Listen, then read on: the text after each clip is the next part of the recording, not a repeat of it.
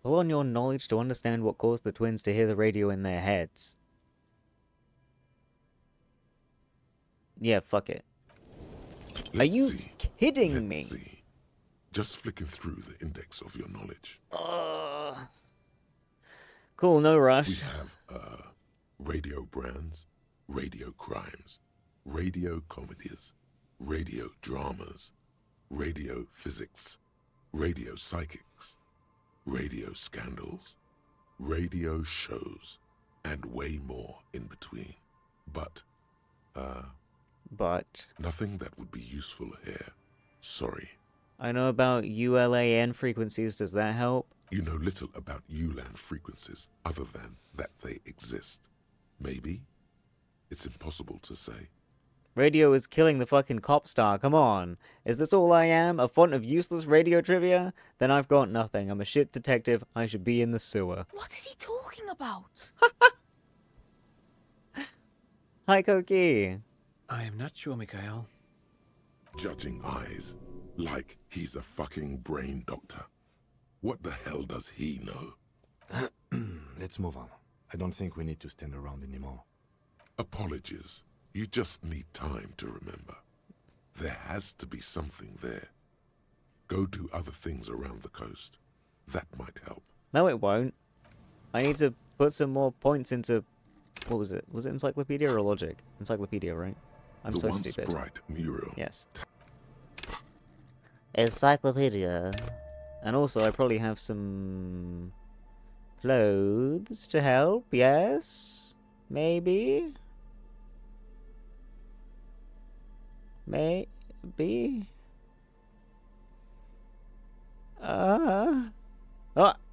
Yes. My nerd glasses will do the trick.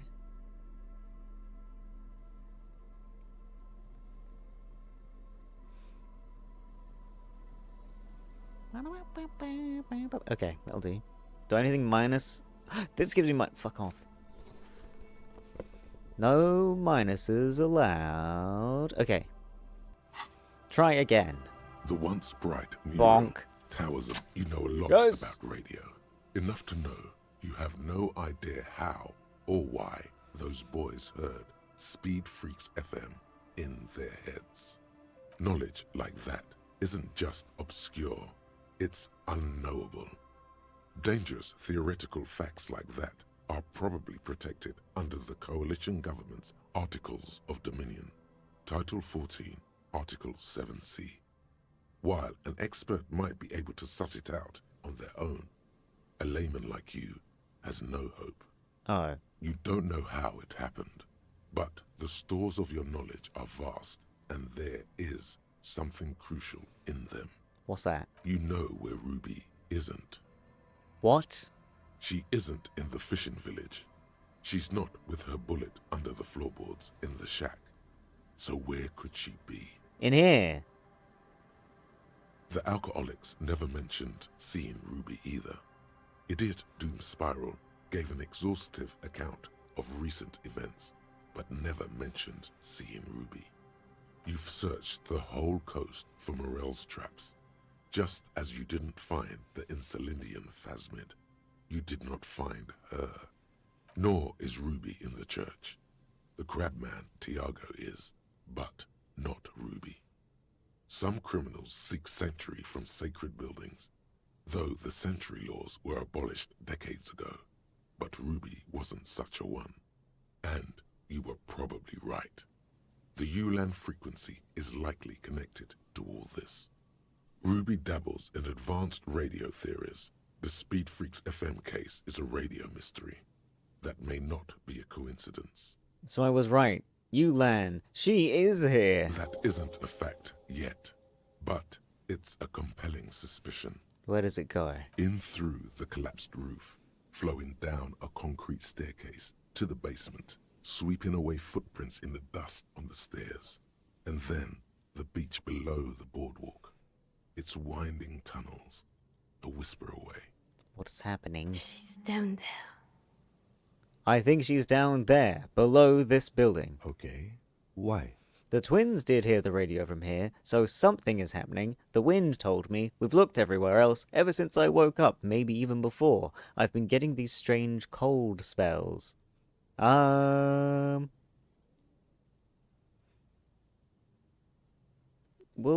say this one. True.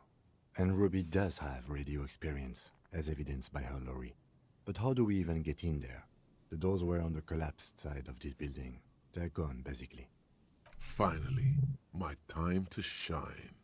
There's a ladder next to the sign. Maybe we can climb it, enter through the roof. Perhaps you can climb them. We are not climbing anything.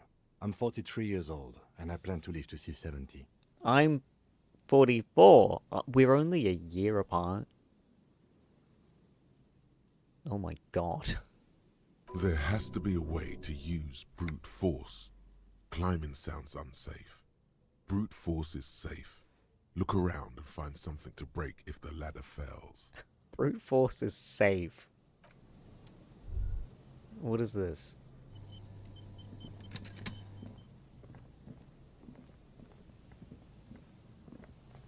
Do you want to maybe go a bit fucking faster? Pipe.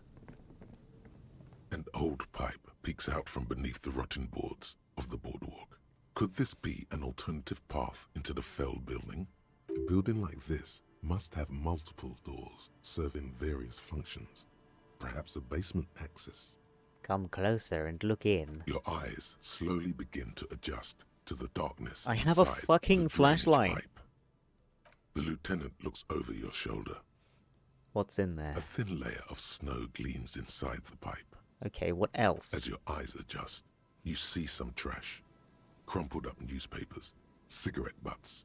Someone has half-heartedly spray-painted skulls on the right side. And nothing. Broken glass from bottles thrown against the walls of the pipe. A syringe. Could we get into the fell building through this pipe? Given that this isn't a martial arts thriller, it's highly unlikely, and not without risk to our health either. However, the pipe suggests there may be an entrance to the basement around. And it's right here. Ah. The maintenance door. He points to a rusted metal double door to the right of the pipe obscured by the reeds. No. Using the ladder has potential for funny. I think I would prefer to use the ladder anyway. But if not, we can come down and try and brute force the door. I need probably that's reaction speed. I need fucking agi. Fucking give me that agi. Not that one. Not that.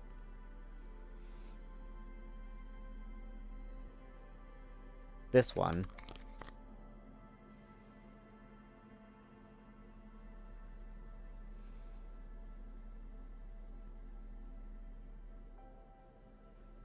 Is that all I have? Oh no, this one. No, that's minus. Fucking pissing ass. Oh, that gives me plus. Okay, and then give me my cool jacket back. Yeah. Let's go. Hi, doggy. Okay. A little bit of a save. Ladder. A rusty ladder leads to the rooftop. Some of the rungs are missing. Yeah, that doesn't look good at all. Assess the situation. The distances between the remaining rungs are rather wide. You'd have to use the mounting brackets. However, they seem corroded and the peeling rust is razor sharp. In addition, the first rung is going to be tough to reach. It's what, 3 meters above the ground? And you're 180? 180 seems about right. 190. I'm a giant. Okay, but still, the roof is collapsing and the wind gets pretty brutal up there. Dismounting from the ladder is going to be hard. Perhaps if you were to not climb the ladder. Instead, what if you were to do something more subtle? What? What if you were to reconceptualize climbing the ladder? Oh? Astral projection. Be open-minded about this. What if I don't climb? What if I just teleport? Teleportation is not a thing. Come on, Kim, where's your adventurous spirit? Teleportation is a thing, just needs a bit of concentration. Okay, let's say teleportation is a thing. Wouldn't you need some kind of scientific apparatus to create a teleportation field? You can't just do it without apparatus. Of course I can. What are they talking about? Teleportation, Mikhail. It's generally thought impossible. It won't hurt to try. Oh yes, it could hurt. A lot.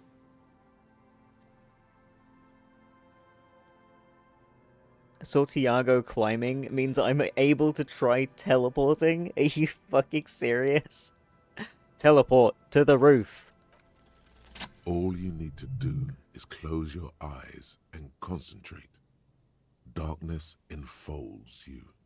You can feel the distance between the bench and the first rung of the ladder. All you need to is... do it. Zoot, zap, pow, crinkle. Crinkle. It's like magic. You feel yourself disappear, your atoms fading out of existence. Oh my god, I can't believe it. Bam! You find yourself on the roof, Huh? having mastered the art of physical displacement. I thought it was gonna be a funny haha and I'm actually on the floor, very hurt. I'm on the roof. I did it, Kim, I teleported. Don't gloat, just stand there like a Samaran master.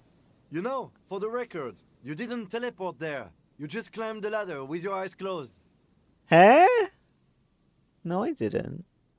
The wind at the top of the building starts howling loudly, blowing away the lieutenant's voice. Faintly you hear, Never mind. Find a way to let me in when you get inside. Don't go adventuring without backup, especially if we think the suspect may be hiding here. Oh, true. We should have gone together. Why don't you climb the ladder, Kim? It was clearly safe enough for me. And I'm probably overweight and not very, graceful. Let's go.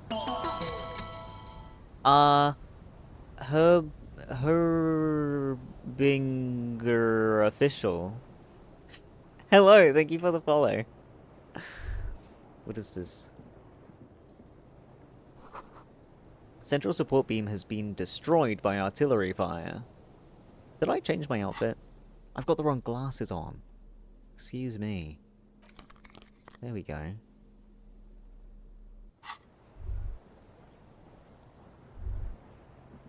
Let's go downstairs.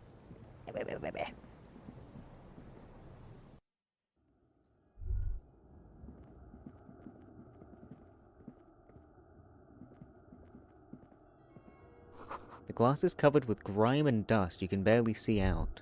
What's that? Martinet is 98. A faded picture postcard from the end of the last century shows Martinez as it was before the revolution. It's the height of summer. Rue de Saint Gislian is teeming with parasol-wielding bourgeoisie, and Wild Pines flags buttresses the walkway. Nothing is written on the back. Well, fine.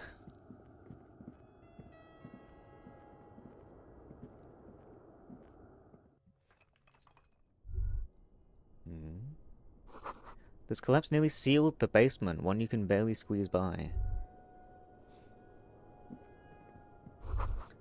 Antiquated office furniture, last century maybe. Brought down and forgotten so long ago.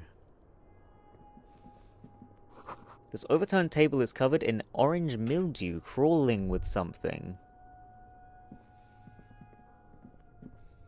Old file folders in the cart, documents silvery with mold. Moldy documents. A series of thick, dusty panes of glass. This isn't just glass. These are old computation components. Computation? These are computer components? Yes, filament memories. Ah. From the time when wires were cast in glass. Slides with an inlaid nervous system. I never figured out the fucking cubes. The one in the abandoned commercial bit, and then there's the one in the church. I need passwords for these fucking cubes, and I don't have them. How'd they do that and why? The how was a closely guarded secret. Something that was locked in safes in human heads across the river where they were manufactured. As to why, your fingers don't know. The why is easy, because they hadn't come up with modern silicon-based systems yet. For vitreous cast filament memories, though, these seem incredibly advanced. Okie dokie, what's that? Ooh! Intersolary suit jacket, a muted brown suit jacket perfect for a day at the office or an evening at a cafe. The red rose at the bottom of the left breast pocket is slowly wilting. +1 suggestion. Okie dokie.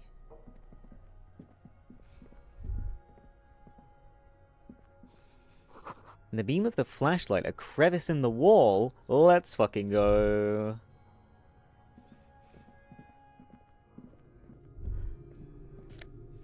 A hat.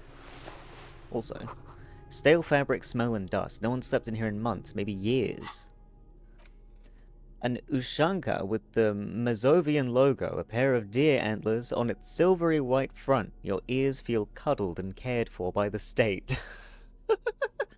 +1 to Mazovian socio-economics. Friendly neighborhood communard.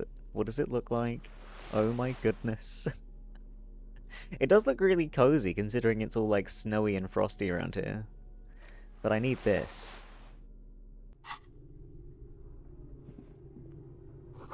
Revolutionary propaganda on the bunk bed, ancient flyers and brochures.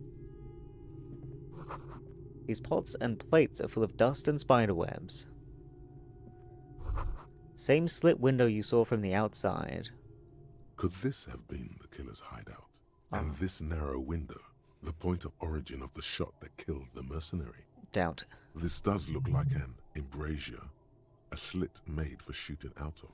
But apparently no one's been in here for years. Peek out. Outside the window, desolation. Snow falls softly onto the coastal sand, where it melts almost instantly. On rooftops, it lingers. Would this have been a good hideout for a sniper? It's a good place to hide, but doesn't look like anyone has stayed here in a while. Is it feasible to hit a target in the whirling in rags from this window? No, it's not. No matter how you crane your neck, you can't see the whole of the whirling in rags, and certainly not the relevant segment of the top floor. Okay. A mustachioed and mutton-chopped man, amateurishly depicted, gazes at you with sad eyes. The plaque reads, K. Mazov. There is a spiderweb in the lower left corner of the portrait. Brush the dust off the portrait. Years' worth of dust is shaken off. The full head of hair, matched by an ample moustache and sideburns, look a bit silly. What do you mean, silly? What are you yapping on about?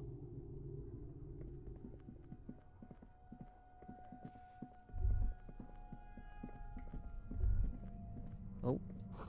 Something in the air, an unnatural buzzing. Like electricery? Tunnel collapse, you'll have to find another way around. Okay. Wait. Oh, I thought that was a treasure chest. It's a fucking barrel. I wanted there to be treasure. Footsteps. It's getting louder, the buzzing sound. Excuse me while I harvest money.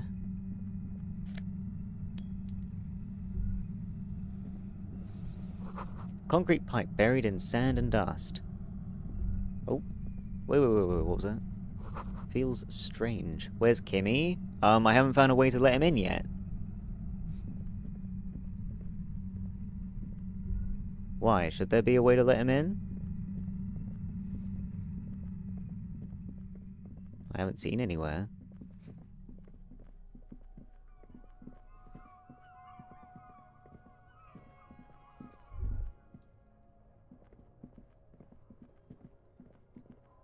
Oh.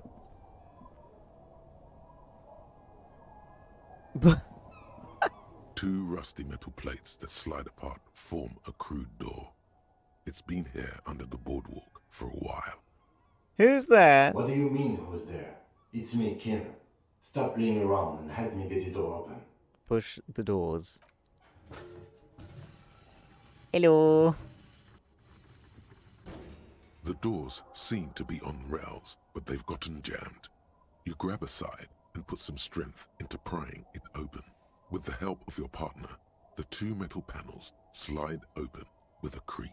Jammed. Huh. I hope no one dangerous heard that. You ready? Yes. Time to investigate these passages. Let's move quietly and not make more sound. Not running is a great way to do that. I've already been running around. Anyway. We can walk from now on if you would prefer. Ignore the fact that I've been sprinting everywhere. I'm sure it's fine. Do you have anything to say about the shit in here, Kim? What do you think about this portrait of Krasmazov? A mustachioed and mutton-chopped man, amateurishly depicted, gazes at you with sad eyes. A plaque reads, K. Mazov. There is a spiderweb in the lower left corner of the portrait. Look, Kim, it's Comrade Mazov. Yes, I can see that. Looks like some communists were hiding out here. They left a long time ago. The lieutenant does not seem to share your enthusiasm. A long time ago? How long? What's with all these secret weapons caches and secret bunkers? Maybe I should move in here. Seems cozy. Could it be connected to the Mazov bust we found in the students' room?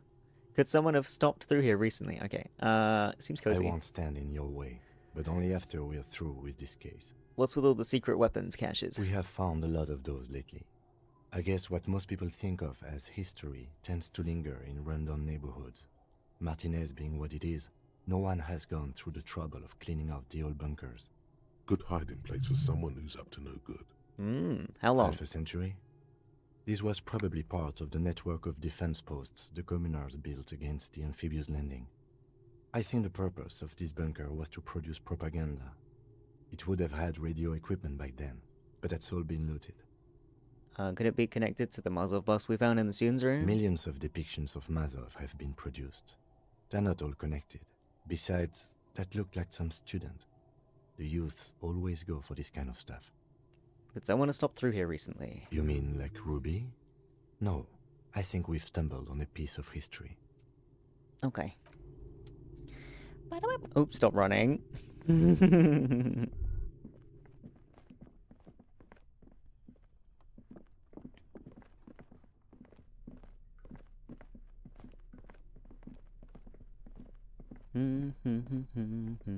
I can still hear our footsteps really loud.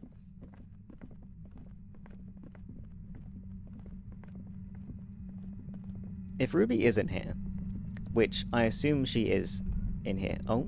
There it is again, like a swarm of hornets buzzing under your scalp. A strange tingling you can almost smell. Lieutenant, do you feel something? No. What do you mean? A pain, a strange tingling, a ghost. Nothing, it's just my mind playing tricks. A strange tingling. I don't feel it, but we should still be careful. There were footprints back there, and I'm pretty sure they were fresh. Hold on, you really don't feel anything? No, but you are the sensitive one. I'm so sensitive. It's not a quib. The situation is dangerous. You think it's the suspect who left the prints? Possibly. If she's in here, we need to plan our next step carefully. What do you mean? Once we detain a credible suspect, who knows what the Union and the Wild Pines will do? We'll set in motion events we have no control over. I mean, we've already sort of done that. You will upset the balance of power in Martinez. The deadlock between the company and the Union will destabilize. Keep calm. Go over the whole situation in detail. Okay, this is too much dialogue, and what I was gonna say is before we start the conversation with Ruby, presuming she's here, I really need to piss. So, considering it's so close to halfway through stream, I'm gonna do my long duration break, my 10 to 15 minutes, so we don't have to do another break. So go grab yourselves a snack or a drink, go have a piss, take your meds if you haven't taken your meds, and I will see you in 10-15 minutes. Enjoy the fishies! Enjoy fish!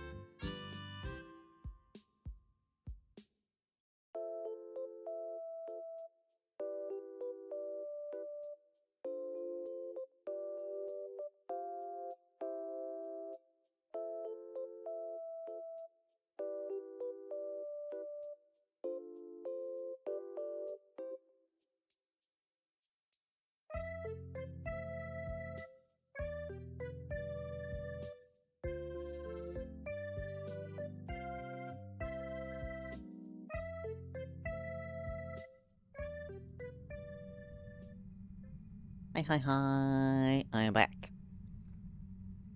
And there's something in my eye. Of course there is. Of course there is. Okay. Arm. I say hello. Hello. We still don't know the full extent of Everard's plans. I told Joyce maybe we should see Everard again. I hope not. We solved the strike deadlock by telling Joyce about the Union's plans. Do you think whatever happens will affect our cryptozoologists? How bad do you think things could get? What do you think is waiting for us there? Please say no, Kim. I don't want to talk to Everard again. Because that means running all the way back. I leave that to your judgment. You already know what I think about cross-pollinating information like this. It's dangerous, but... He just can't be sure. Maybe it will yield something useful. I don't want to go all the way back. I still don't think that was a good idea. But yes, our affairs with the Wild Pines are in order, since she isn't in Martinez anymore. What else was I supposed to say? Was I just supposed to not go down that dialogue route? I guess. Should be able to fast travel? Hello? What? How long's that been a thing for? Fingers crossed you saved here? Well, surely I can save after this. Since you have a map? Huh? Okay. Do you think whatever happens will affect our cryptozoologists? You mean Morel? I don't see how cryptozoology and the murder investigation are connected. But the situation in the city will get tense for everyone. If it gets that tense, the amateur zoologists might not be able to do their job. Oh no! How bad do you think things could get? Well, we are not responsible for what we can't predict, are we? I don't think the entire city will be razed to the ground. If you can't predict it, there's nothing you could have done. There should be 3 points to Whirling, Shack in the Fishing Village, and the church. That would have been so handy, because I always forgot how to find the church. What do you think's waiting for us? I think I see a cavern. Oh. Maybe more cellars? I think we've been careful enough. We still have the element of surprise. I wouldn't be so sure. You haven't exactly been sneaking. Well, I have, sort of. Or maybe not. Either way, once we go deeper, there will be no turning back.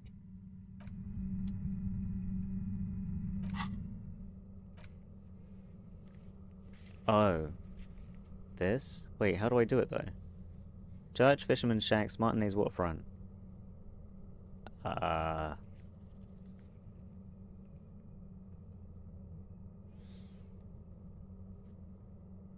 only do it while standing outside. Ah, cringe. I can't be asked to go back. I really can't.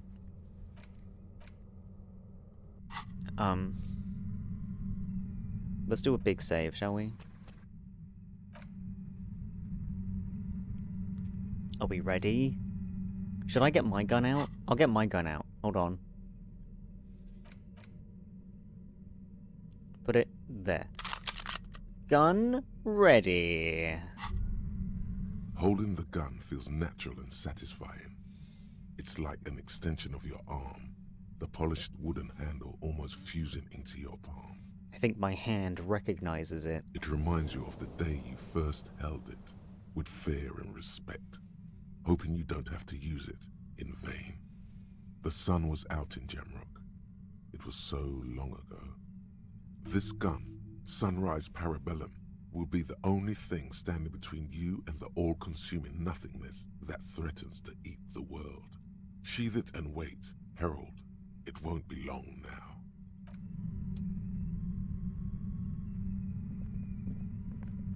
Hello.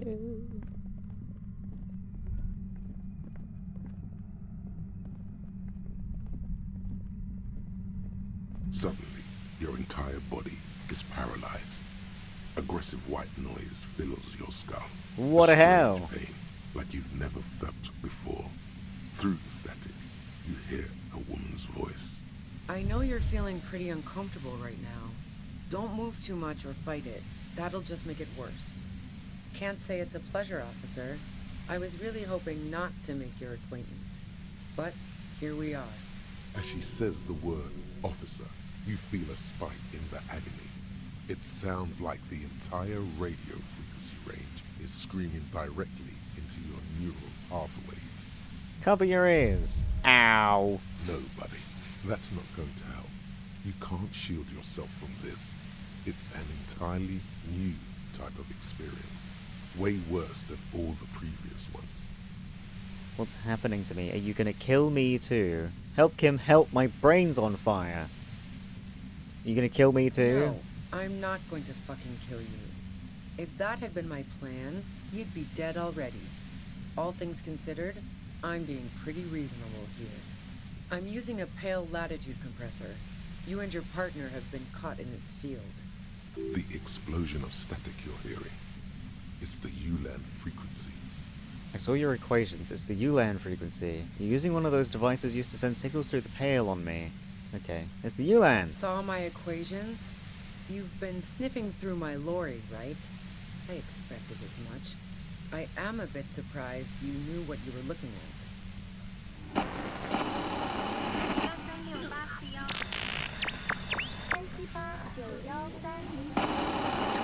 Is that Japanese?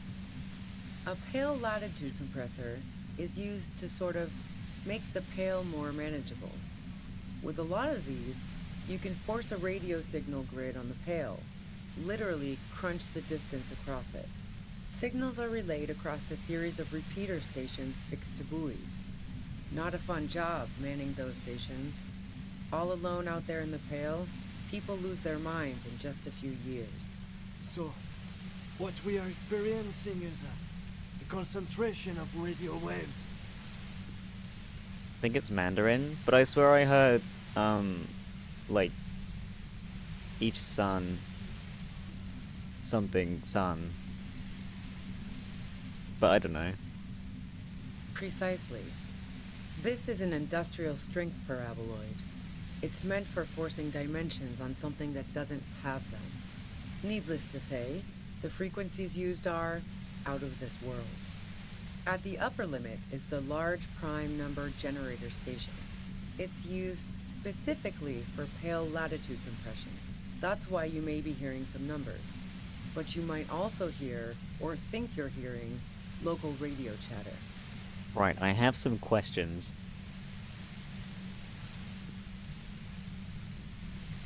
If, by the looks of things, she's wearing headphones to block the radio frequencies from hurting her head, how is she then able to hear us and answer our questions?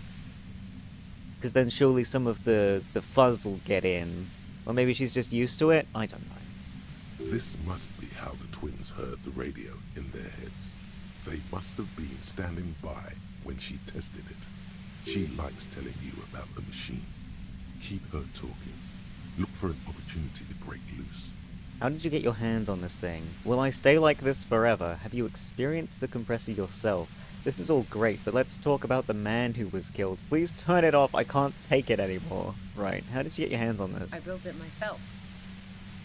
That's illegal. I'm guessing it's patented. But we are beyond that, aren't we? Oh yeah. Way beyond. Have you experienced it yourself? Yeah, I stuck my head in there before using it on you. It seemed like the ethical thing to do. Can't say that I enjoyed it. The field was weaker, but I can imagine what you're going through. Will I stay like this forever? No. Once I shut down the compressor, the pain will end. It may take a few minutes for you to steady yourself, though. It's a bit like waking out of a very confusing dream. I think it's because she's not standing in the video game AoE. I mean, the thing is pointing this way, sure, but that's not how sound works.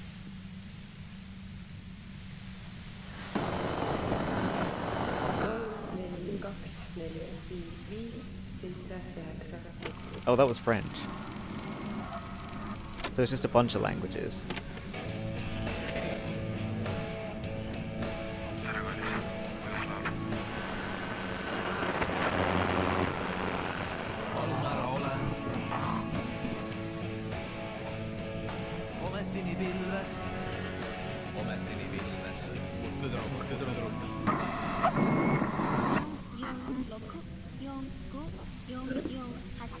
Yeah, that's Japanese. This is all great and all, but let's talk about the man who was killed. Yeah, let's not talk about that shit. You were hunting me and fell into my trap instead. That's all there is to say about it. So she thinks of you as hunters, not cops, and of herself merely as prey. Can never tell if Logic's portrait is depicting hands next to its face or has the mouth flaps like a predator. I will have to look next time we see him. Please could you turn it down so I can ask you something? If you've got something really important to say, you can do it through the white noise.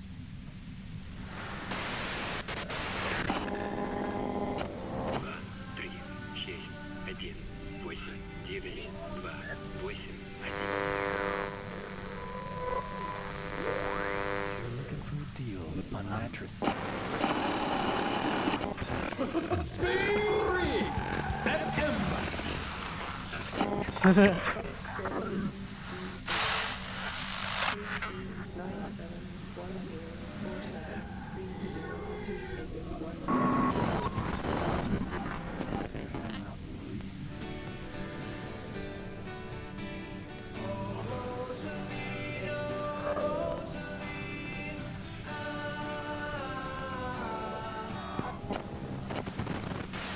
That one was English, I know.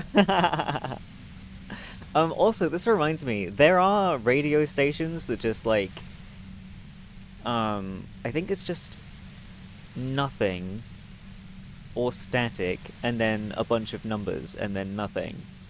There's, like, weird, like, number stations like that, and it's, like, either real code or fake code to throw you off or something like that. My friend told me about them once, and they kind of freaked me out. God damn it. She regards you and Kim with sudden sympathy. Fine. If you really want to talk, I can dial it down. I've also got a gun, by the way.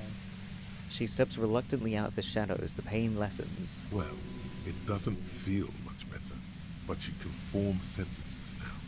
Thinking doesn't seem to hurt as much. There's only 3 meters between you and the machine. If you keep her distracted for long enough, maybe. Be careful when you make your move. That'll be it for questions. Bide your time. How did you know we were coming? Did you shoot Lily? Destroy the machine. Can't take it anymore, just go. Don't attempt to destroy the compressor. How did you know we were coming? I heard you in the passages, and I've been preparing for quite a while. By hiding bullets under floorboards. So you found my shack, huh? I'm not surprised. She didn't rat you out, by the way. Isabel, the washerwoman. So nice. That's one knife I didn't want to find in my back. As opposed to the other knives she's finding there now. Hardy for one. Preparing for the worst? You're desperate, aren't you? You don't need that. Preparing for the worst? I was. Before I caught you in the pale latitude compressor. I'm fine now. That's her admitting the bullet was an emergency exit. It was dark in the shack. The waves outside had calmed down. She looked at the loaded gun. Then she cracked the barrel open and took the bullet out. Not today. Did you shoot Lily? No, I didn't do it. I only helped stage the lynching. Though I doubt that makes much of a difference to you. Uh-huh. Who ratted me out, by the way? Was it Titus? No, he wouldn't have broken first. You're right, Claudia was the first to share her suspicions. When I threatened to arrest her, Claudia broke. She told me everything. Oh. I knew the kitten had claws, but not like this. But she couldn't have known I was on the coast. How did you find me?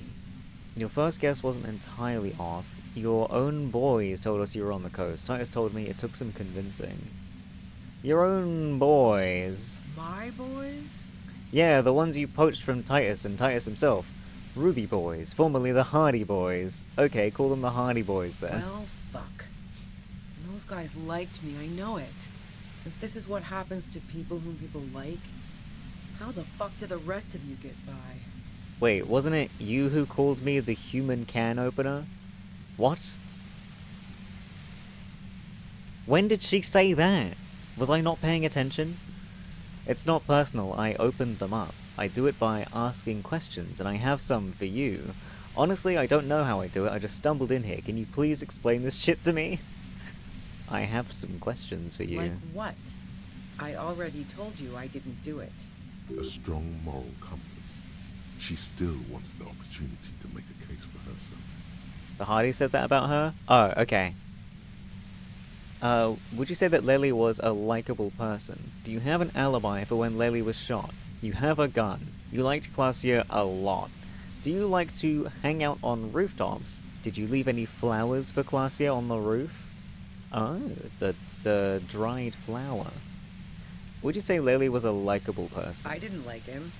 Hardened mercenaries aren't particularly likable types. You don't feel sympathy for Mercs, it's hard work. There's nothing more personal that you had against him, perhaps his way with women? Did you feel protective of the Union? Perhaps his way with women? You think I was envious of his conquests? Look, pussy's not a problem for me, and definitely not a reason to off someone. See her confident gaze, her toned arms. Yeah, she wouldn't have had much trouble in the intimacy department. Stream for cretins? That's not very nice. What the heck? Also, I can't read your name. Tortured plus plus plus plus. I had to highlight it. It was too dark on my dark background. Why? What's wrong with being a cretin? Do you feel protective of the Union? Yeah, sure. And I didn't like Wild Pines sending in those foreign hirelings. Me and a fuck ton of other people around here. I hate to be the bearer of bad tidings, but I don't think she's perjuring herself. I don't know what perjuring means.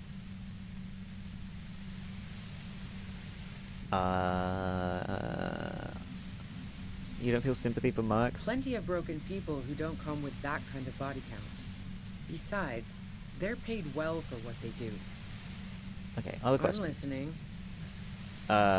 Do you have an alibi? Man, I was with the boys the whole night. I hope they at least bothered to impress that upon me. There were 10 minutes they couldn't account for. They said you left to make a really long leak. 15 minutes. There was half an hour missing. You went out.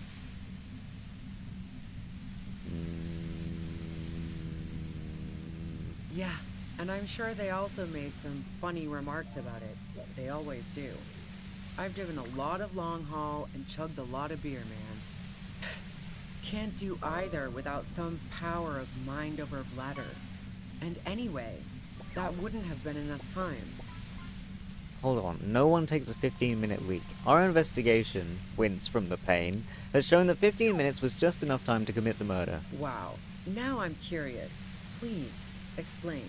Play pinball much? Look, there's a secret way from the first floor of the whirling to the roof. No, play pinball much? No, not since I was 14 and hanging out in the only diner in Dardun. Haven't been into low-risk, no-reward games since moving to the city. Why? There are some mysterious pinball machines in some pretty mysterious rooms in the whirling.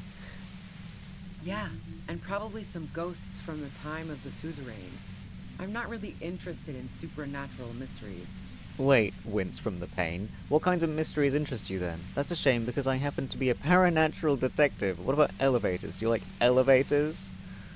Never mind mysteries. There's a secret way from the whirling bar to the roof. What mysteries interest you? Not murder mysteries either, if that's what you're thinking. Boo. She looks you in the eye impassively, making it clear that she's not planning to comment on the matter any further. Never mind the mysteries. Don't know it, but also, the shot couldn't have come from the roof, or we would have all heard it downstairs. Was there not music going? Partying, happening? She has a point there. No one mentioned. Pain stops him from finishing the sentence. That didn't go super well. You've got to lay something better on her. I didn't think about that either. I would be a bad detective.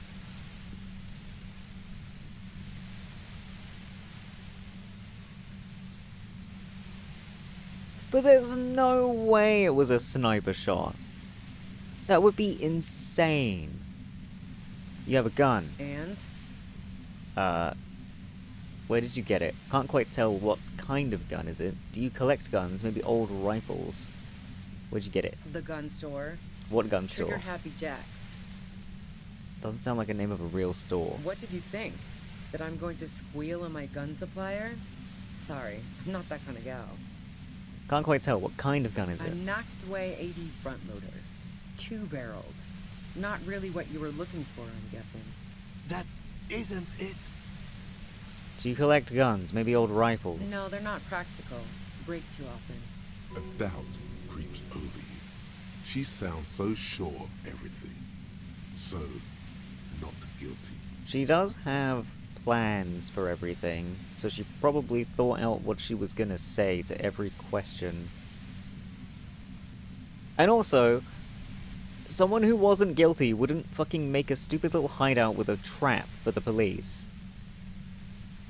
Yeah, evidence. You liked Claudia a I lot. considered her a good friend, yeah. You a girl liker. Is peeping one of your hobbies? You wanted to be more than friends. Oh, so that's where you were going with this.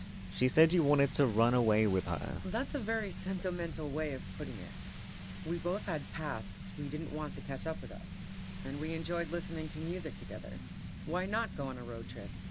The lieutenant watches her expectantly, occasionally shaking from the pain.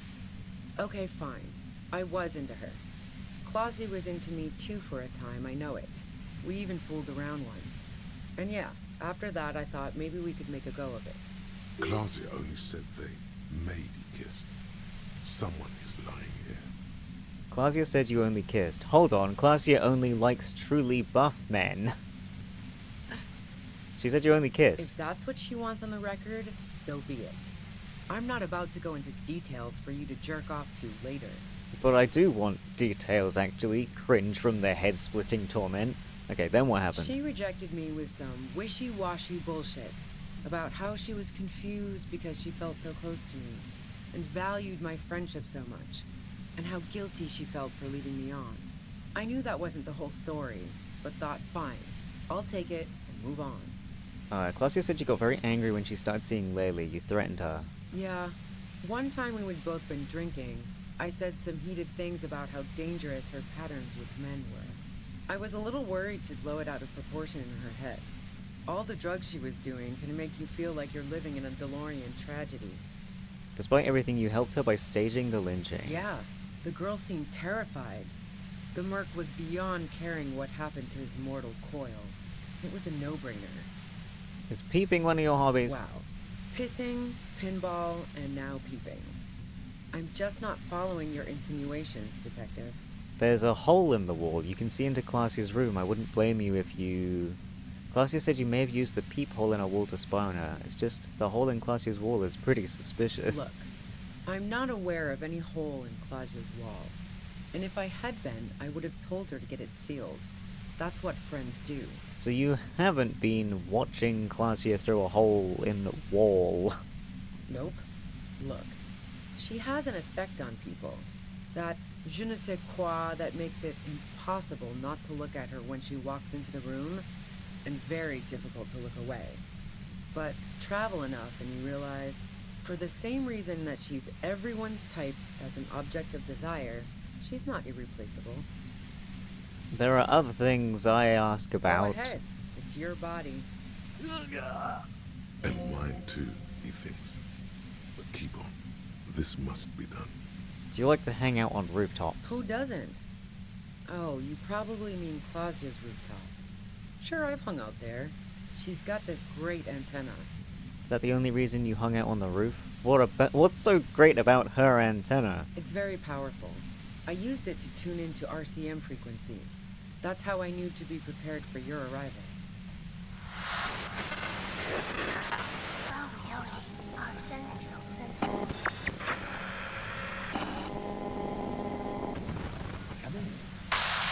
Come in. Is that the only reason you hung out on the roof? The view's pretty bomb, too. But you might say the antenna was the main attraction there, yeah. Along with Claudia. So you're sure you didn't shoot the merc from the roof? Yes, I'm sure. And anyway, as I said before, the shot had to have come from afar. Did you leave any flowers for Glacia on the roof? No. Gifts of flowers and candy aren't really my style. But Glacia was mourning. I never did understand why, when someone dies, a hothouse's worth of flowers has to die too. These weren't just flowers, they were symbols of revolution. So now I'm leaving revolutionary symbols around? Come on. Okay, so you didn't leave Maybelle's. No, I did not. Okay, let's take a step back. Yeah? Where? More questions before doing anything. Who killed the merc if it wasn't you? How should I know? As I keep saying, he already had a bullet in his head when I got to him, and there hasn't been any useful gossip over the radio. Police radio? You've been following the case? Who hasn't? You know, I can still see him there, in Clausia's room, lying on his side. He was still warm, but the bluish light coming through the broken window made him look as though he'd been dead for a good long while. Clausia didn't want to turn the lamp on. She was afraid of another shot. What happened Sunday night? Tell me your version. She eyes you warily, as though gauging your sincerity. It's okay. We just want to... All right, don't kill yourself over it. I was shooting the shit with Hardy and the boys over a few beers, like always. Then Clausia comes in, all pale and shuddering. She sits down with a drink, trying to steady her nerves. So I grab a seat next to her. Wait, did she also seem high to you? Glacia said you knew something was wrong immediately. No, I really didn't.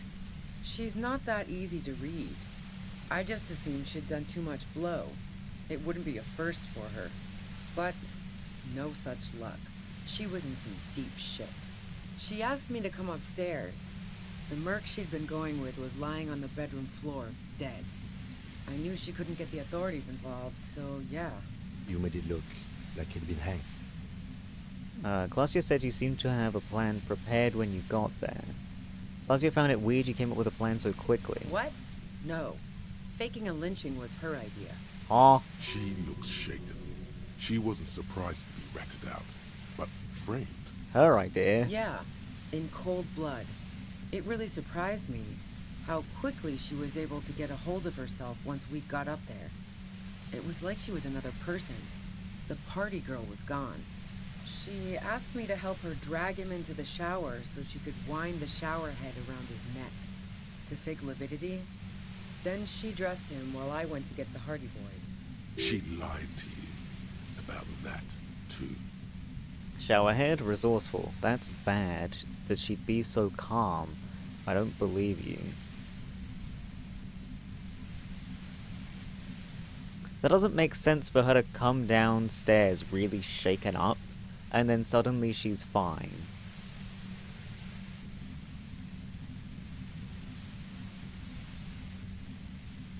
Resourceful. Yeah. I wasn't sure whether to admire her or be disturbed. Do you think she killed Lily herself? As I keep telling you cops, we didn't hear anything downstairs. No gunshot, nothing. But even if this is true, weren't you worried this lynching might lead to... War?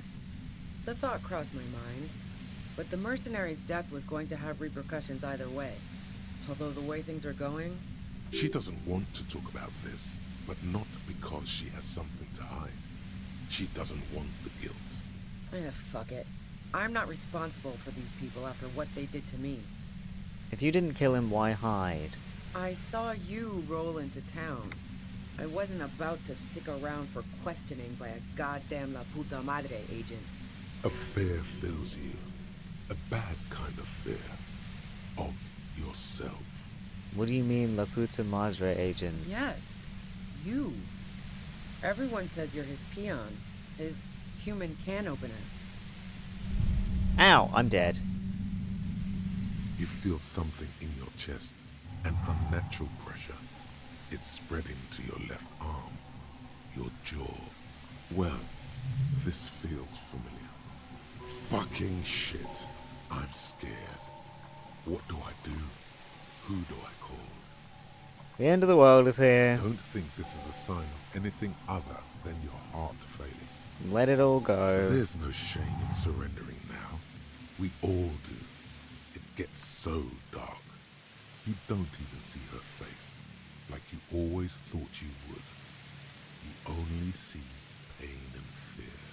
Cop suffers final heart attack. A detective lieutenant of the RCM passed.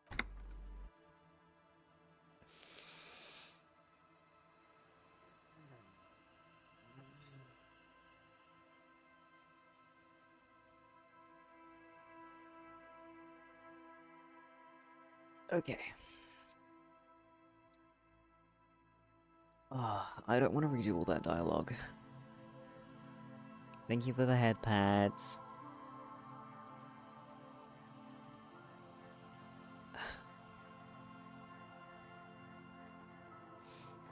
I could go buy some medicine, which means running all the way back. I suppose I get outside and then I TP, but still, I gotta go all the way back to get some medicine so I have enough to tank the damage. I could ingest some substance that gives me more HP, I guess. That could also work, but that only lasts for an amount of time. Unless I hold it in my hand, and then when I'm about to die, I take a swig? Does that happen? I also have to remember what fucking things I clicked to redo it the same way. I don't want to fucking metagame, you know?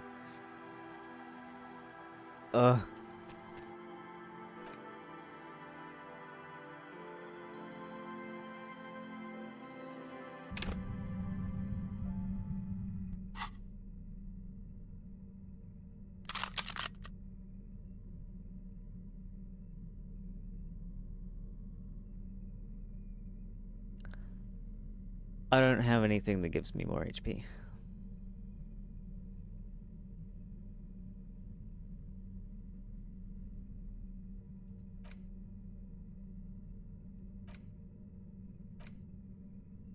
I could put a point in.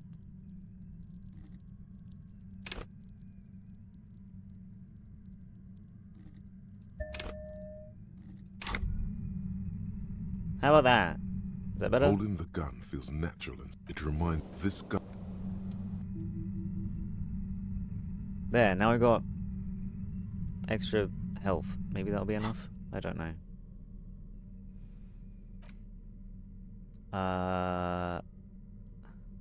Physical instrument was the thing I needed to destroy the thing.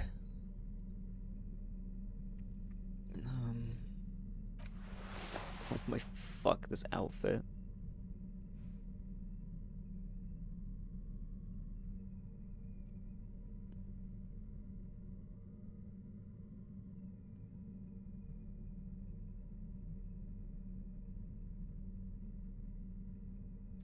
Da da da da da da da da da da. Was pain threshold necessary? And it'll hide the horrible fucking shirt. There.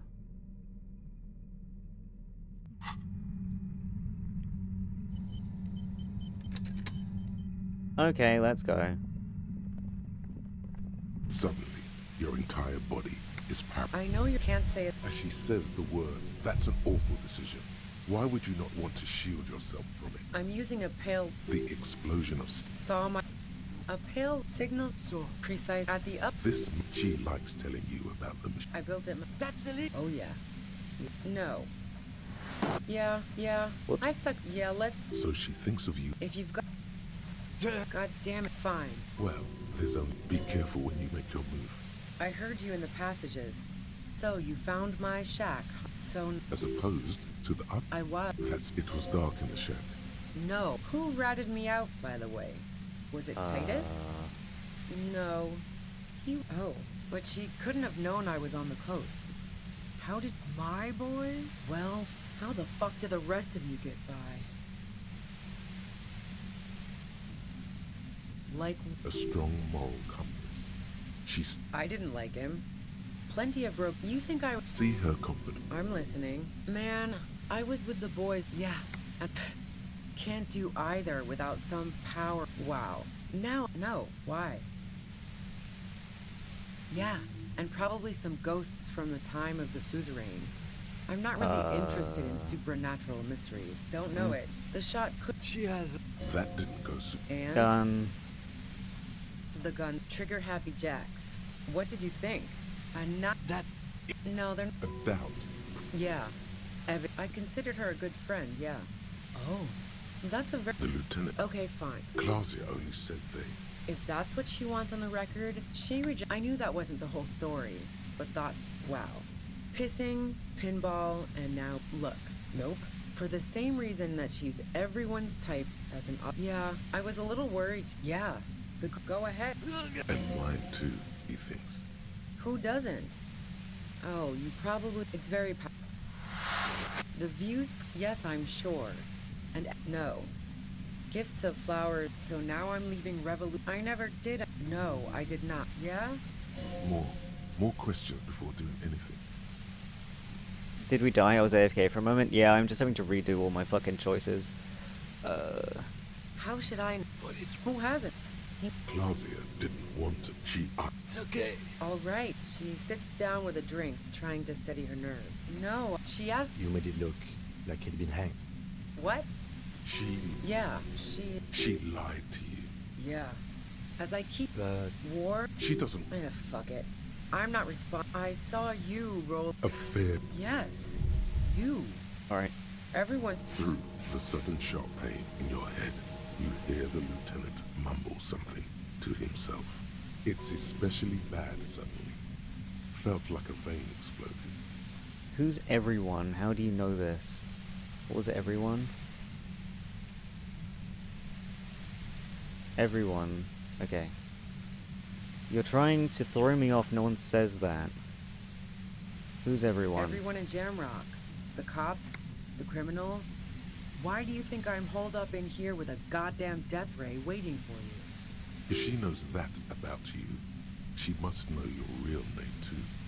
Tell me, what's my name? If you know that about me, you must know my name. Fuck yeah, I'm La Puta Madre agent. You better let me go. La Puta Madre, I've heard of La Puta Madre. He's dangerous, right? Have I heard of him? I feel like I haven't. Also, I don't want her to tell me my name in case it fills in this section of my journal. Is that a joke or a threat? I'm guessing both. You did hear about him? I honestly don't remember. No, that was a real question. I'm sorry, I know I'm supposed to know all about this, but I lost my memory recently. Yes, of course. Are you scared yet? You? No, not really. What did you do to this Madre anyway? Well, it's me, right? Other questions, yeah, I don't care. Other questions. Do you know about the bunker next door? What bunker? Communist hideout. Don't know anything about it. No one's been around since I set up camp. But I'm sure I'm not the first vagabond to... You're a peon detective gloaming? Ow, I'm dead again. You feel something in your chest, an unnatural pressure. It's spreading to your left arm.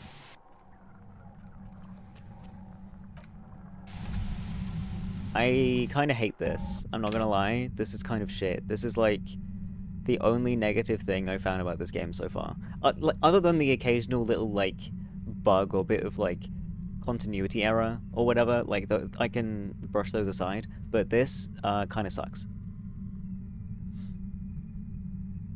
When you were questioning racist lorry driver, Kim played it up as peon of Padre Madre.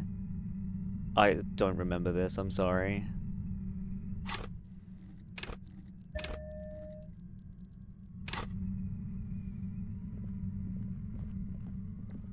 Suddenly, your entire body is paralyzed. I know you can't say it. As she says the word, nobody. That's not going to help. No, I'm using it. The explosion. Saw my... A pale signal. So... Precise at the up... This, she likes telling you. I built it. That's illegal. Oh, yeah. Yeah, no. Yeah, let's not... So she thinks of... If you've got... God damn it. Fine. Well, there's a... Be careful when you make your move. I heard you in the passage. So you found my... I was... That's her. It was dark in the shack. No. Who ratted me out, by the way? Oh, but she couldn't have known I was on the coast. How... My boys? Well, how the fuck did the rest of you get by? Like... A strong moral compass. I didn't like him. Plenty of broke... You think I... See her confident. Yeah, sure. I hate to be... I'm listening. Man, you mean the length of a toilet break? Whoops. That wouldn't even have been enough time. Oh wait, no, that's fine. Now, no, why? Don't know it. The shot... She has... That didn't go... And?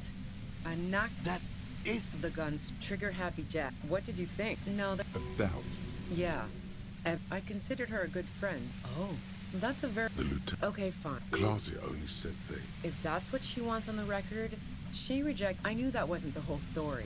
But, wow. Pissing... Look. Nope. For the same reason that she's ever... Yeah, I was a little worried she'd blow it out. Yeah. Go ahead. And mine too, he thinks. Who doesn't? Oh, you probably mean Claus... It's very... The views... Yes, I'm sure. No. So now I never... No, I didn't... Yeah? More questions before... How should I... Who hasn't?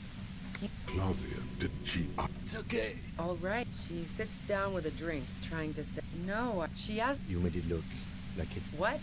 She... Yeah, she... She lied. Yeah. As I keep... But... War? She doesn't... Fuck it. I saw... A fear fills you. Yeah. Through. It's especially bad suddenly. Felt like a vein exploded. Everyone in Jamrock. If she knows that about you, she must know you're... Is that a joke or a threat? Of you? No, not... You know what I... Wait, one thing. Possibly small, but she said you rolled into town. Was that you singular or plural? She might know something. I clicked a different option. The boss fights are a bit annoying. Everard's chair was a real barrier. Everard's chair? I didn't have to do anything with his chair. Sure, fuck it. Yeah, you had your death squad with you. My death squad? What happened to them anyway? Who was in this squad? Well, it wasn't this scrawny dude. You had two guys and a lady. The guys looked pretty buff. Lady wasn't bad either. What else can you tell me? One of the guys seemed chipper, a blonde. The other had a brooding something or other about him. And the woman was the only one in uniform. All were carrying. That sound about right? No idea who these people are, literally. Satellite Officer Vic Mayer looks out of the window grimly, then puts his coffee down and turns to Patrol Officer Minot. We could either take a room here in the Whirling or go home for today. Let's go home, Jean. Nothing's going to happen today, she responds quietly. Jean takes his blonde wig off.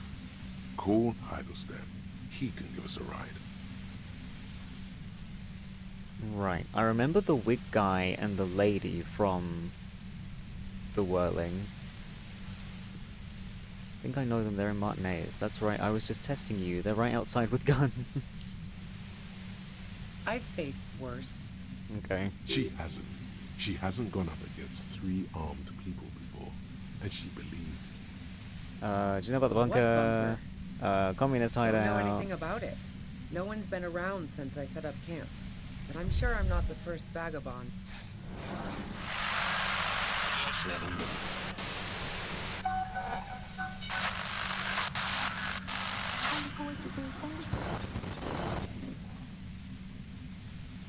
Oh. Keep calm. Breathe in. After the pain recedes, it's a little clearer. Oh, it's pain threshold. I didn't, put the right outfit on, I don't think. Anyway, bonk.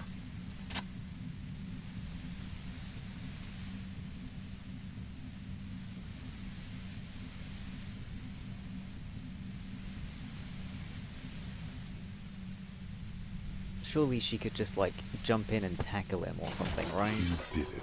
The compressor lies broken on its side. It's quiet in your head again. It still hurts like hell, but... You're under arrest. See them fireworks, Kim? You okay, Kim? I want to ask if he's alright. All good, officer. Be careful. She looks at the machine, assessing the damage. Her hand trembles. Oh, fuck it. She puts the barrel of the gun into her mouth. What are you doing? Convince her to put the gun down. I have pretty high rhetoric. She's truly desperate. She thinks she has no other options. You need to give her options. What options? You know.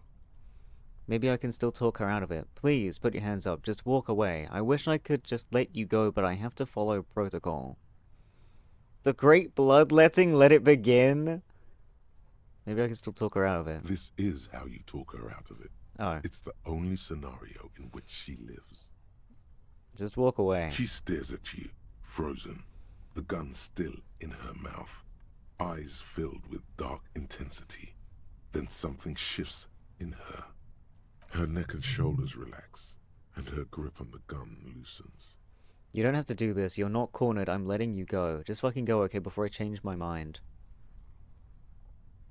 Why am I letting her go? I mean, so she doesn't kill herself. I guess the plan is to go find her again later. But why? And how?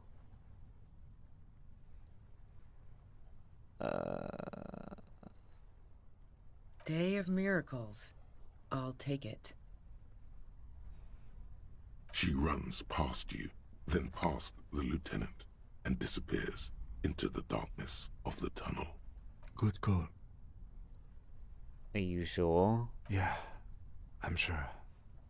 I would have done the same had I not been incapacitated. What if we just let the murderer go? I think she didn't do it. I think she did it, but I didn't want her to die. Really? That's your takeaway? I'm certain she didn't do it. Her tent. We should check it out. You're certain she didn't do it? But who the fuck else could have done it? Sure, the main piece of evidence is that no one heard a gunshot downstairs, but like, we don't know what the situation was downstairs. Do we? Or how loud the gun was. And there's no way these fucking sniper nests are gonna make any sense. Is there? Like the 2% chance of it hitting?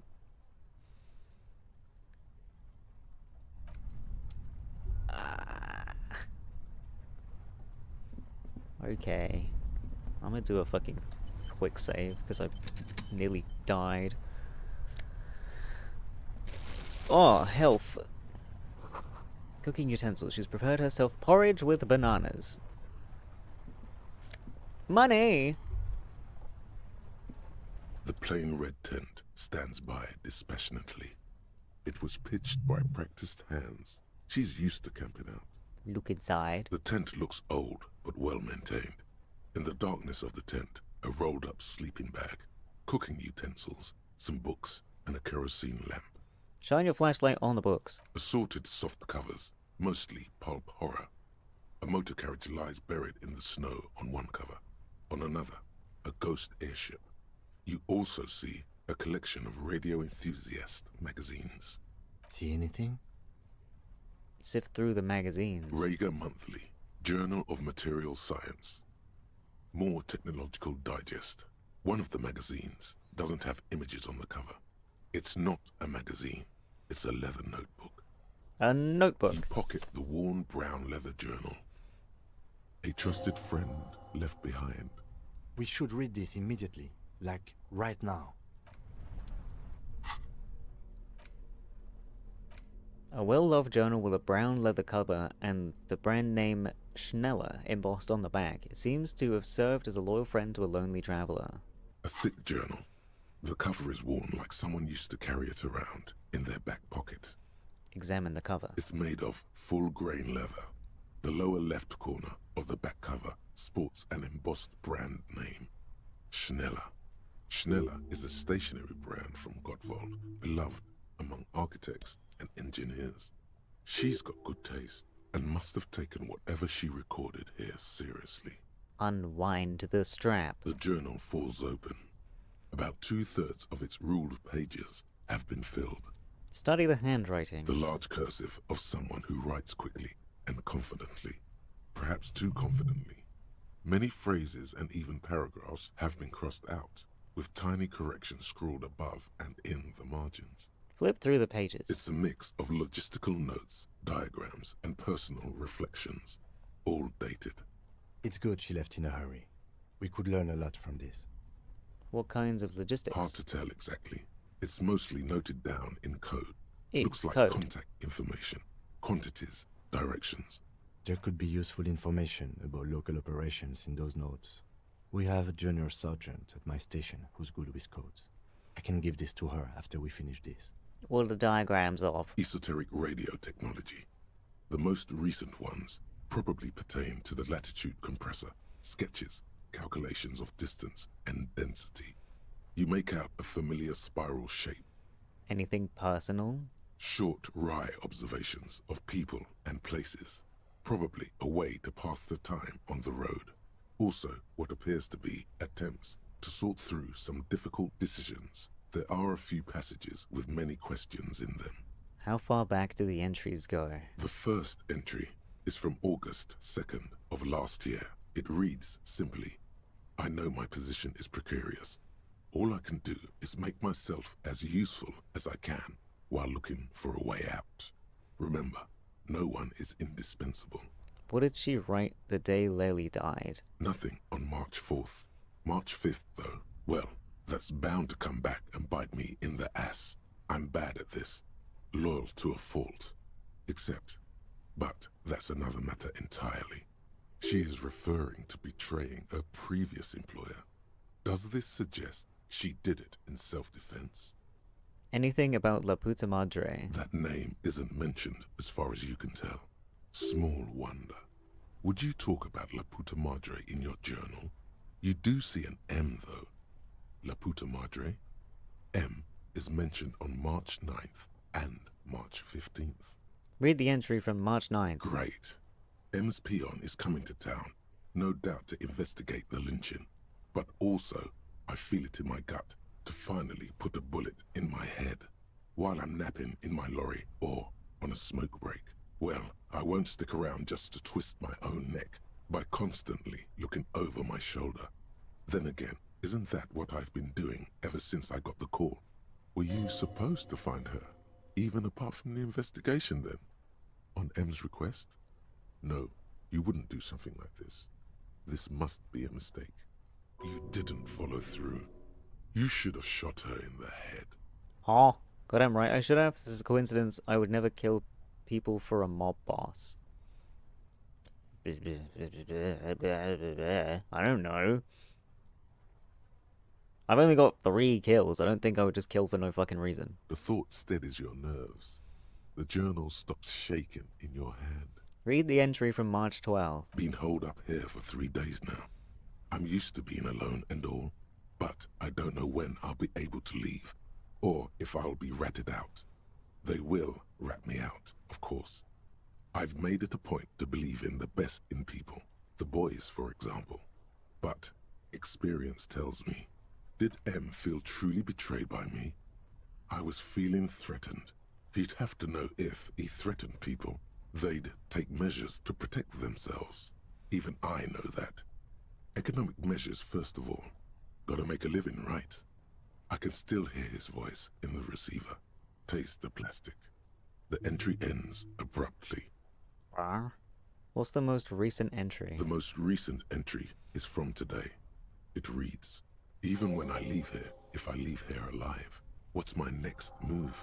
Staging a lynching is a crime, even if I'm not accused of murder on top of that. Forever on the run. Not really my idea of the open road. Man, I was really looking forward to winning. Winning what? It looks like she might have been framed. That would be a first, or a fourth. But who's counting, he thinks. Very rarely does anyone actually get framed. If she didn't do it, then maybe it's good that we didn't catch her. Kim, am I really La Puta Madre agent? Then who do you think killed the merc? Do you think I'm a agent? No, I don't think you are. Ask someone in your precinct if you want to be sure. He truly does not believe you are. Perhaps he shouldn't be so trusting. Maybe it's good we didn't catch I her. wouldn't go so far as to say that. We have other reasons to arrest her. Besides, I'm not sure her life as a fugitive is going to be much better than we does. Especially if she has problems with the Madre. Who do you think killed the merc? Clausia was the one who pointed the finger at Ruby. Perhaps she was trying to steer us away from herself, or... Seems plausible. I don't know, but no one heard the shot. Maybe she had an accomplice. Either way, we need to keep an eye on her. One thing is for certain. We have business back in the whirling in rags. Questions to ask. We should get to it. Thought. Clausier was talking about how she was, like, undercover and shit before. This would be a stupid thing for her to tell us if it's actually part of this whole thing. But, like, maybe she came to infiltrate and, like, lure this fucking merc guy or some shit. I don't know, maybe that's dumb.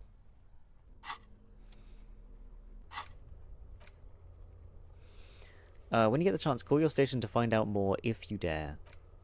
I suppose I could. Man, I used up so many of my fucking points on shit.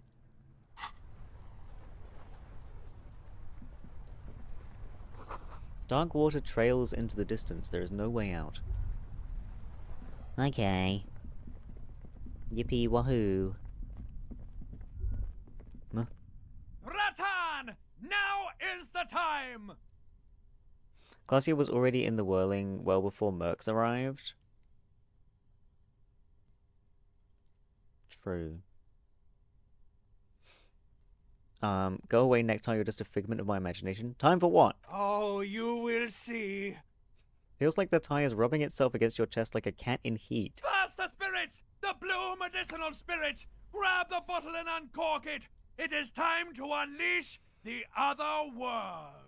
Wait, right now? Ruby's gone. I don't really think there's anything to celebrate here. Slowly uncork the blue medicinal spirit. You know what? I'm done with this crazy talking necktie bullshit. Right now? Hush, hush, Bratan. Now is not the time to celebrate. Now is the time to get ready! Trust me on this! This is what it's all been building towards! It's gonna be off the hook! Off all hooks! Alright. The bottle opens with a silent, mysterious hiss. The fumes rising from its mouth are as crisp as the northern winds. Now, Bratan, take me off! What? I didn't know I could do that. Bratan! Have I ever lied to you? Just take me off! Necktie tugs encouragingly at your neck. Take the necktie off. Your fingers manage to undo the oily knot, and the necktie slides off. It looks so frail sitting there in your hand, weighing almost nothing. Now what? Now, put me in the bottle! No! I don't want to turn you into a Molotov! Ty, I don't want to turn you into a Molotov. But why? Put the necktie in the bottle. Begone, foul necktie! Finally, I rid myself of you. End it. Throw the necktie as far as you can. But why? Trust me! Just trust me! You and I are gonna have so much fun it should be illegal! I suspect that it might be, but that's too much fun.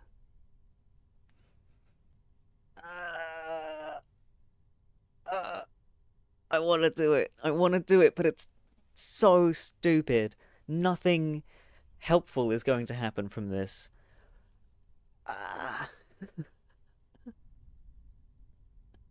What is this going to achieve?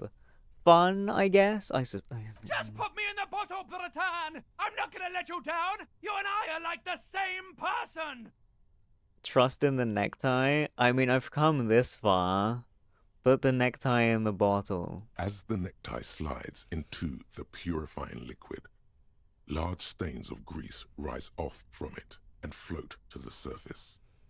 There, they quickly dissolve and disappear completely, cleansed by the blue spirit fire of 98.7% pure alcohol. The fabric looks almost new again, no longer like a disgusting worm of the lower intestine, but like a colorful and deadly poisonous reef snake of the Insulindian Ocean. So what next? The necktie floats in the bluish liquid with almost unearthly grace. Necktie? There is silence. Cork the bottle and put it away? The lieutenant has been observing you quietly all this time. Item gained, spirit bomb. I've got to ask, what are you doing? Nothing? As always, lie. It's the stepping stone to free the market, Hyrion. I don't really know, but I'm eager to find out. In my family, you put a piece of clothing in some hard liquor and drink it for good luck. It's silly, but no harm done, right? Okay, Kim, I didn't want to tell anyone, but my necktie has been talking to me lately. Mind your own business, Binoclad. I don't really know, but I'm eager to find out. That makes two of us. Let's not waste any more time under this boardwalk. We need to clear this all up, somehow.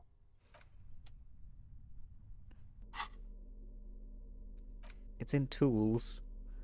Equip this when times are most dire. Your spirit guide to the party scene. The horrific necktie is floating serenely in the blue medicinal spirit. As it is still 98.7% alcohol, this necktie is extremely flammable and should be kept far away from an open flame. Right. Well, now I can put something around my neck. Pain threshold. Shivers but minus physical instrument. Drama. Inland Empire and Volition. I want the funny skull.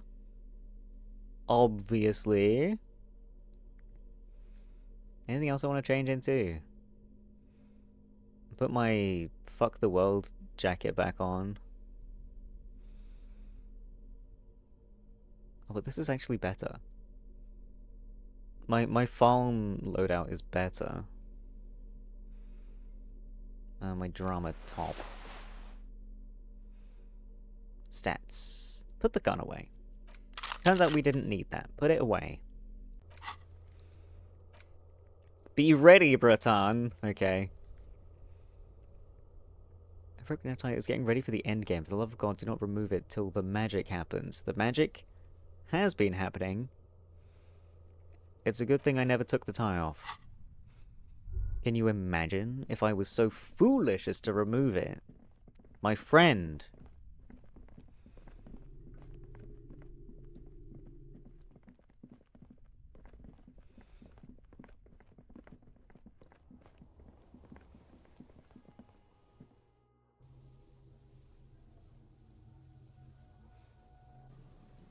Oh my god, I never played Wirral with Kim. Kim. Do you want to play this board game? Large letters on the front form a type. Open the box. You pry open the box. Inside you find a folded up map, a small booklet, a 24-sided die, and a little plastic figurine. Look at the map. A quick Oops. guide to the magical races Wrong of thing. Wirral. Create your own hero, choosing from any of these completely unique and fantastical backgrounds. The options are in order of importance. The Welkin, the Tueog, the humans, the fairy folk, and the pygmies. Welkin. The Welkin, tall, lithe, and graceful, with long flowing hair and pointy ears. They're known for being powerful magic users, but can also hold their own in a brawn-driven fight. The Welkin come with a variety of exciting sub-races. High Welkin, Forest Welkin, Lake Welkin, and Snow Welkin. But if you're not feeling experimental, a basic Welkin will always do. Read about the Dwagar. A grand race of industrious mountain people. They're short, stout, and muscular, and enjoy digging for gold and other precious minerals. They're also well versed in the art of combat, where they prefer to use axes and hammers. The Tweog also come in a few different sub-races. Hill Tweog, Shield Tweog, and Dark Tweog. Humans. They're just humans. What else is there to tell? They're average in all stats, and jacks of all trades. Fairy folk. A very small race of flying people, known for being mischievous, full of trickery. They often lure people into their magical traps. There are no sub-races for the fairies. Pygmies. The least popular of the Wirral races, the Pygmies, are short, rotund, and dim-witted. Pygmies live in small villages made of shoddy wooden dwellings. They spend most of their days tilling the earth and smoking their pipes. There are no sub-races for the Pygmies. Map. A reprint of a crude hand-drawn map. The top left corner reads, Lands of Wirral. The map features both small villages and mid-sized towns with odd names, in addition to meadows, forests, hills, lakes and seas, also with odd names. It doesn't seem to correspond with anything you've seen thus far. It's not a very helpful map. Look at the die. It's made from some sort of wood and has been decorated with peculiar plant motifs. You don't know much about dice, but this one looks pretty damn fancy. Nice. Take the die. You place the die into your pocket. It's always good to have luck on your side.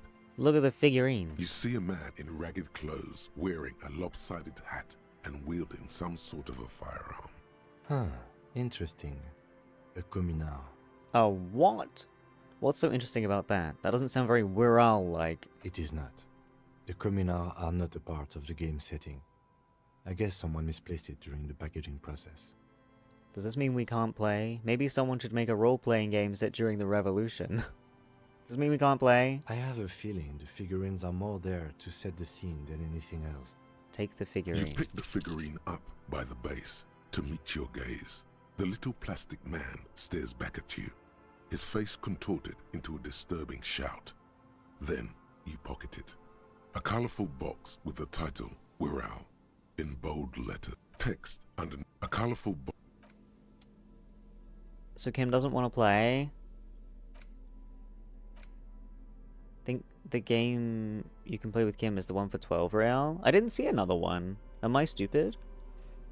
Basic 24-sided role-playing die can be used to get results for several die. It's made of East Seminoese snakewood and embellished with plant motifs. It reminds you of plain and hill welkins. Note, look at the map tab in the journal to see which white checks have opened, okay? What a nice little figurine. Turn of the century leftist revolutionary in ragged clothes. On his head lies a lopsided hat, seemingly an ushanka. In his hand he carries a little musket.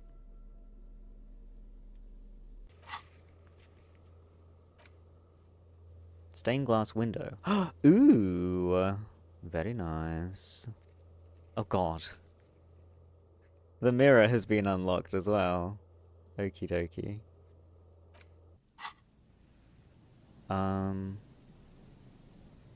Wait, let me try the whole fucking fast travel shit. I'm outside. I cannot click on these things. Unless I don't know. Mirror. Take me to the mirror, no? Am I not outside enough?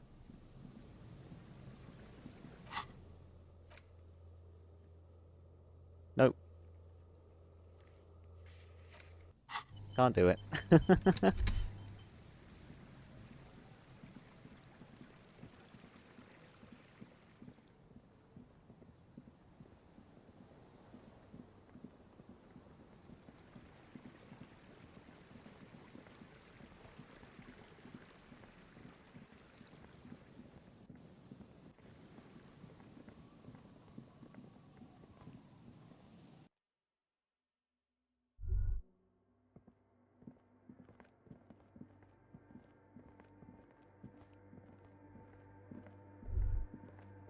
Hey, her Innocence Dolores Day liked little figurines, right? Liked holding little men between her fingers, remember? Bar. Try fast traveling from fast travel spot like church. Okay, I'll try it after I'm done in here. No, I don't remember anything. I don't want to think about this goodbye. No, I do. What? You have the headless Fallen Rider figurine. You should give it to her. Win her back. Ooh. What? Win who back? I can't win her back. She's a long-dead historical figure. I should, yes. This is a task of mine now. So very, very, very nifty. Nifty and mysterious. This is surely what the figurines are for. Okay. How do I do that then? The Clicking on mother this? of humanism stands above you. A precious and complex wax painting on a single pane of glass. A crack runs across the length of her body, her face oval and sad.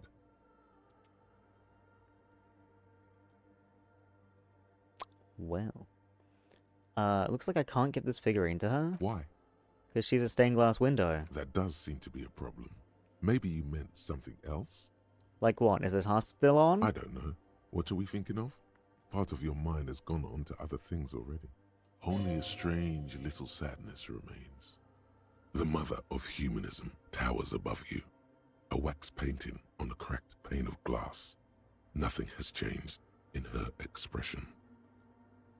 Why? That does seem to be the mother of humanism. Dolores The old Day. woman in the village was right. This must be the DeLorean Church of Humanity in Martinez, or the small Pinewood Church in some records. You knew of the place. It's a minor landmark, not easy to find. Most maps misplace it. It was built not long after Revachol's founding, 300 or so years ago, by first-generation settlers. On the coast of an uninhabited archipelago where only animals had roamed before, in the wild reeds. Okie dokie. What else do you know? There used to be 7 stave churches on the coast. Les Sept Sœurs, they call them. The 7 Sisters. Only one remains. The rest were burnt in the revolution or used for building materials. We should be respectful here, although the building appears to be deserted. We have already found the instigator. I'm not sure what else we could want from here. Respectful? Is the lieutenant a follower of DeLoreanism? Are you him? Yes, we all are. Her name, body, and rule are synonymous with humanism. The laws we enforce are DeLorean in origin. Stroke your chin first. I didn't think you were spiritual. I don't like her. She looks like a lever. Stroke my The chin. woman looks by in silence, smiling enigmatically. Didn't think you were spiritual. It's not spiritual. It's constitutional. The DeLorean system does not demand faith, only accordance. Visual calculus. Wait. I can make it more. I think I have glasses for this. I do. Oh, and I have this. That's probably good enough, right? Right?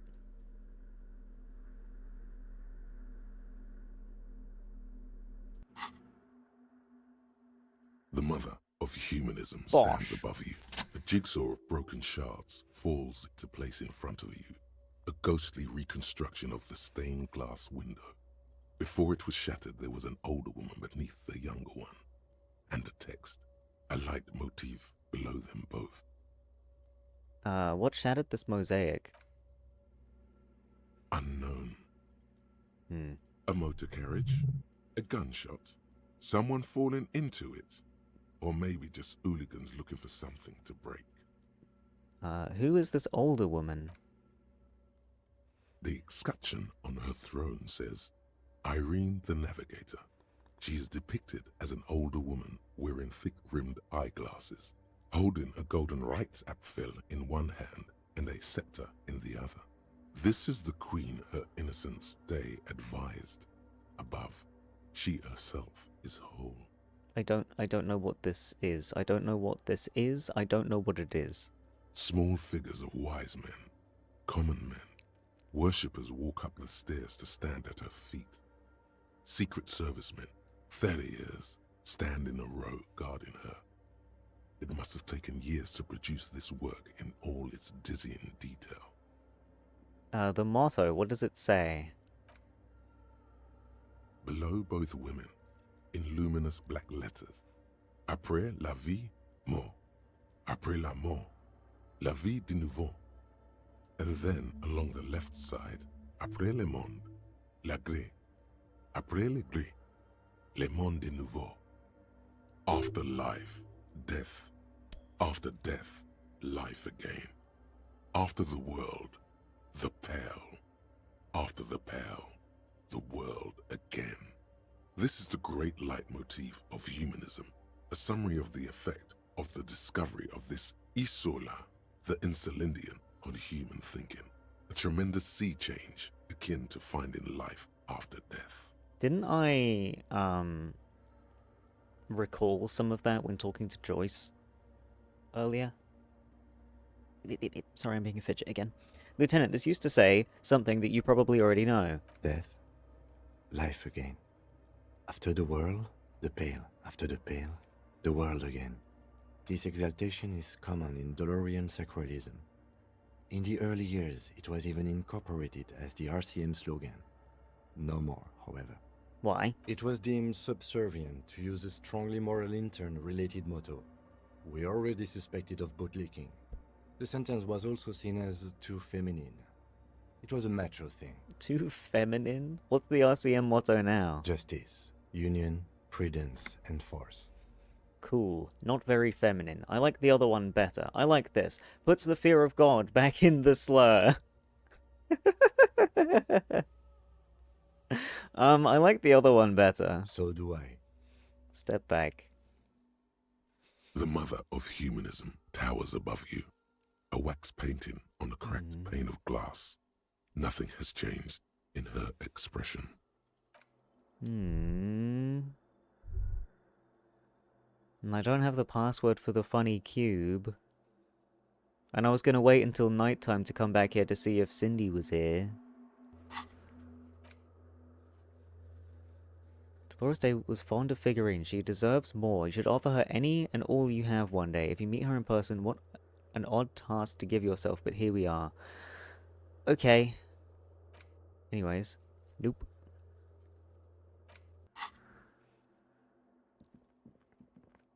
You know what I'm wondering? I want to go back to Kim's car. A kick drum pulse, the music coming from somewhere on the ice. Yes, I know, I've done that already. Silly brain. Can I look at this yet? I don't think I can.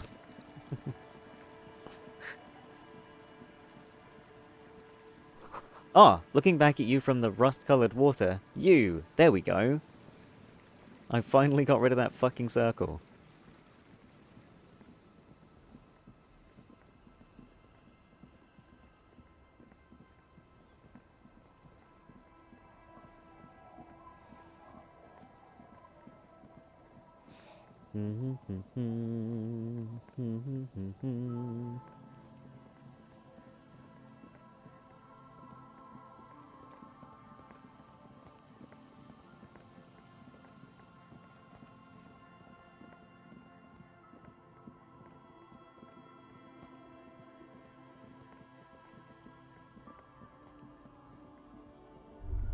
Oh, sup? Stop.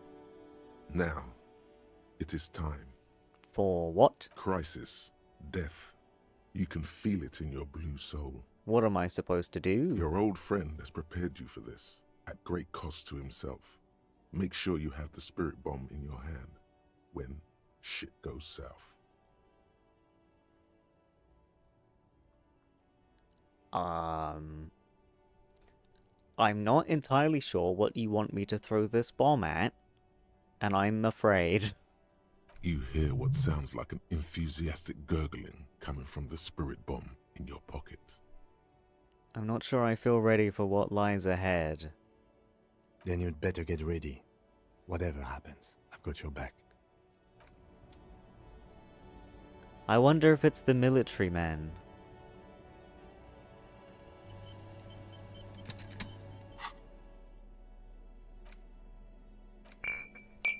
I got you, Ty.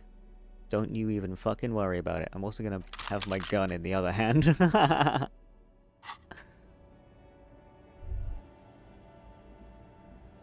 Wait. I don't have the right outfit on.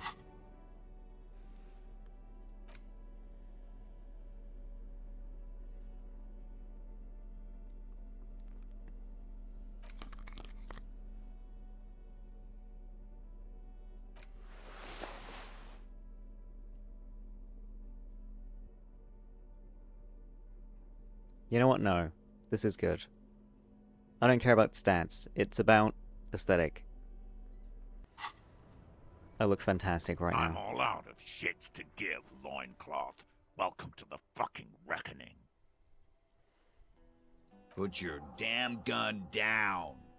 People are gonna get hurt. We need to talk this through. All right? There's 3 of them? I thought there was 3 including the dead guy. Unless I'm misremembering. Shut up! You're not gonna talk yourself out of this, loincloth shit fuck. This is a misunderstanding. Nothing irreversible has happened yet. You can just return to your unit and forget all about this. The Kypt is merciful, willing to spare us if we just forget about our murdered and humiliated commander. I think we should just kill everyone, Corty. What a stupid fucking line of reasoning. You are all drunk. Come to your senses. You won't gun down 7 people in the middle of the street? This isn't a frontier town or a jungle outpost. Easy, Lizzie. Let me handle it. I know guys like this. I'm sure we can come to a peaceful agreement. Ain't that right, fellas? Peaceful. Sounds like the armored figure is weeping. This guy? That's a really cool picture. Fuck, there's the third one. How did we miss something like this? I mean, I saw him. This third one, he is the most dangerous of them all. Heavily armed. We're out of time. This is... what do we do? Whisper. The big one is the mercenary at the gates, the scab leader. Stop, this is the police. Let's walk away for now. What do we do? My plan is not to get killed, but we have to intervene. Sorry, I just had a big plane fly past. He's the one at the gates. If this turns into a firefight, we should take him out first. Okie dokie. A sound strategy. He's the leader. Stop! This is the police!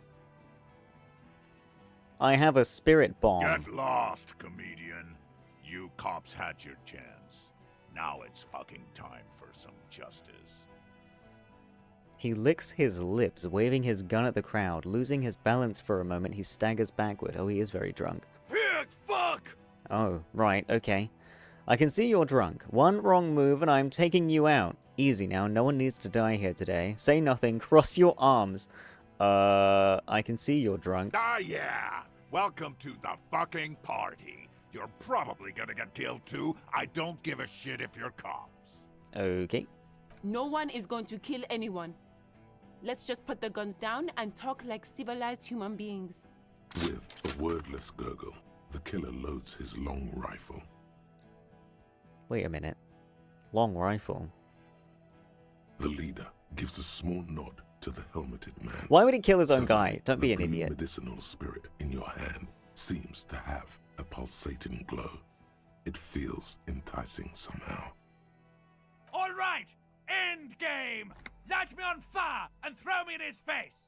In his face? Whose face? This guy or the one with the gun?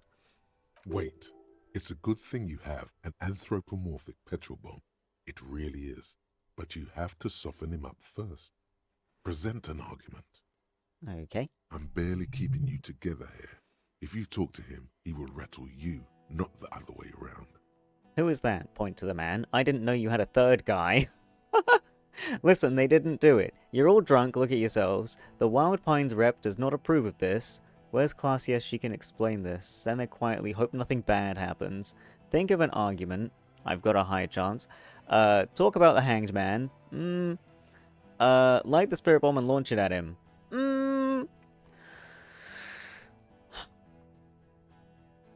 I didn't know you had a third guy. Rude. Rude is the killer. Rude, the killer, Owen Cloven. He doesn't talk much. All of you cunts inside out.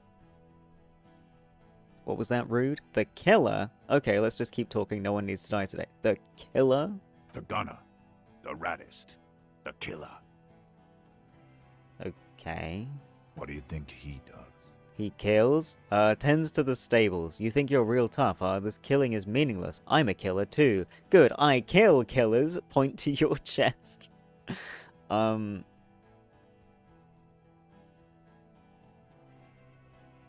He kills. Smart loincloth. I'm so smart. Fucks natives up. Soldier Natives. of the apocalypse style. Okay.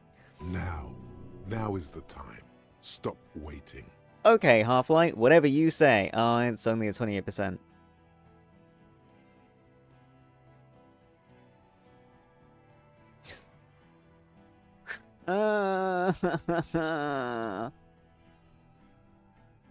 Argument first? Sure. Alright, here we go. This is an illegal tribunal. Krenner would never sanction this. Who's the commanding officer? Take your pick. You only have time for one argument. Choose wisely. Just a question. Who's in charge of your unit after the death of your colonel? Krenner does not give you the right to conduct a tribunal. You were called down well once. What happened? Gulp and say nothing.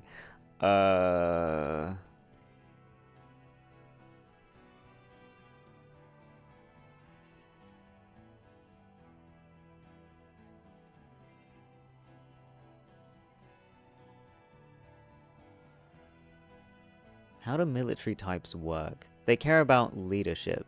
Because they're upset about their colonel, so now they need to know who's the next in charge, right? Or this. Because if they do this, then they get kicked out of their organization. I'm gonna do this. Pops, you have no idea about the rights Crenell extends to us. I don't care. It's not okay to kill civilians and local law enforcement officers. Okay, what rights are those then? The rights to kill civilians and local law enforcement officers? If I fuck and kill you, hang you to that streetlight by your shit pipes, then that's called a necessary display of force. Is it? No one's going to give a shit about dead loincloths. That's reality. Okay, it's not much. But he's thinking about something else. And his hand is off the gun. This did something. Easy now. Tell them these men didn't do it. There's a peaceful way out. 42%. They didn't do it. You're all drunk. Real Wild Pines rap, no one cares. Named him, he was fostered, had blue eyes. That's so weird. That's so weird that those things are giving me bonuses.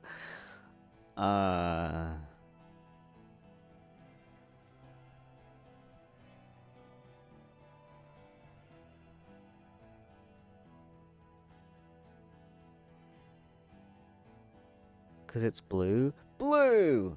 Bosh! Dangerous. Yo! Ask about him first. You don't want personal facts about his dead friend coming out of your mouth. He has to start it. I knew you weren't a goddamn scab leader. Who are you? I knew you weren't a scab leader. Yeah, I don't fucking act so well. Laylee had a hard-on for making faces for you natives. Fucking food aid shit. That shit is done now. Trigger time. Who are you? Sergeant Major Raoul Cortiner, reporting in to burn this fucking mud hut to the ground. Click, click, click. The realization comes to you like a picture puzzle coming together. His name is Raoul Cortiner. The dead man's name is Elise Cortiner. He's brothers with the deceased. For killing, maiming, and humiliating our commanding officer, you're all sentenced to death by lead. I know that name. His parents left him in a fucking leaf compactor. Listen, you're Lily. Everyone says good things about him. He was a talker. He had blue eyes, didn't he? Your colonel. Your colonel did not deserve to go out like that. I promise I will find his killer.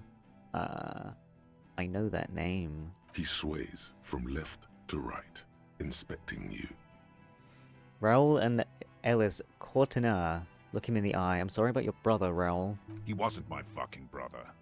We just grew up on the same farm and got beat into place by the same sick fuck. Beaten by a foster parent or someone on the farm? And then went to the same military academy and the same unit and the same war. You were foster brothers, I know that. This one. Same fucking mud hut town, too. Okay, good. Parents left him in a fucking leaf compactor. He had blue eyes. Baby blue, yeah. Like someone fucked up and put a baby's eyes on a grown man. It was creepy, but bitches like that shit, I guess. Or, I don't know what bitches like. I just know how to mow down cloths. Everyone says good things about him. Fuck do you mean, talker? We've heard testimony. People say he was charismatic, a nice guy to be around. Yeah, he liked to chat up the natives. Share leaflets, squeeze a bit of kit tass here and there. Great fucking idea that turned out to be. If Laylee was here, he would spare the lot of you. Maybe shoot one for show. But me, I'm not a big fan of public affairs, clay monkey. I'll gun every one of you down for what you did. This guy is so fucking dense. What the fuck? Ready to open fire, Major. At your command. I really don't think this is relevant. Your brother did not deserve to go out like that. I promise I will find his killer. Find his killer. Cop. His killer stands right there, shitting his pants, and you're standing in the way, protecting them. They all are, the mercs? What, fucking dense? Yeah. I know what this tactic is, Silo Sam. You're gonna die for them. Right here. This did nothing. You think you were onto something? You just wasted time. Please, act.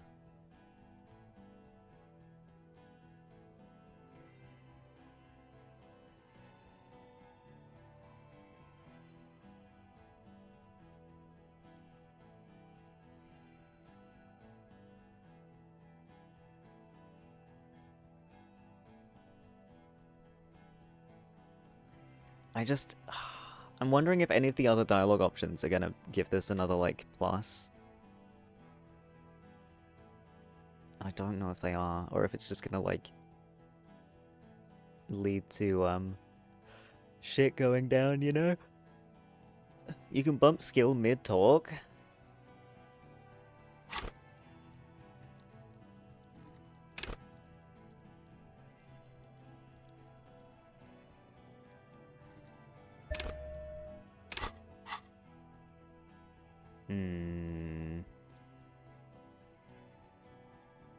I do want to commit to the tie. The tie gave up its life for this. 72.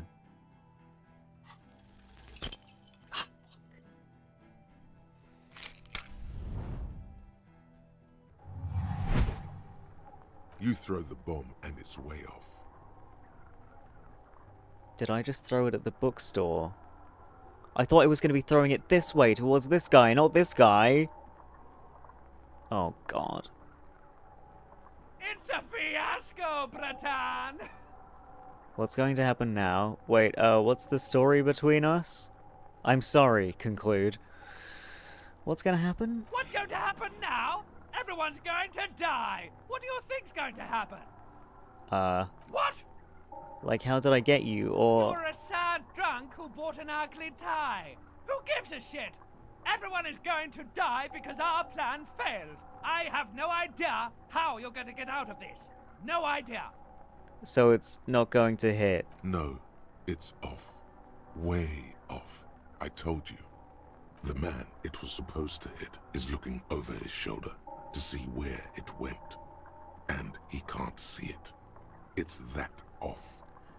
I was trying to hit this guy, and I threw it that way? How is that even possible? This is it! I'm gonna hit the ground and burn away now! Most of the people in this yard are gonna die, if not all! Probably you too! It's a complete disaster! I'm sorry. Oh, it did land over there. I swear it went that way. And the bottle's there on the floor by my feet. I bet you are! What? Oh, I bet you're sorry. The fiery container hurtles towards the earth with a last wink of light. It shatters into 1,000 pieces. Around you, time starts moving again.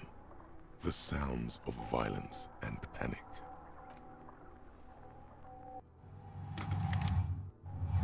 Kim, you're, To your right, the killer raises his rifle and takes aim at you. His moves are steady, but the long barrel of the rifle sways slowly.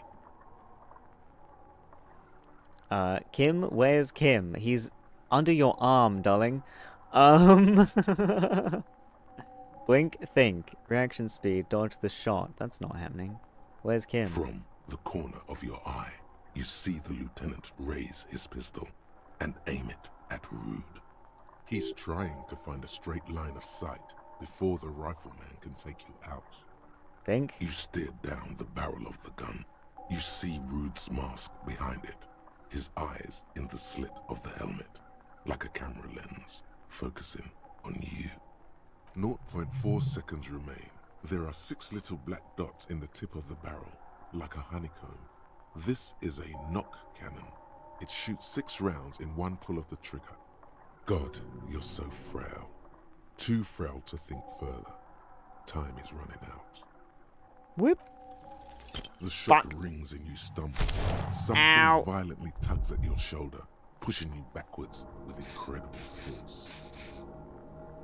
A volcano of burning pain erupts from your left shoulder. God, please. He aims, face pale. He's aiming for the Is he eyesight okay? in Rude's helmet. An extremely difficult shot. Then, 2 shots ring backwards and you hear a scream. But you're too hurt to see who got hit. Did he hit the rifleman? Blood gushes from the helmet's eye sockets as Rude staggers back, disoriented. The sounds coming from his helmet are not human. An unbelievable shot from the lieutenant. Who screamed? Glenn, dying Oh no! in a puddle of blood behind you. His mangled torso has 2 gunshot wounds. Blood gushes out of them like red geysers. Oh God, watch out. You see 2 cold eyes looking at you through all the smoke and panic, and a pistol raised, aiming at your chest, point blank. Then the man squeezes the trigger. Why aren't I allowed to retaliate with my gun? Fucking like Wild West style. Look him in the eye, evade the shot, 3%, let it happen. Look him in the eye. A look of happiness. Oh. His eyes seem unnaturally bright, shining like stars. Something in the fear must distort him somehow. He is evil, and the end. Here it comes. Death. Alright, Half-Light. Let's give it a go. Roll those dice. Ah.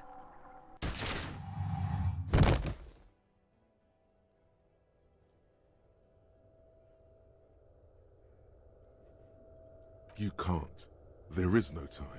Something inside your pelvis explodes. Ow. Your entire lower body is on fire, and your legs can't support you. You fall down like a rag doll. The pain is too immense to scream. It pushes the air out of your lungs. Everything goes dark.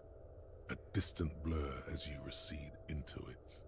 Listen through the darkness and the pain. Touch your lower body. Try to open your eyes. What do you see? Listen. The Hardy Boys are yelling.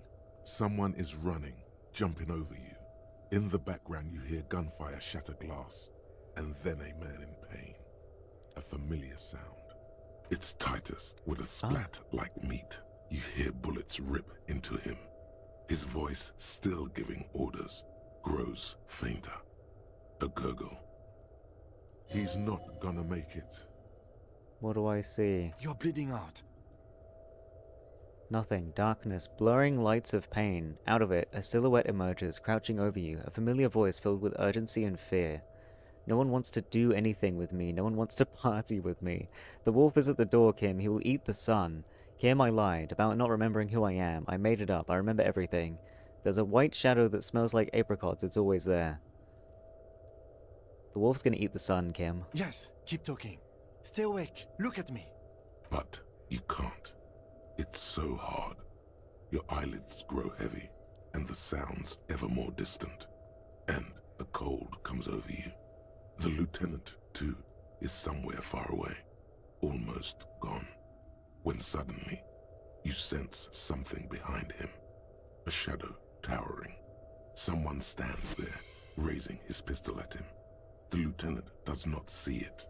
He's pushing down on your wound with both hands. The lieutenant trusts you? Does he trust me after all this? Kim? Shoot. Fuck off! Dead. You hear your bloody lips mumble. You try to give him your gun so he'd understand. But he does not.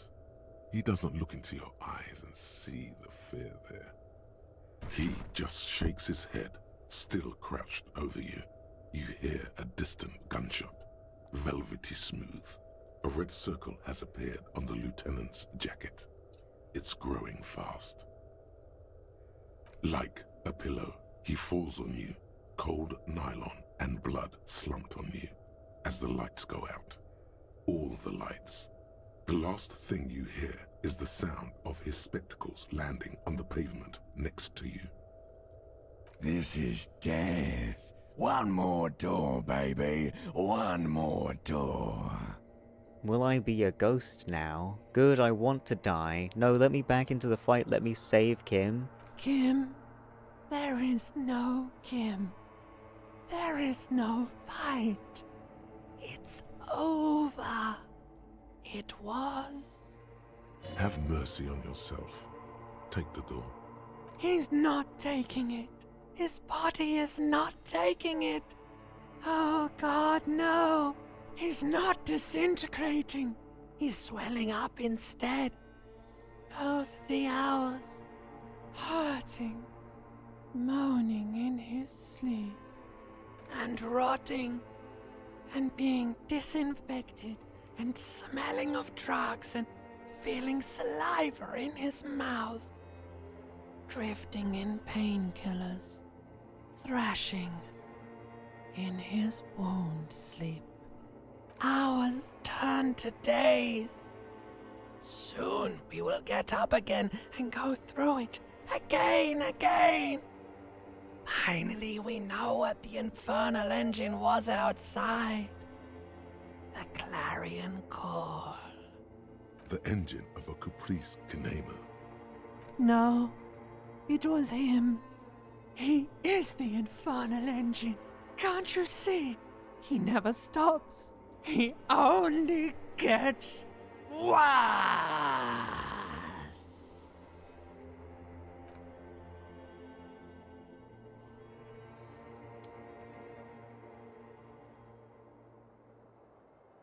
You see Kuno's familiar shape in the found pants. It turns double, then triple, from the pain. He says, Coinslot's dead? You can barely hear him. The pain is so bad. Just kidding, Pico. The boo-boo wagon took the Beano cloud away. He's probably gonna live.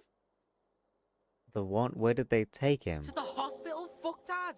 Try to keep up with Kuno. Glares at you with something akin to respect. They say you got a lot of people killed. Like half the town. They say you didn't do shit. I guess that's cool. So I thought I'd stick around. He's not saying Kuno. He's saying I, and not calling you a or a pig. Is he ill or something? Hold on, there's something different about you, Kuno. Go away, Kuno, let me die in peace. Be straight with me, I need to get my bearings. Something different about you. Nah, Kuno's just off speed for a few days. A melancholy look in his eyes. Being off speed makes Kuno sad. Makes Kuno think about shit.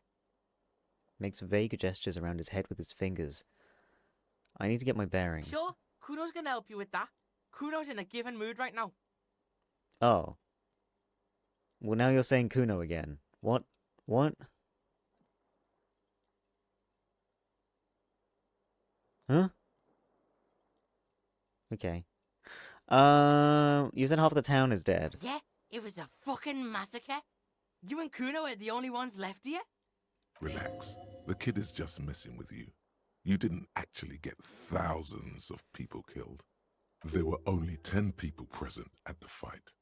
10 times more than that is very unlikely. What happened to me? You tore some shit up there, pig. Got shot too. How badly am I hurt? How would Kuno know? Kuno's not a fucking doctor. Kuno thinks you got shot twice. In the shoulder and in the leg. The leg's pretty fucking nasty. But a doctor looked you over and took the bullet out. The shoulder's fine, probably.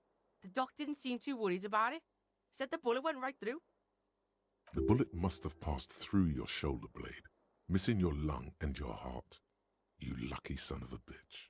Can I walk? Are your legs attached to Kuno? Can the Kuno move your legs? The fuck should I know? You won't be able to dance much, that's for sure. No. You should be able to live with limping around, though, if you can call that a life. Has anyone from my station been to see me? Do you know who treated me, Kuno? Are you hurt? Get up slowly. Do you know who treated me? Kuno did?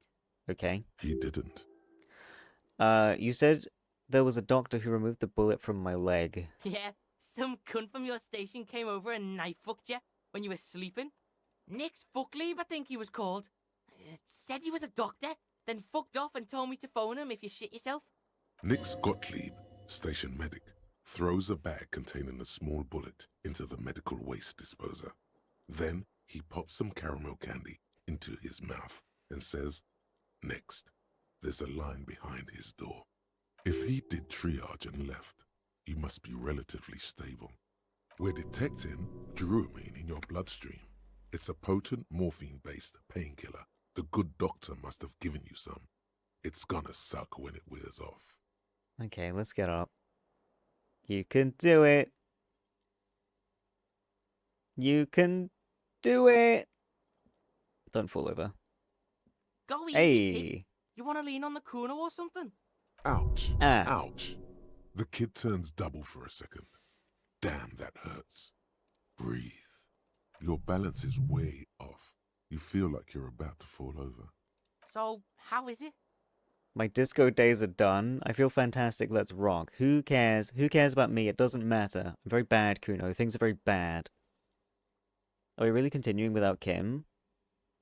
But he's not dead. But I guess we don't get him for the rest of the thing. I've also lost a lot of time, I've noticed. It's day 7 now, when I think we were only on day 5. So I've lost an entire day.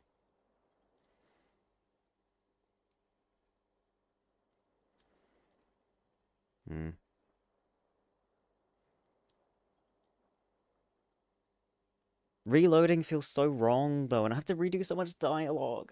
Ugh.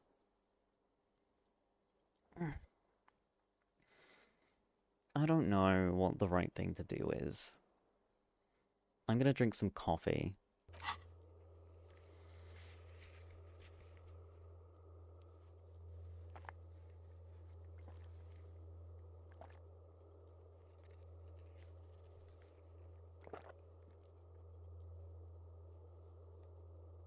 Ew, my mic didn't mute.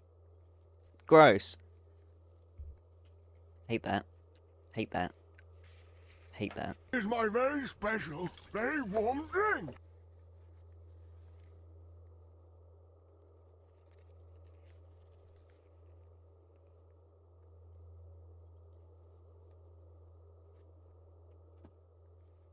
Never seen the suit in such state, let alone the pig fucker visiting? Eh? What?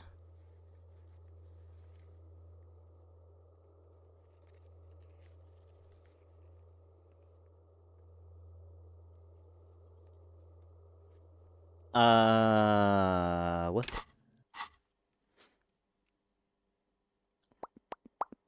My disco days are done. Yeah, you got lucky there, pig. Maybe now Kuno can show you what real, brutal, hard music is. How long was I out? 2 days? Ugh. Kuno's been out longer sleeping off the speed train. 2 days is nothing.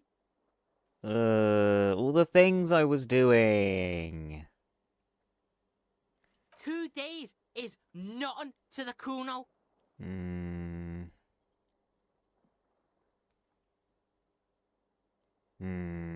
What happened to the others? Titus died. Oh. Some of his goons too. The whole fucking harbour is in lockdown right now. Even Kuno can't get in. Everard probably used this armed altercation as an excuse to completely barricade himself in the harbour and cut off all communications with the outside world. It's a crazy way of saying the room is clean and Kuno is in your room. Bah. Do you know if Clausia's alright? She's gone, pig. Oh. Kuno saw her take off before you started all that violent shit. Had a suitcase and shit. Oh. He's telling the truth. Doesn't sound like she's planning to come back. She escaped? What? You don't believe the Kuno? You don't believe the Kuno knows this shit? Fuck you. Kuno keeps tabs. Bitch is out of town. Okay. No problem. Kuno shares the info. What should I do now, What the Kuno? fuck you asking Kuno for? How would Kuno know? Kuno's fucking 12. Because you know things. But I don't know either. Tough shit, pig. Oh. All Kuno knows is the harbour is in lockdown. Town's fucked now.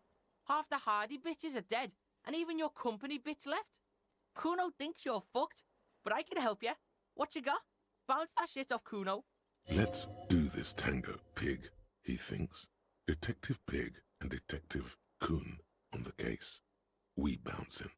Kun and Pig. And you're picking him up on your cop frequency too? This is bad. The fucking Maybells, Kuno, the flowers. There was a hole in Clausia's wall. Someone was checking her out, peeping. There's a 28% possibility the victim was shot from a distance. The miracle hasn't happened yet. It's not over yet. It's simple, Kuno. I have to find communism. Communism killed the hanged man.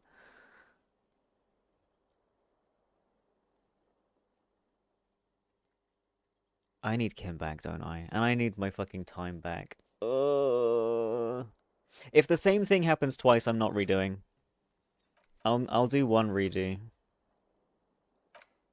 But if it happens twice, I'm not gonna keep refreshing it.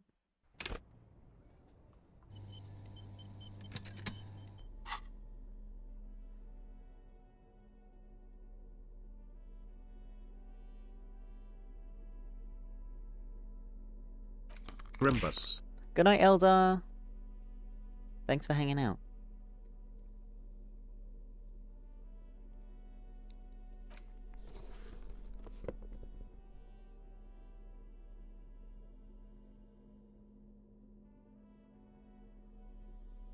This gives me hand-eye coordination, but it's ugly, so I'm not wearing it.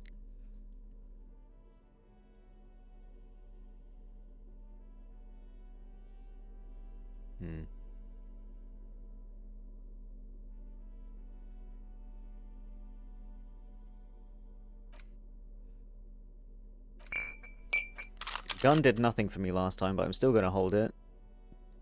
Wait. Oh no, that just raises the cap. It doesn't raise my actual thing.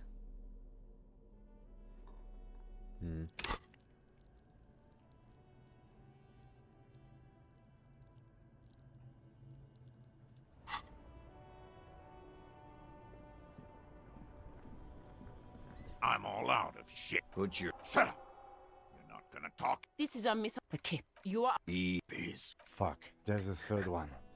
I thought you just went, piss. This third one, he is the most dangerous of them all.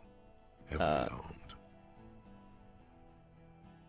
My plan is, if this turns... A sound strategy. Get lost. Pig, fuck! Die yet. No one is. With the lead. All right, and Wait, I'm barely keeping you together here. Rude. all of you cunts inside. The gunner. What do you think? Small. Now is the time. Stop waiting. Then I did this one. International something.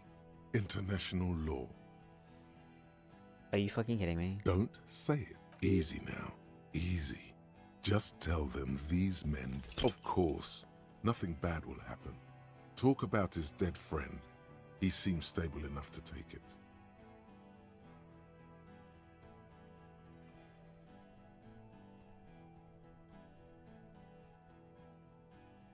You don't fucking talk. Okay, yes. Immediate failure. Things are worse now. He's a... Who the fuck? Glacia, the woman upstairs. Where is she? She left! unarmed, hunched, but keeping it together. What am I doing? My fucking establishment is under fire! You know how much windows cost? She left! Her room's cleaned out! Right before these assholes showed up! We should have arrested her. Oops. Hey, Bushman! Your little cunt isn't gonna help you out of this one! For God's sake, tell him the Hardys didn't do it. Present a case. I'm gonna go along with this since I lost my fucking checks that I won last time. Yeah? Who did? Need a little time to figure this out. I think it was Titus. I think it was Glacia. It was Ruby. It was me. It was someone else. Someone who's not here now.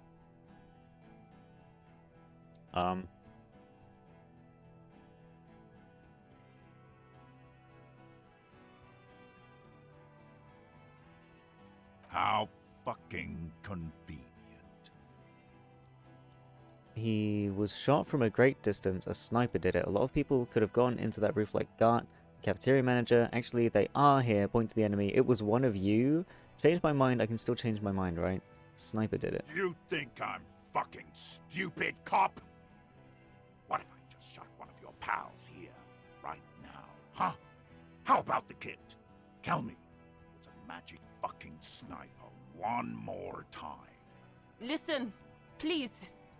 This cop and this drumhead cop marshal won't decide who... He's gonna do it. He's gonna shoot her. Why doesn't he believe me? Well... The Hardy Boys confessed to hanging him. All together. Titus said we took him out back and hanged him. He said it loud. In a public place.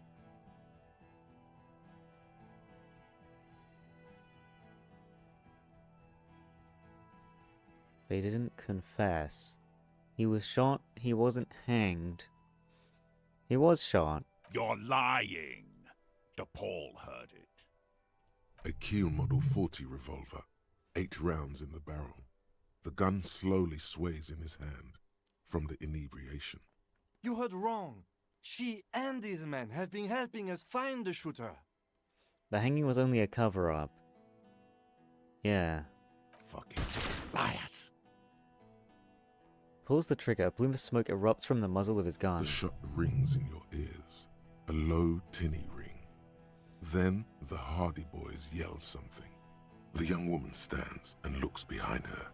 The shot has flown over her head, crashing a small pane of the glass window behind her. I missed. Not true. He purposefully over-aimed and shot the window. You had him second-guessing himself, only for a second. Do not assume he will miss the next time. Hang on.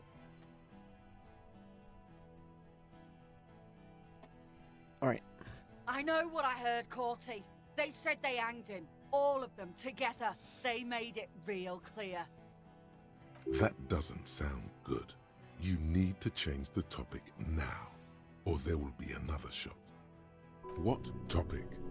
Shots have been fired. Act before it's too late. This was a close call.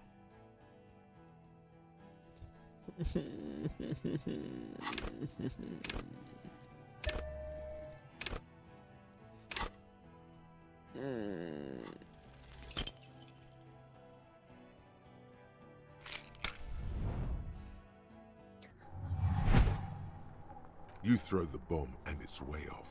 It's what? You were a sad What's going? What? You were a sad. No, the man. This is it.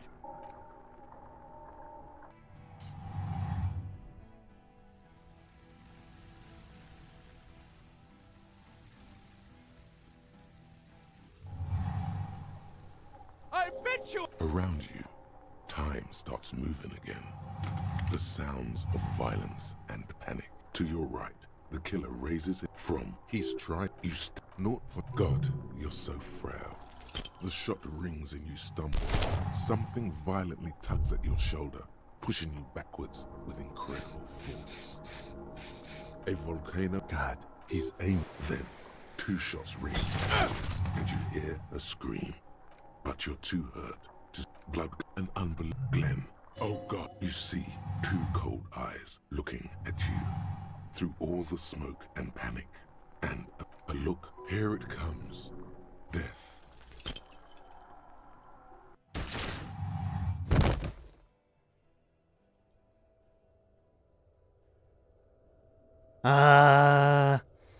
You can't. The pain is too immense. The heart, it's tough. He's not gone. You're bleeding out. Yes. But a shadow towering. Someone stands there, raising his pistol at him. The lieutenant shoots. Come on, I don't get any of them. Like, come on. This is death. One Can't have mercy. He's Andrew. The end. No, it was him. He. Guess that's what we get for using all the good rolls at the start of the game. It's fucking such a piss take. You see Kuno's familiar shape in the. You can barely Shut up. hear him. The pain is so bad. Shut up. Shut up. Shut up. Shut up. Shut up. Shut up. Shut up. Being off speed makes Kuno sad. Sure, Kuno's gonna help you with that. Kuno's in a given mood right now.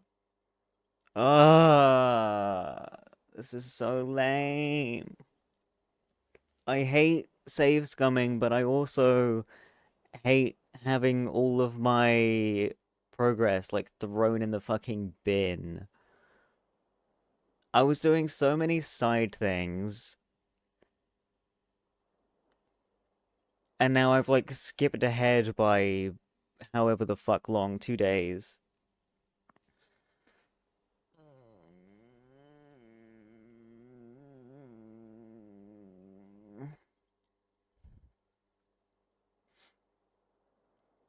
And now I have Kuno as my fucking detective partner instead of Kim.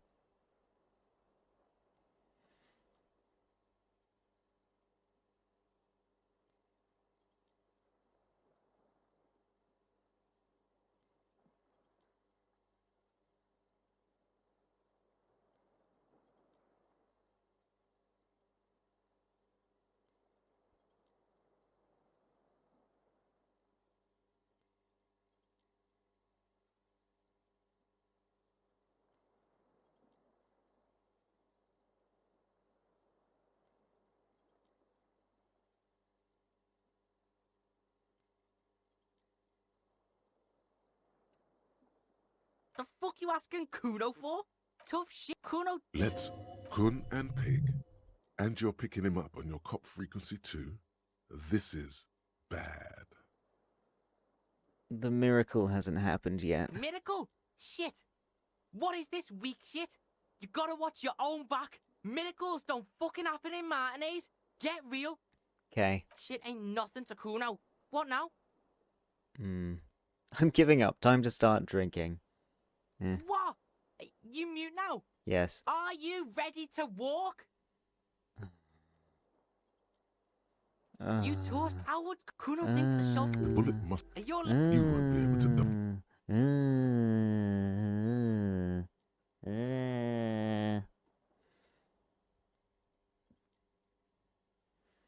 Go easy, Pig. Ouch. Your balance... So, how is it? My disco days are done. You got lucky. So, listen, Pig. Kuno's been thinking about shit and... Kuno's coming with you. Help you wrap this shit up, final style. Why do you want to come with me? This scene is dead. Kuno's out of here. Might as well be a pig. Big up fucky fingers on me way out. Drug asset detected. Kid would make a half-decent sharpshooter, no? He is streetwise, knows the neighborhood, knows the people. He could be useful. For what it's worth, I think the time skip happens regardless. Really? Even if I, like, land the hit and don't get injured?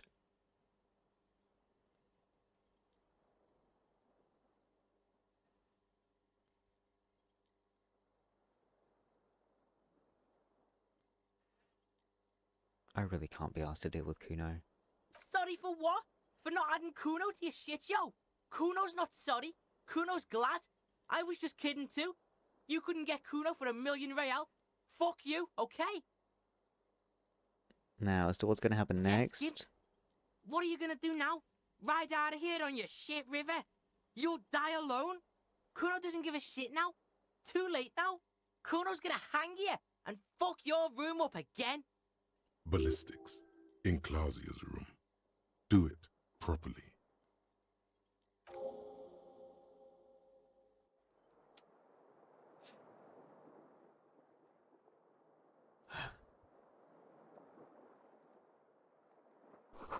Bed still smells of your sweat and blood. Newly replaced glass shining in the morning light.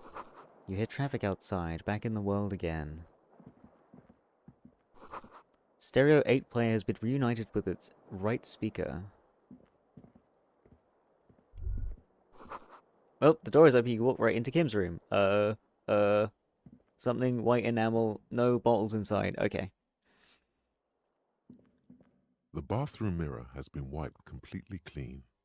You see the reflection of your face in the mirror, even now adorned with the expression. Hang on. Fuck it. At the very least, maybe I can make the expression go away.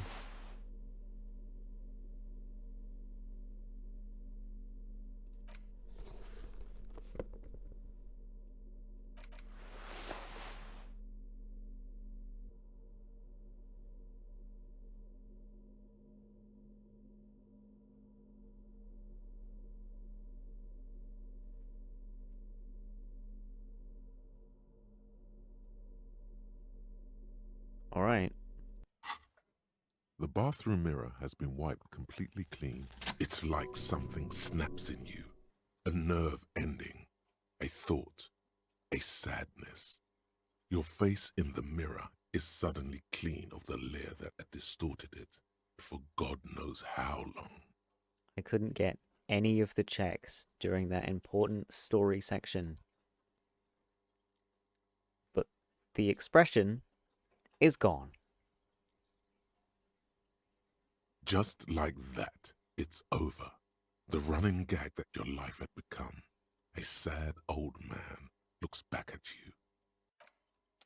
The bathroom mirror has been... I can't see. Oh, I'm no longer smiling in the little portrait down here, I guess. No time left for the expression. It's all sadness now. Kim's not here. I fucked everything up. I couldn't be asked to deal with Kuno anymore. I'm all alone.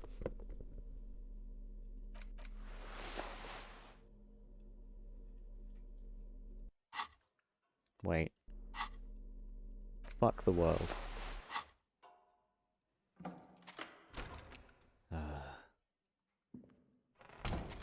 Go in, you bitch. Go in. Go in. Thank you. Alarm is set for 6:50 a.m. These papers bear the stamp of the RCM. They appear to be fragments of the lieutenant's paperwork, half finished. You make out notes on this and other recent cases. Kuno is saddened that he can't help. I don't care. I'm not in the mood to deal with this shit. What's he written on this case? Very little. This is a daily write-up. He's just started copying notes from his notebook, preparing them for filing. The case appears to be named, however. What's the name? KK57 0803 0815. The Furies are at home in the mirror. He did name it what I suggested.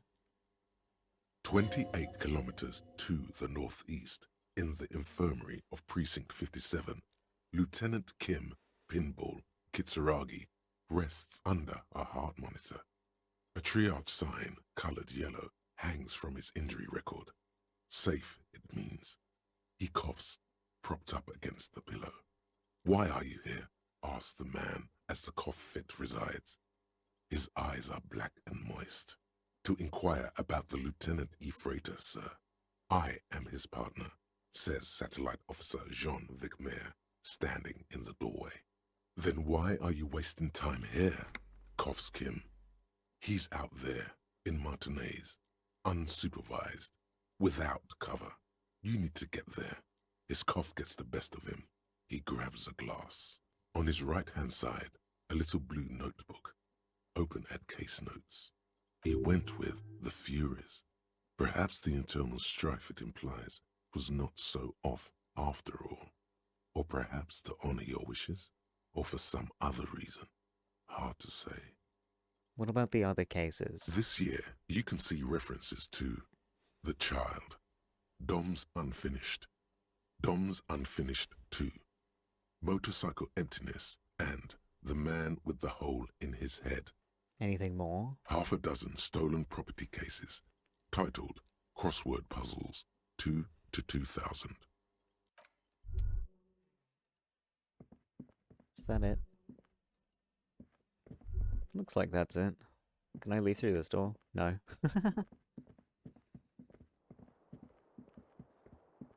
Fuck the world.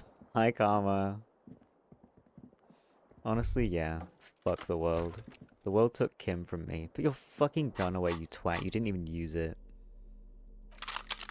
Get rid of it. Honestly. What?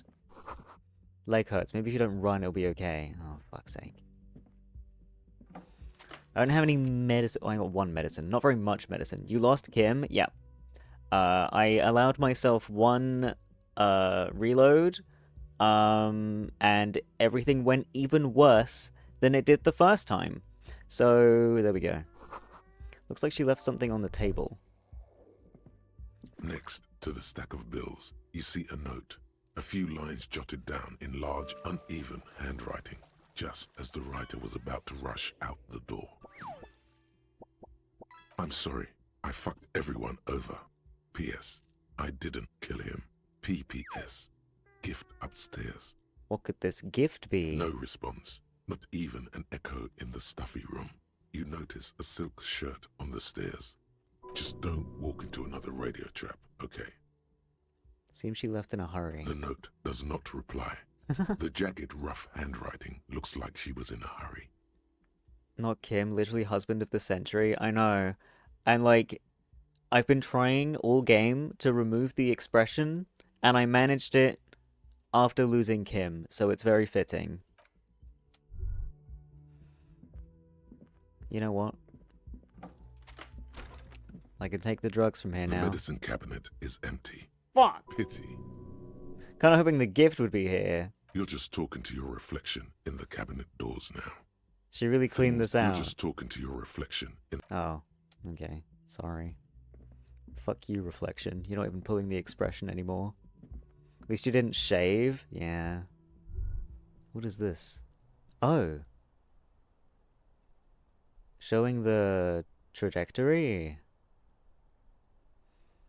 Kinda should have been your punishment. No. Red thread made of nylon leads out of the room and onto the roof. Okay. How did you manage to make that hole in the glass? Two neon-lit shapes.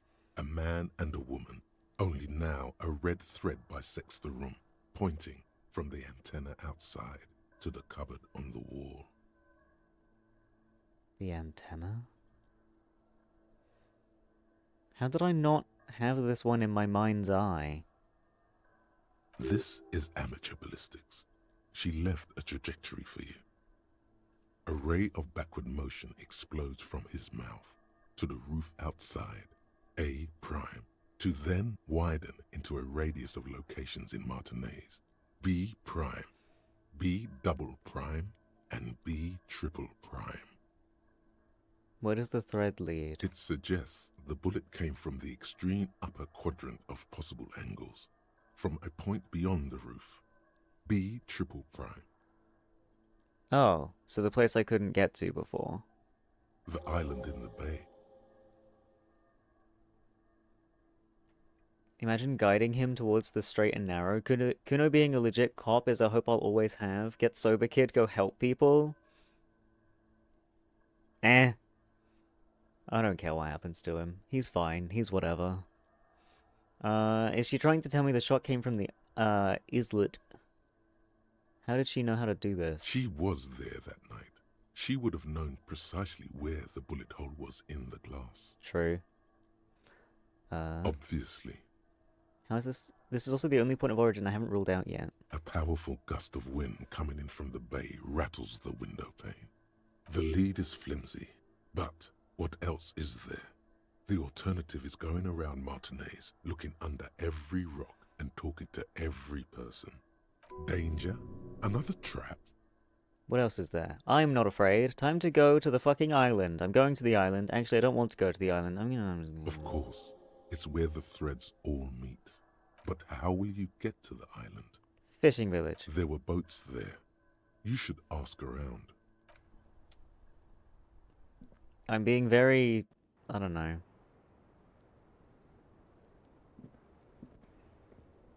Quick. What's the better word for that? Efficient? I don't know. Strap Kuno to your arm and use him as your shield. I've obviously missed a lot, but did you do the church stuff? No. So I was waiting. Fuck! I'm not gonna be able to do it now. I was waiting for it to be nighttime, so I could hopefully find who I presume to be Cindy in the church, and rule out the other spook, so the kids could start their nightclub there, but then everything went to shit, so now I can't do that. Also, thanks for the follow, Karma, and hi, Ivysaur. Vomit lost Kim. Vomit has lost interest in the game. I mean, kinda. It's alright, the game is so highly replayable. It is, but I am generally not, much of a game replayer. I've kind of toyed with the idea of doing another run of this game, but I don't know, I feel like I might just get irritated by hearing the same stuff over and over. Like I did when I was retrying the fucking Ruby fight over and over again, because I kept dying. And also having to redo the thing outside in the plaza. He's not a game replayer unless it's the Legacy of Kain series.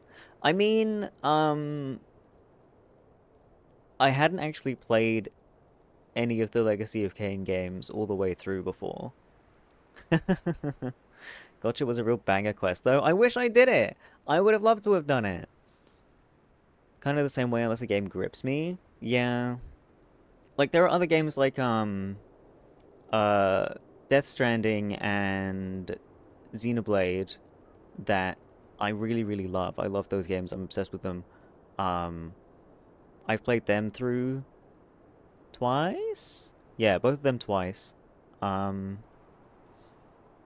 But that's rare. About to say Death Stranding, that's a top 5 for me. I love that game. This game is once done, you drop for a while, then come back if you have nothing else to do. I guess. Maybe. I don't know. It would definitely have to be a while before I played it again, otherwise everything would be too fresh in my mind. But the way my brain works and remembers everything, like, because this is a detective story, I would just feel like I'm cheating, you know? Remember, if you want to go with your Inland Empire Half-Light playthrough, you will automatically get high health and mental. I kind of don't care about that, though. Like, I've been doing fine for mental this whole time. And health, I could have just bought more medicine because I've got plenty of money. It's just not something I really thought about. As I was, like, playing. I don't know. It's just... I think it's part of my tism. I don't like when plans get disrupted. So I had this whole plan set out. I was gonna do these side quests. I was waiting for it to be a certain time of day so I could go check something else out. I've completely missed out on the fucking communist meeting now as well, because that was day 5 at 10 p.m. So I can't do that anymore. Kim's gone. That's a disruption in of itself. Because I was gonna use his fucking car headlights to illuminate the fucking map thing. Because I vaguely remember that being a thing. I could be wrong. I don't know. But yeah, like, my brain really doesn't do well with disruption. I try to think of it as roleplay. There are a lot of different paths that lead to the end and special quests tied to your political standing, which most people miss because you gotta go all in one direction. Thing is, I was doing that, though. Like, hang on, where's my fucking stat sheet? I got Apocalypse 19, and I got Communist 20. Like, I was trying to do these things. And then I was also, like, fucking around with some other quests at the same time. For the most part, I agree you should take some time between playthrough. I'll wait a few years to replay it. Yeah, but I'm gonna be doing, like, half the same stuff. Because I fucked up on this run. So it's just kind of annoying and feels a bit pointless. You know what I mean? Like, just doing almost the same route, just with different stats? I don't know.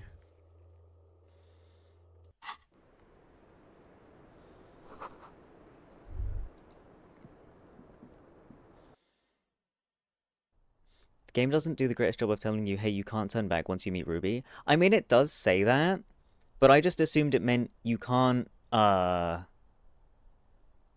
don't know. I didn't think it meant that you can't do literally anything after Ruby. It was like, oh, right, so once you start this fight, not fight, this encounter, that's it for this. Like, you got one chance to sort this shit with Ruby. But yeah, I didn't realize it meant you can do no extra bullshit after this point, I guess. Like, all of your side stuff is fucking gone. So the Pirate Majima soon? I guess. I mean, I have a lot of games to play, it's just frustrating that this one, like, fucked me over. That's a problem I have with, like, multiple choice, sort of, like, choose your own, multi-directional shit kind of games. I have issue with them because they can just completely fuck you over.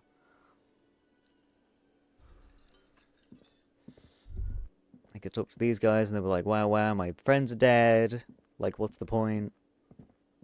Can't reload to right before Ruby. That's so much time wasted, though, is the thing.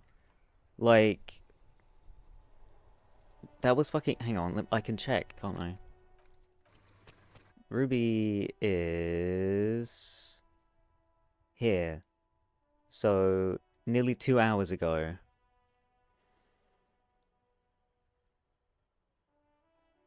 Like, I don't know, man.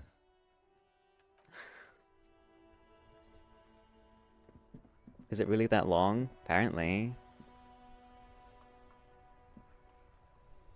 I can't read French. What does this say? Video game? My fucking bottle is still on the floor. The graffito has been painted over the traces of the fight that took place here. It smells of blood and heavy fuel oil. This was Cindy the Skull. Looks like Cindy the Skull finally found the words for her masterpiece. The red-dyed fuel oil glistens. This was painted very recently. But what does it say? And blood. Some of it may even be yours. Looks like a giant mop was used to turn it into lettering. Heavy fuel oil. Isn't that flammable? What are you trying to imply, Fingers? No, bad idea. What are you trying to imply, Fingers? You could buy some smokes, light up a ciggy and throw it in there. You know, just to see what happens. See if it's flammable. It's better that way. Safer. Might be better to reload if you don't plan to replay it anytime soon. I mean... That's kind of why I was, like, thinking for so long after I ended up in my fucking room. Plus Kim might make it. That's why I tried again before, but I don't know. Because, like, reloading and stuff feels like such a cop-out. It's so stupid.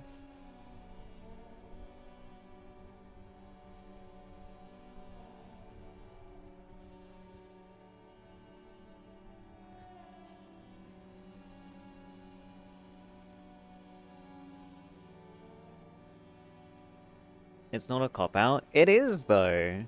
Like, I'm not going along with the RP of it.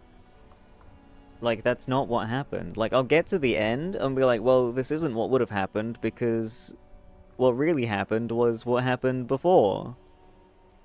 Not the easiest checks. Disco's built off safe scum, though. Playing hardcore mode, you pretty much gotta abuse save and load. Will you not play the hand you're dealt? Well, that's what I'm saying. That's what I have been doing. I don't like save scumming. But I get not wanting to change what you set in stone.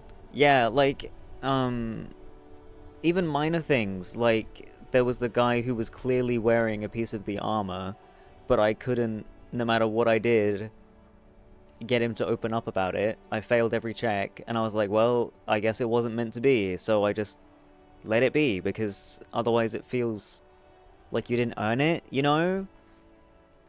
Like, what's the point in having skill checks if you can just reload all of them and win? Like, that doesn't seem, I don't know, fun? Actually a refreshing mindset? Like, I don't know, it just feels so wrong. So focused on gotta have it all. Yeah, and like, I wanna have it all. Which is why I gave myself another go. But then it went even worse than the first time. And it's like, well, what can you do? Where am I going? It's the wrong way. I only suggest the load for the side content. What, because I missed out on quests and shit?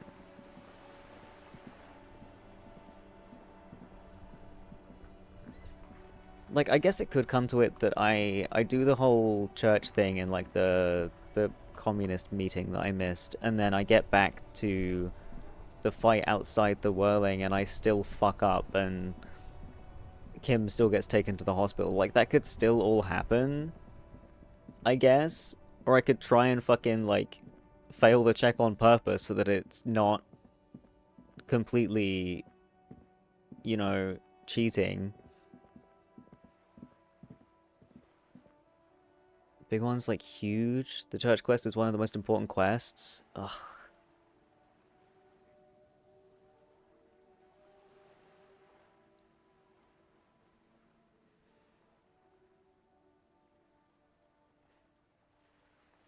Basically, huge lore on what's happening.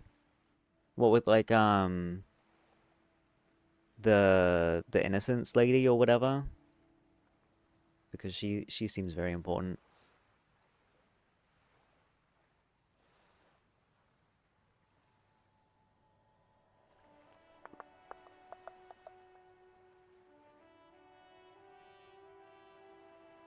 To the world?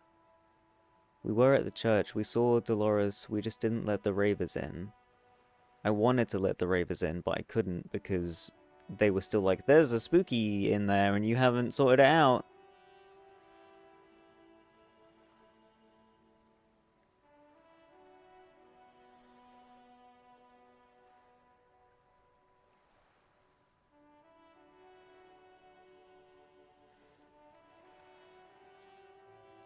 I guess this is what people were talking about with every playthrough being different.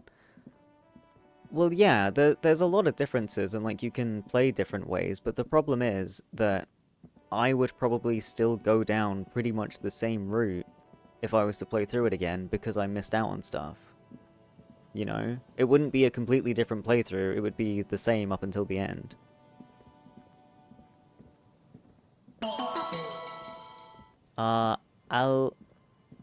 Aldi Chiha. Sorry if I said that wrong, but thank you for the follow.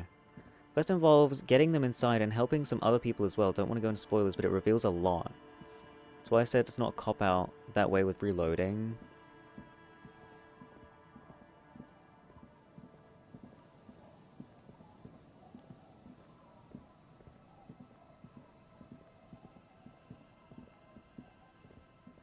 I don't know, man.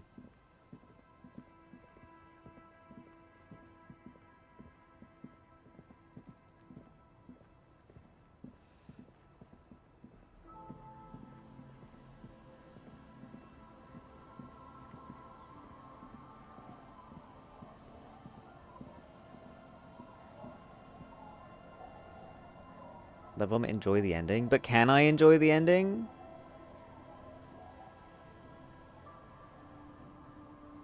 At this point, I don't know. Officer, what happened? You're wounded. Why are you wounded? You look terrible.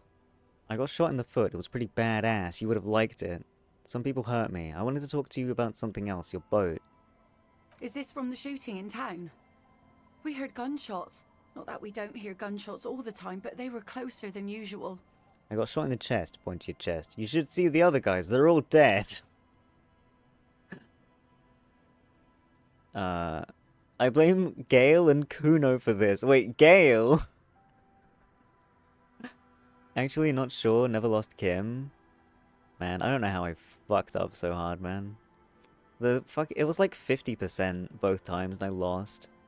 He's got major involvement with the final parts though. Fucking hell.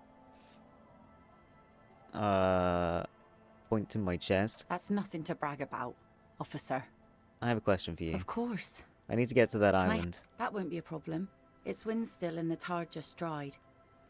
We've got 2 days of relative sunshine ahead. What's on that island? What? Nothing, just ruins. Used to be some kind of fortification there before the war. For the communards, an anti-aircraft gun, I think. Bombed to bits in the landing. I haven't been there myself, always steered clear of it. Hasn't been there herself. Who has then? Who has if not you? My husband used to drink there. Him and his drinking buddies. Always seemed like a bad place to drink to me. People died there during the landing, you know. My mother told me. Any more medicine for Vomster? I've got one doodad and a bunch of morale ones. This must be one of the many fortifications that was used in the dying days of the revolution against coalition forces before they took this city. The kids sometimes go there too. I know they do, on rafts. I tell them not to, but they bring back old bullet casings and such. Which kids? The twins. God forbid they bring the girl along on some rickety barge. Can I borrow your boat? If you promise to bring it back, and no scraping the hull, I just got it nice and yellow, and no drinking on the boat, and no joyriding either. The crow's feet disappear from the corners of her eyes as she smiles at you. I'll use your skiff to get there. Please be conservative with the fuel, will you? Just filled her up, but it's a small tank. Wait, you didn't befriend Kuno? Oh damn. No, because I was upset and couldn't be asked to deal with his high-pitched voice. I had patience for him before, but not after everything went to shit.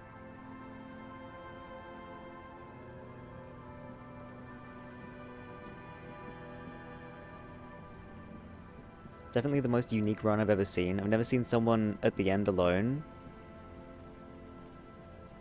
It just felt right, you know? A skiff with a small steering engine in the back floats on the calm mirror of the sea. Its 2 seats are empty. Once you get in, that's it. One pull of the starter handle, and you're off into the bay. A strange trepidation comes over you. Are you sure you want to go now? Have you made all the necessary preparations? Closed all your accounts? Could you not have given me this kind of warning before, Ruby?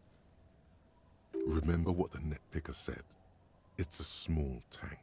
You won't be going back and forth on this. Hang on. I'm doing a save. Don't question the voice in your head. The skiff I usually wouldn't. Once you get, have you made all? Remember what the net picker said. It's a small tank. Boombox. There. This is now a rock and roll skiff. What happened to Disco Dancer? What, the girl on the roof? She left. Did you arrest her? No, she left. Cool. It'll keep you company on this lonely voyage. Very cool. Now tune it to Sad FM. You know you want to. Gale is always a problem, fucking everything up. I think he's a minion servant of the strawberry. Oh my god. Sad FM is a radio station specializing in sad, slow rock songs. You seem to know its frequency by heart. Let's go.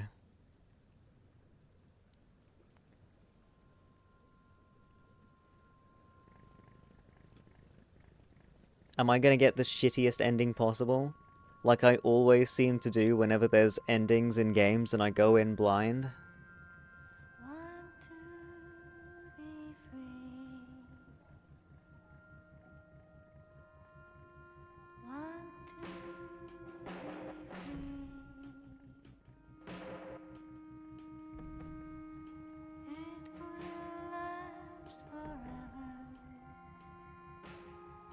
Depends on how you've acted through the game and if you can get these final checks. Ah, yes, more checks. Of course. Is there an end to the game where you just don't fucking catch the killer? Kim usually helps a lot. Oh good, I'm so screwed. I'm gonna get the worst ending possible.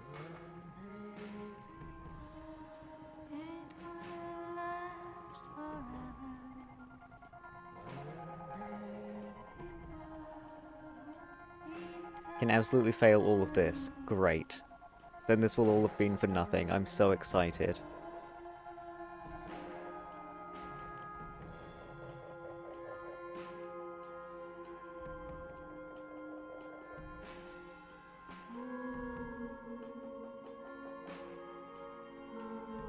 Who the fuck makes a church out of wood, by the way? Never seen a wooden church before.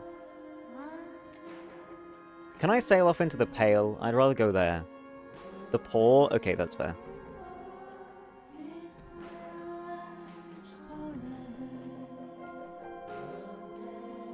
It's cool because that's life. Sometimes shit doesn't work out. Ugh. Ugh. Ugh.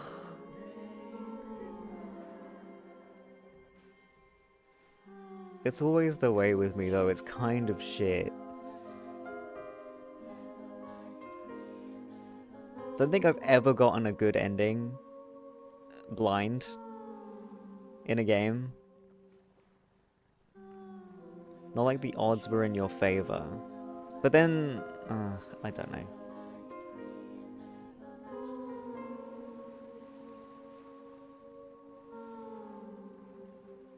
Also, this is another thing that reminds me of Death Stranding, with the song as you traverse.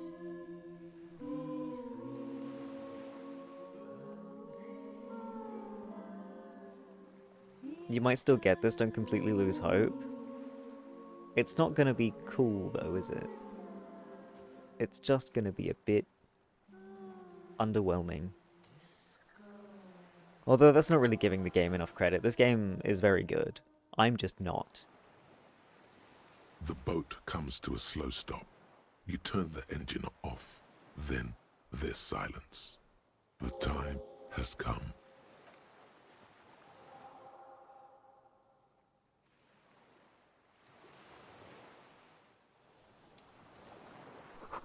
Makeshift bridge. The bombs were powerful enough to break the foundation. The rusted chain trails off into the ocean. The chain trails off into the ocean, connecting the island to the supply depot on the coast. What for? For bringing supplies, munitions, and fuel.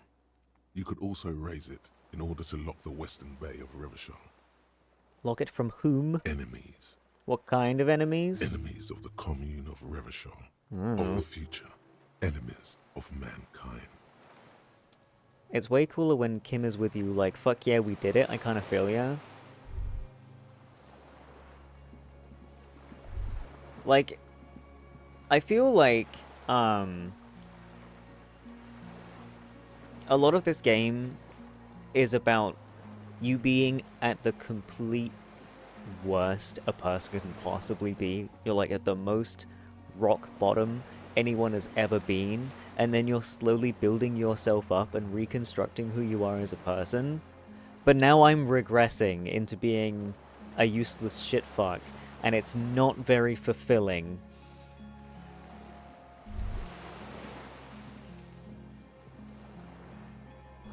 Attention, inflammable. Not flammable? Some fuel is leaked out of the barrel. Black, viscous.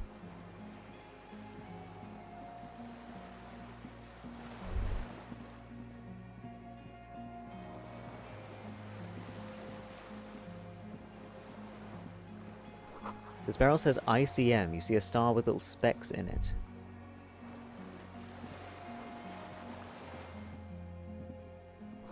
No way to get up there. The stairs are gone. At least the music's nice.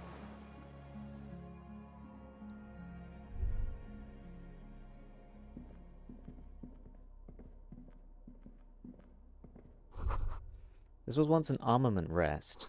Twin cannons were attached here, medium distance, large caliber. Careful, these stairs have collapsed. But I want to see what that is. Oh, well it's pathing me this way. Alright. Books, mostly fantastique and historical fiction.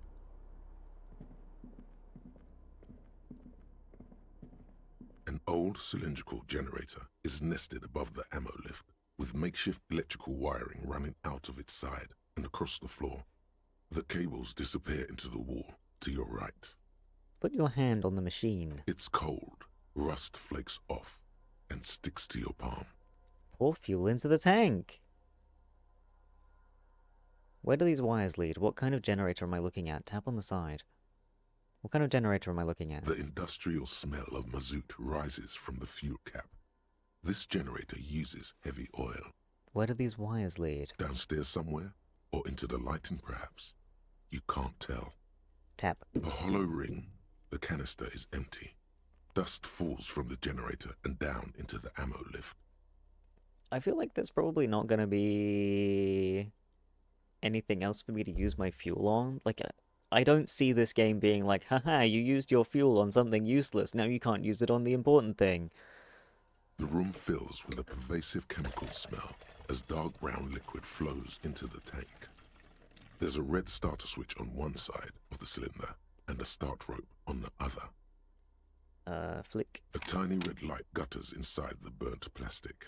Oh. The recoil start wakes the old generator up. The machine sputters like an old warhorse before settling down to a rattle. Yippee! Look at me go. I've made it noisy in here. Aren't we glad?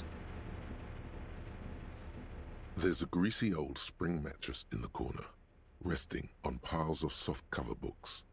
White linen and a pillow are visible under a worn-out caracal blanket. A pillow. Inspect. It stands out because it's freshly washed. Oh. Someone has been squatting here very recently. Could they still be... A flash of pain interrupts your thought, Ow. making you grimace. Technically speaking, you could rest here if you're hurting.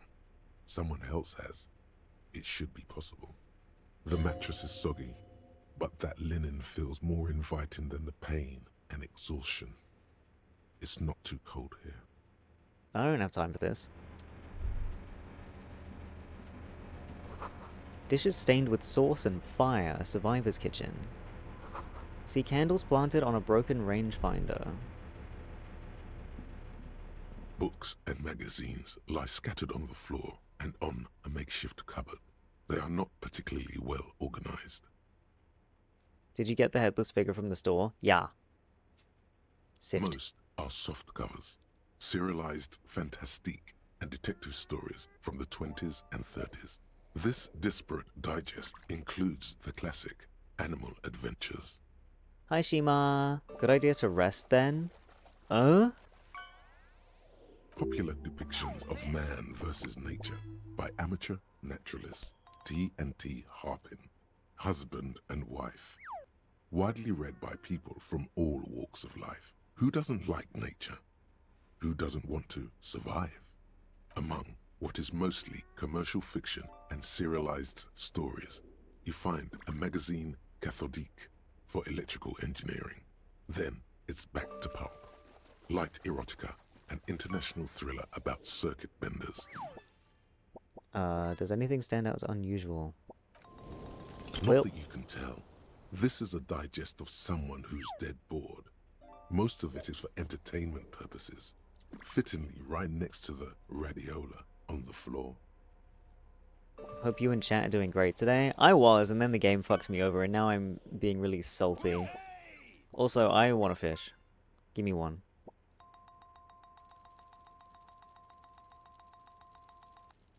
Ba, ba, ba, ba, ba, ba. Hi, Creep. Maybe it's a little old-fashioned. There's a nude mag.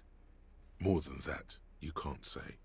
The print in some of these is pretty small, though. This person has good eyesight. Like some kind of long-range sniper. Blah. Moth-bitten bedsheet keeps the wind out. Whew. Army surplus winter scarf. Let's do empathy. I don't want empathy. Go away.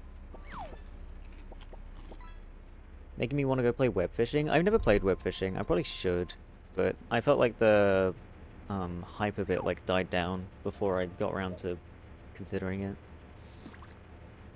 How's gaming been? It was great, and then I kept failing checks and everything sucked. I have that sometimes in games too. Yeah. Oh, we're not on my fish yet. Another piece of the Fallen set. Is this one mine? Okay, this one's mine.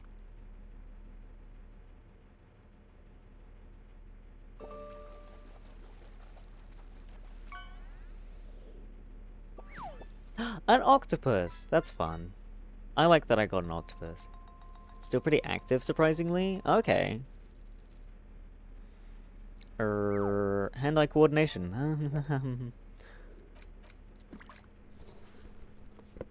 I wonder if something happens if I put the whole set on. Well, let's be fair, I don't have any glasses or neck things for Farn, so it's not technically the whole set. Da da da da da da da da da da.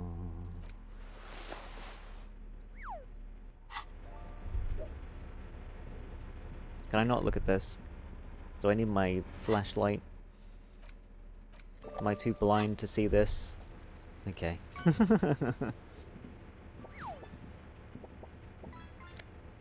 Woohoo! Woohoo! What's that? Great blast door must weigh over 10 tons. You see a small metal door nested inside a larger one. A heavy steel blast door. There is a conventional keyhole above the handle. It's very small. What's on the other side? The door is mute, cold as ice. The lock looks like it may have seen recent use, but it's impossible to tell. How do I open this? How indeed? Finding the key seems unlikely. I can see something up there.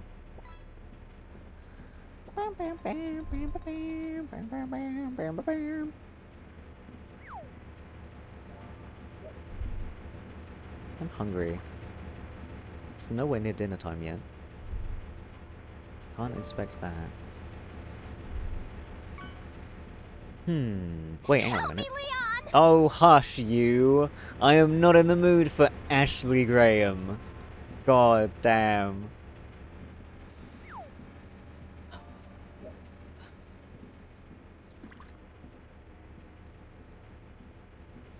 Right, can I go underneath? Oh, I can. Okay, we're good, we're good. Right, here we go. What's this? Green paint flecks off the monoblock aluminium cabinet. There are rows of switches on the front panel, a frequency band, and even a keyboard. What is this? Run your fingers across the keyboard? A rattling sound, like teeth. The keyboard hasn't been functional in decades. This must be the console of another radio computer, albeit a much, much older model. Give us a The kiss. wires from the generator upstairs are routed into its innards. Excuse the yawn. Mwah. Could this be the console to open the blast door? Urgence over. reads one dial key. Allume reads another. Radio diffuser says the frequency band. But I don't speak French, brain. This device was used to control the electronics in the room. It could open doors, control lights, function as a radio computer. Light. The lighting in the room turns on with a sizzle, a dim ambient orange. Radio. The dial slides under the dusty glass, dark and silent, despite the power being on. You make out defunct stations on the UKV frequency. The words "failed insula" are written on the band. Emergency. Open. The door comes screeching to a halt. Behind it, you see a hole in the concrete wall, where light shines in.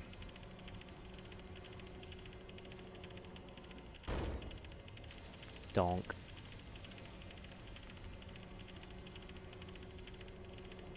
I don't need it to open that far. Bruh. Get some content for resting here, and depending on choices, some things change, just a heads up. Does time pass? And if so, how much? A sudden anxious fear makes your skin crawl.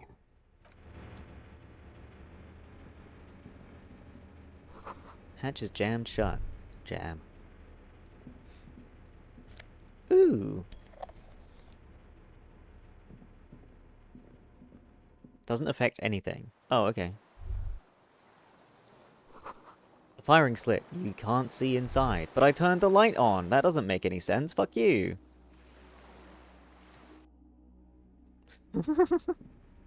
Alright, let's go do the rest thing before I forget and get sidetracked.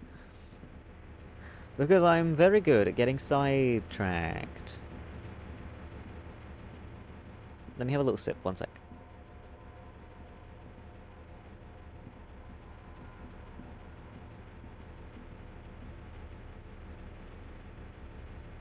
Bonk.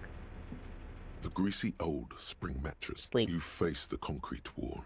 There's less light there, in the dark corner. Like a dog, you lie there. Curl up with your knees close to your chest. The blanket feels cold. The entire room does. Concrete and cold. Minutes pass.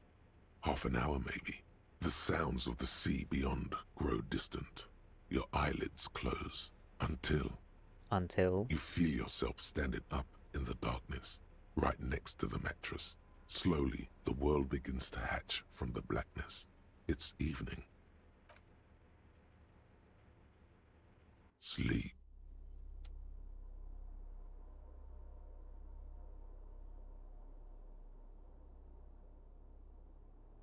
Huh? Did you end up calling the ghost from your past? Yes.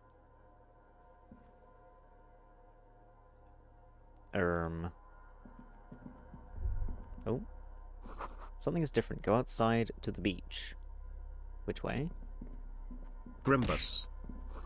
Door is back like you never opened it.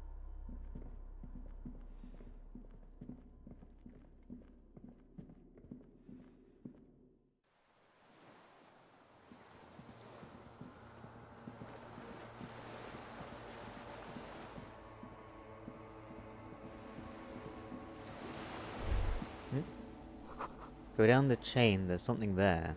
What, this chain? I can't go this way.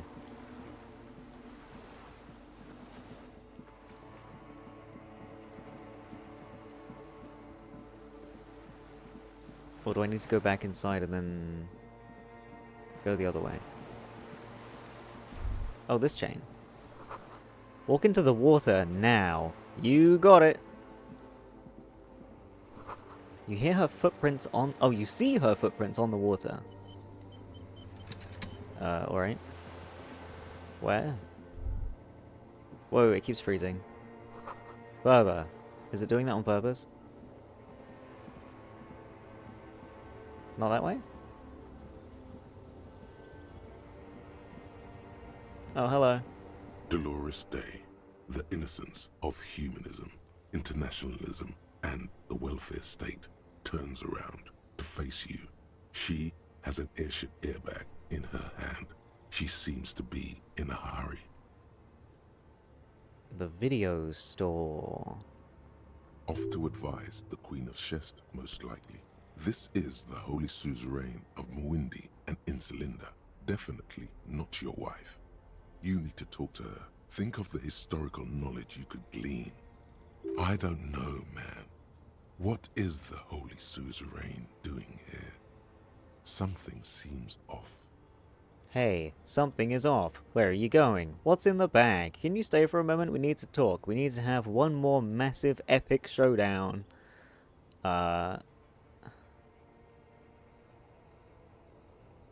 Something is off. I'm sorry. I was heading to the aerodrome. I just don't have time to... She stops mid-sentence, glances to her right, and then looks at her bag.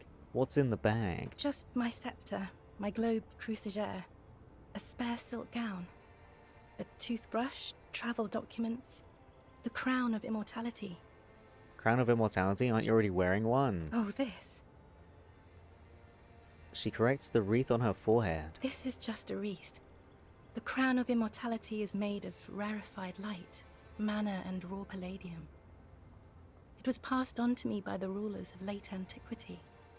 She looks at the suitcase, not knowing what more to say. Then, over her shoulder, silence. Her nuptial gown flows in the wind, wraps around her holy body. Anyway. Your skin is holy and soft. I don't want to say that. That's fucked up. Can you stay? No, Harry. Oh, come on. I don't want a massive epic showdown. I want to go to the aerodrome. I have tickets for the 10:20 flight to Morova. Really. Don't call me Harry. I've disowned that name. We don't have anything to talk about anymore. Every combination of words has been played out. The atoms don't form us anymore. Us. Our love. Our unborn daughters. It's all gone. I have to go to the aerodrome. I have to leave Revachol and you. And you have to be alone. In hell. Forever. Oh God, whatever you do, don't try to kiss her yet. Not after that. You're still reeling. You'll fall over if you try now. That's not a very good way for things to be. I get the feeling you're not really Dolores Day. I bought you this figurine of a headless fallen rider. I don't want it. Oh. It looks expensive. I don't want it. I thought you liked figurines. I thought the figurines were for getting you back. That's not what figurines do, Harry. But then the figurines don't do anything. She looks at the headless fallen rider between your fingers and doesn't know what to say. Maybe this revolutionary figurine then. Show it to her. Maybe you can take this revolutionary figurine. It's got a little musket. What about dice? I had some custom-made dice in a place. A doomed commercial area. Okay, I won't give you things then. What about this little military man? No, please. Please don't give me anything. What about this? Harry, I don't want things. I want to go to the aerodrome. Okay. I didn't ask for things. It's too late to give me anything. I would have liked these things a long time ago. The headless fallen rider especially. But now, only boring hell remains. Her crown of hair is aglow with the red of the neon on the corner. Like this, she tramples her feet for warmth. It's getting really cold outside. I was hoping that would have a plus from me doing the figurine thing. You said I have a vast soul and you will always come back to it. We both said a lot of things. We were very young. It was her. I can feel it. I can see it in her tender long fingers, in her wrists. Her hand wrote it, said those things. Actually, you didn't say it. You wrote it in a letter, a handwritten letter. I kept it in my paperwork. As Queen Regnant, I write a lot of letters. She brushes a strand of white hair out of her eye. You need to recite it to her, for effect. All of it. No summaries. I have it right here. Let me refresh your memory. Let's take a trip down memory lane. Start reciting. Yeah, sure. Please, Harry. I just don't have time for this. Take out the letter and read. Every morning when I step out and you're asleep behind me, I find a little piece of sadness in me. I carry it in my chest and down Voyager Road. Every step I take it grows, until by the time I reach the fuel station it has filled me completely. I step on the light rail and look back. Something something, bow collector, I know it will be like this until I walk back to you. Every step I take will get lighter. It almost makes me run. Sometimes I do. And I can't believe I met you. I can't believe the happiness I feel with you. You have a vast, vast soul, and I will always, always, always come back to it. Okay, stop. Yes. Are you happy now? No, I'm not happy. There's more. Kisses, kisses, kisses. Being a police detective, I have performed a handwriting analysis on this, so I know it was you. Fucking hell, man. No, I'm not happy. Then why are you doing this? Very well. I wrote it. It was morning. You slept. There was hoarfrost on the ground when I left, on Voyager Road. It was autumn. The first autumn. But Harry, please understand, it was 1,000,000 years ago. No, it was 100 million years ago. I was someone else then, filled to the brim with love for you, hanging on your every word. Oh, Harry, you were the coolest. But I am no longer that person. This has taken her place. It will devour you. Harry, I will eat your mind. I was cool? Can't you turn back to the person you were? Can't you think I'm cool again? Where is this Voyager Road? There was a bow collector, a light rail, a streetcar number. What now? What happens now? What's the next thing we talk about? 42. That is the light rail that took me to Coron, to school and work. Every morning. It's the same stop I met you at, Harry. 100,000 million years ago. No human being should still remember the position of atoms such eons ago. It must feel unnaturally sad.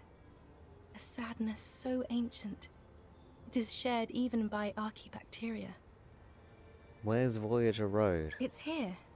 We are on Voyager Road. At the end of it, 300 meters from the stop. We used to come here to rent videos. The house. There. You could not pay the electrical bill. It became a lightless tomb.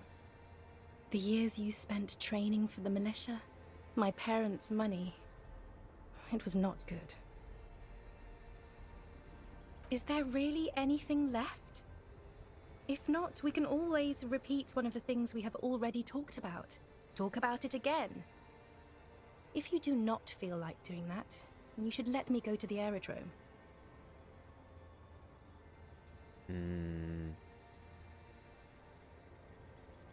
Not a good way for things to be. It's not, but...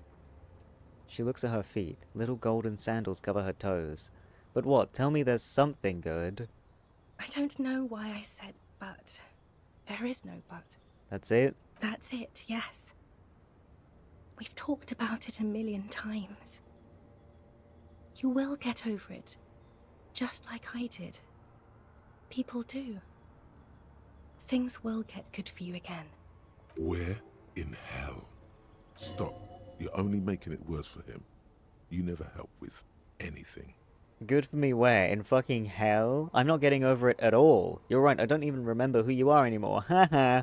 Maybe I think I've reached the end of the investigation.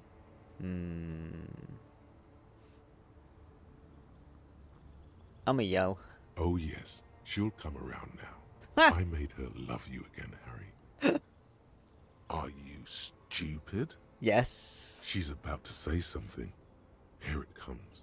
She's starting to love him again. Her innocence, Dolores Day, fiddles with the handle of her airport bag.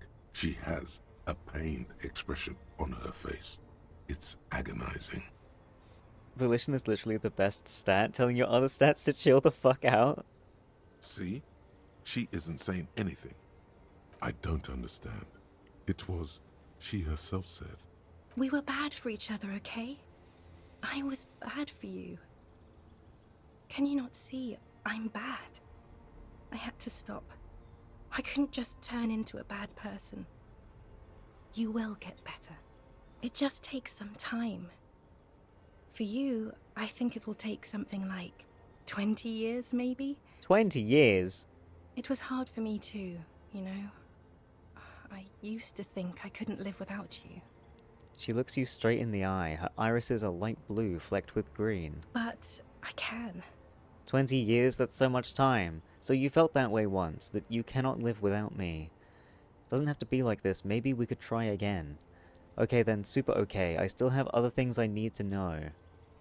Half-Light is nice too, but I still prefer Volition, especially in relation to Miss Disco Dancer.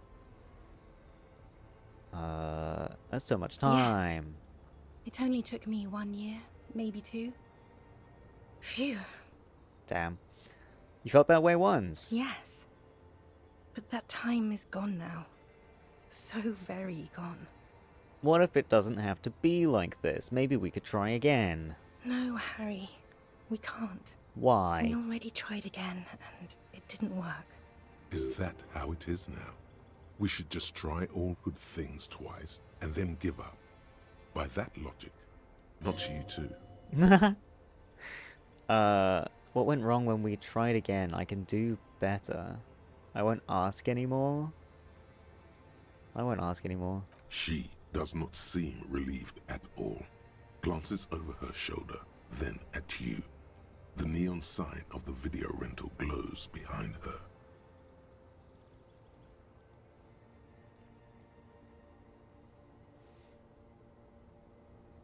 The fact I can just yell war criminal at her.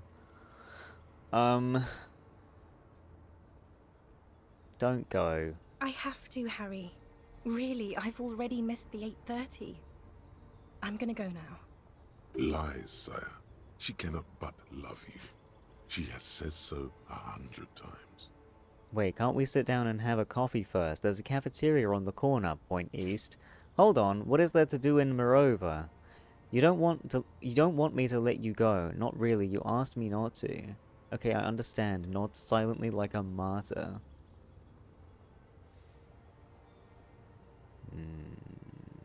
That was someone else. I betrayed her, overwrote her, and I'm happier for it. And I'm really going now. The time is up. I must be on the 10:20 flight. Will we ever see each other again? I won't see you, but you will see me. How can that be? Oh, Harry. This is a dream. Can't you see? I'm already in Morova by now. Who knows how long ago this happened? A year? 2? 5 years ago? How will I see you again then? In another dream, silly man. Right here, tomorrow night. Once this dream starts happening, it keeps happening. 3 times a week, at least. And Harry, it really, really looks like it started happening again. There's the video rental. I'm suffocatingly beautiful. And young. And I smell of tutti frutti chewing gum. Like I did that time when I asked you for forgiveness. After leaving you the first time. So long ago. But this is so intolerably bad. Oh yes, this is real darkness. It's not death, or war, or child molestation. Real darkness has love for a face. The first death is in the heart, Harry. See you tomorrow. Alright, bye.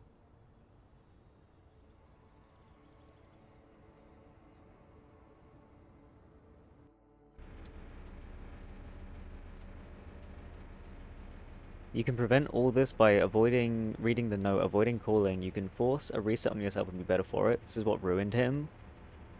Your surroundings are undisturbed. While you slept, you were alone. Now that you're awake, you're still alone. Get the fuck out of here. Fuck this place. Fuck this world. Fuck this life. Fuck this body. Just fucking go. The sheets are stained red. Your blood's been running again. Keep it together. Just get out of here and finish this fucking thing. Harry, I know there's not much to say, but if nothing else, just remember that you've made it this far. And it's just a bit farther now. Let's finish this. Yeah, I can't relate to, I don't know, losing the love of your life or some shit, I guess. I don't know. Soz, that doesn't make me feel things. I don't care.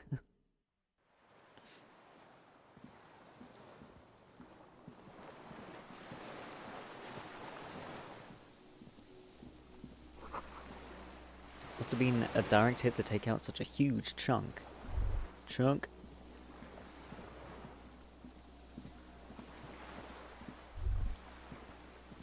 Distant sound of cargo ship. Signal horns echo on the water. Savage? It's just how I am. Like, this whole, like, ex-wife shit has been the least interesting part to me. I just don't care.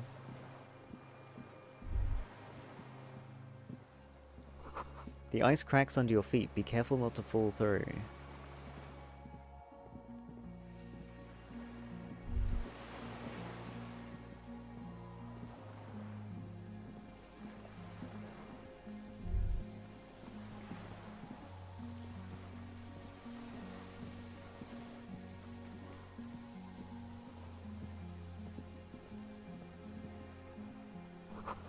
The winch is broken, rust eaten what remains of the chain. I've been that deep before for sure? What, you mean like in a long-term relationship kind of thing? A strange feeling, looking at the water. Maybe you should just wander off into the sea.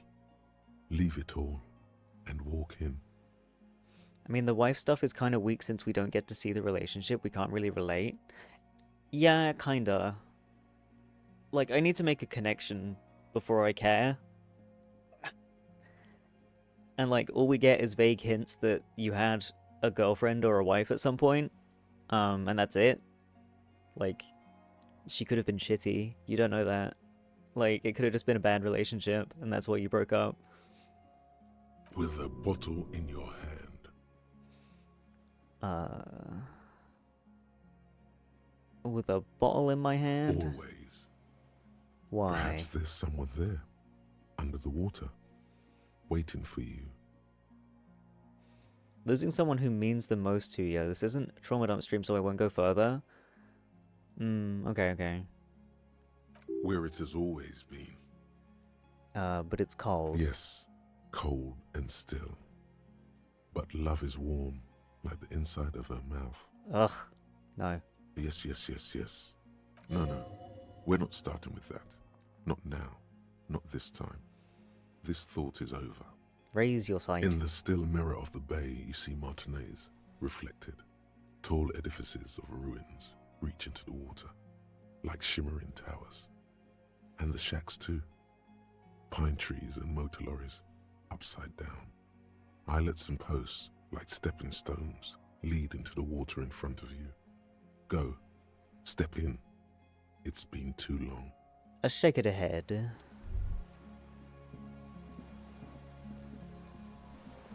Informing the old lady about her husband being dead while she thought it was just another night of drinking hit me harder than in this game. Yeah, same. I mean, there's something I won't go into to do with that story that hit me, but yeah, like, there were more connections to be made there. Pain in your pelvis makes you wince, then you continue. I'm trying to walk, man, I'm sorry. Inside of the fortress, you make out the console and the blast door.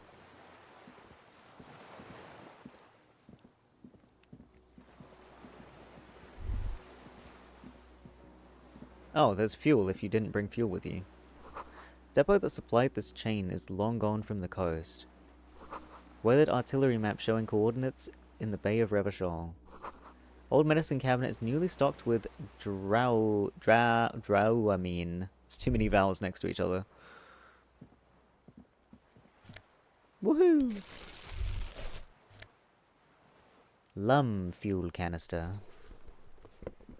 There's a rain-soaked mattress on a concrete slab, only half covered by the crumbling roof. At the head of it, double embrasures, firing slits like two eyes in the wall.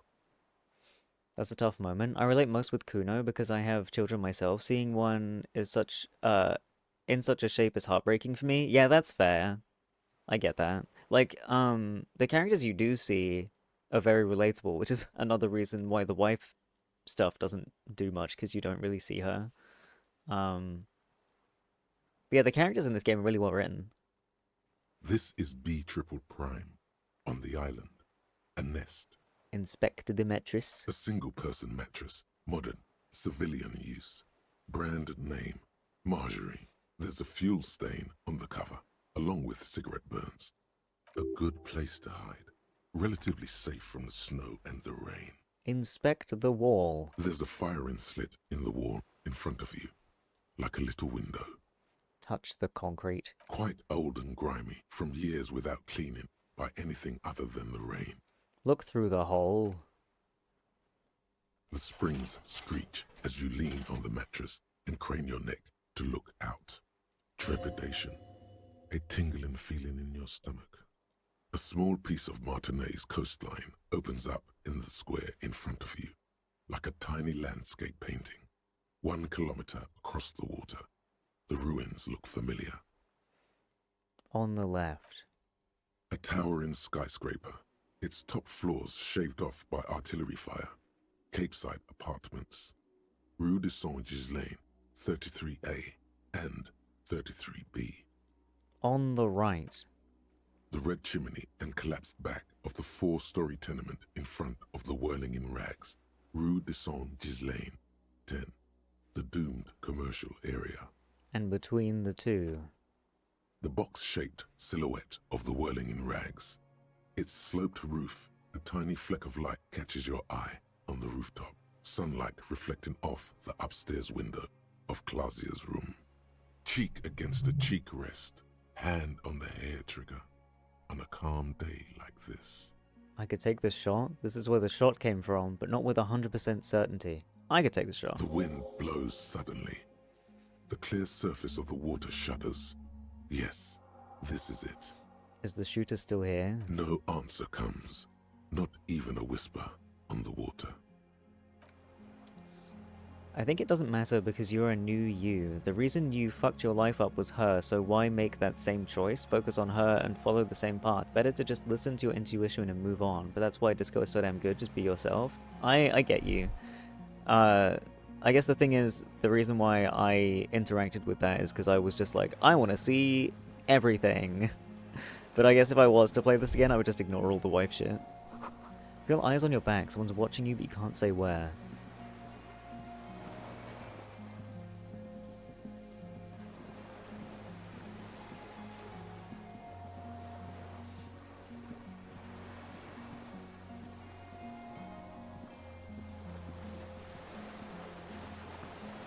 I need to end stream, but I want to see what's through the blast door first.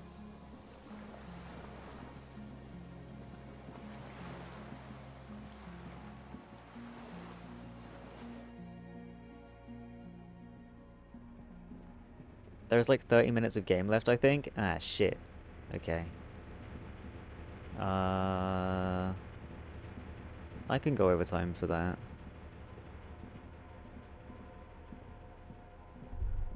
I am hungry, but it's okay.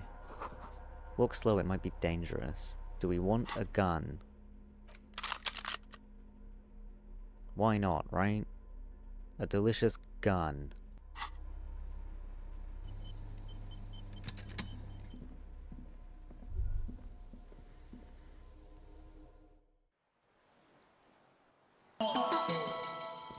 Rick, thank you for the follow.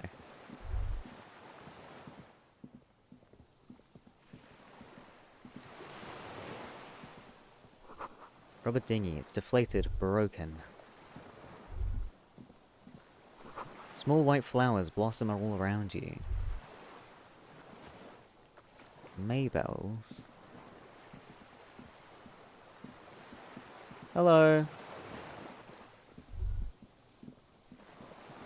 old man, wearing tracksuit trousers, leans on the frame stock of his rifle.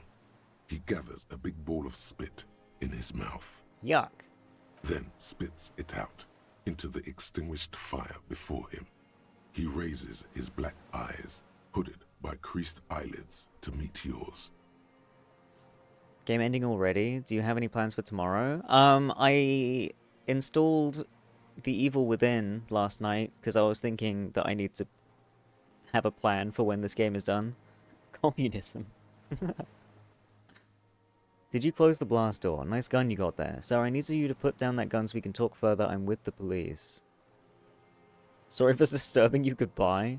Nice gun you got there. It's not nice. It's a piece of shit. But it gets the job done. Is that a Bell Magrave? It's a Triangong 446. Southeast Samarin made. Exotic. Must be defunct too. No modern rifle manufacturer of that name springs to mind. Samarin made rifle. It Oops, was sent to us I clicked by the wrong our thing. brothers in the Sinyao commune. Military aid. It has stayed true to him. He can still make it sing.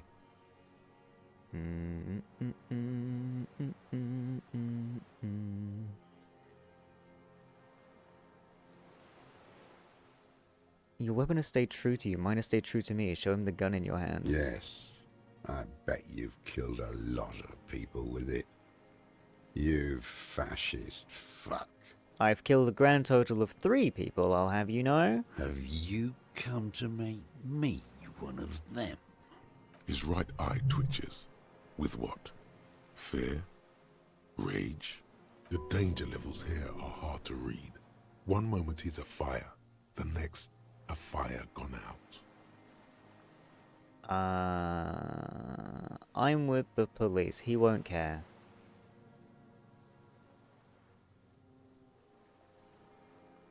Keep the gun, but put it down, not one move. Yeah. One move and you'll kill me. Put me against the wall. To hell with it. It's a walking stick anyway. It's out of bullets. Who are you? What have you been using this gun for? Who are you? My name is Josef Lilianovich Dross. Political Commissar of the 114th Anti-Aircraft Division of the 4th Army of the Commune of Revachol. I am a deserter, a partisan, and a prisoner of war. This is my termless surrender. You're a holdover from the army of the Commune of Revachol. Yes, I am from the Insulindian Citizens Militia. Recruited from Jamrock in 07. Trained in the École de Contrôle Ariane. Consigned to emergency defense duties in 08. I left my unit on the eve of the landing. When I returned here on May 14th, the commune had fallen. Still armed and ideologically trained, I wrote a criticism of myself and resumed partisan duties.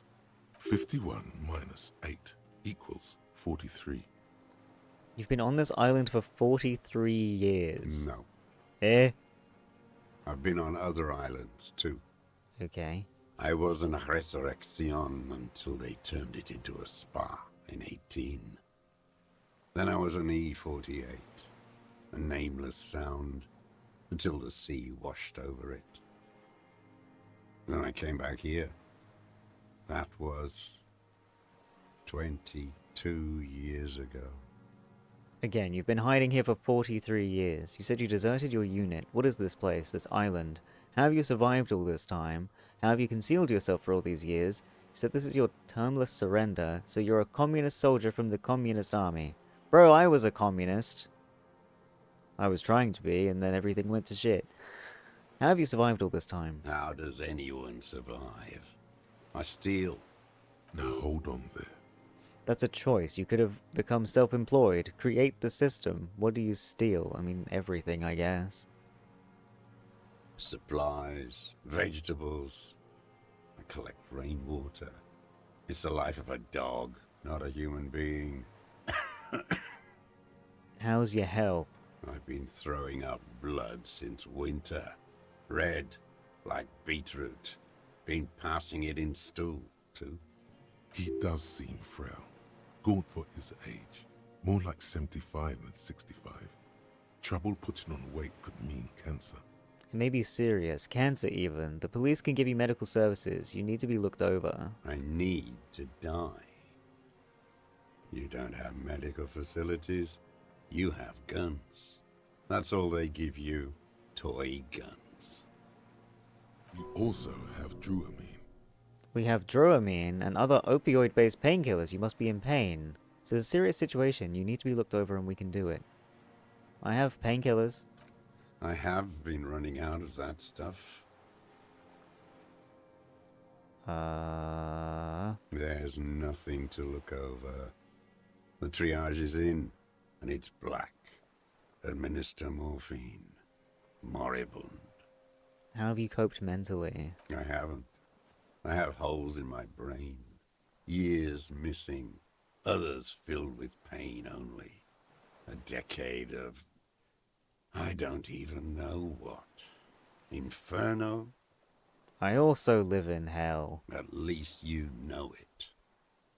The traders of this city turned the lights back on in the 30s, after the fighting stopped. Ruins, glittering in the dark like a fucking merry-go-round. It's disgusting. He looks down at his shoes, his face parched from the sun and the wind. There's a wince of pain in there somewhere. You said this is your termless surrender? You're with the RCM, the coalition-appointed mob that enforces bourgeois morals in Revachol. I'm not coalition appointed, I just try to help people. That's right, I'm with the good guys. We enforce the law, we keep these animals from killing each other. I know what it looks like, but I have secret plans to turn the RCM into a Mazovian revolutionary unit. Sure. Rock and roll posturing. You're the RCM. You represent the Moralist International, the enemies of humanity who took this city. I represent their adversary, le Parti Communiste Insolente. Take me to them as a prisoner of war. I have relinquished my weapon. I can no longer serve. No superiors can relieve me of my duty. You bulldoze them all to a mass grave for trying to free humanity. Rene, the royalist on the coast, said. The Communards signed the Revacholian Instrument of Surrender. Liberal reactionaries signed that instrument. Traitors who should have been burned alive. I answer to the Communist Party. Is that why you've been here for 43 years? Because the party didn't surrender? If the party had surrendered, then it would not be the party. Honorable. Honor is a feudal atavism. My motive is class. You're a communist soldier from the communist army. No, I am not a soldier. I am an ideological officer. I belong to the party, not the army. Like you belong to the Moralist Party. No, I don't. How have you concealed yourself? It was hard in the Thames. I didn't have partisan training. They were searching for stragglers, those bloodhounds. Floodlights on the water at night.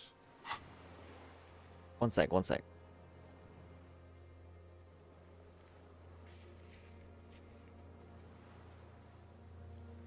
Here's my very special, very warm drink.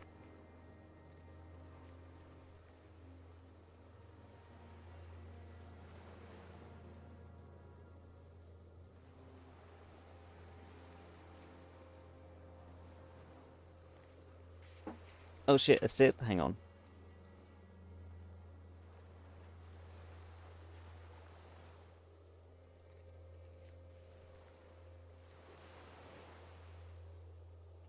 Okay. What's it like? What was it like? There was hope. A little hope. They needed to snuff it out. Martinez and Cold City were turned to dust. But Jamrock, Forburg, even Coron, and Boogie Street, of course. Those fucking kips had Krasmasov coursing in their veins. And others too. Some cordons of Revachol was still fighting. There were cells. I tried to contact them. Soon they all went silent. The frequency's dead. How did you get between here and the mainland? At night, I used a dinghy. Dinghy. I only went after dark then. When I got to the city, I stayed underground. Patrols, you lot, the commons too. They'd started snitching. So in the city you move underground? From bunker to bunker. Not anymore. No one cares now. I don't even have to hide. They think I'm another antisocial vagrant. I could walk straight into that town if I wanted. Why don't you just walk there? The weapons cache under Saint-Germain 22B in the basement. Have you been there? Small bunker under the Feld building. Have you stayed there?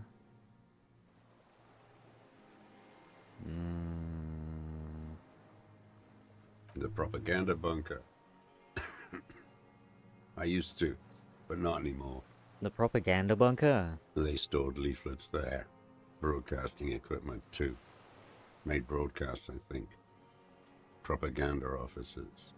I buried them with their leaflets. They killed themselves. 2 young boys. Killed themselves? A lot of our boys did. I spent some winters there. Never liked it. Kept thinking of them. No need to go underground anymore. It's better in the ruins, on the ground. One sec, my dog is losing his mind.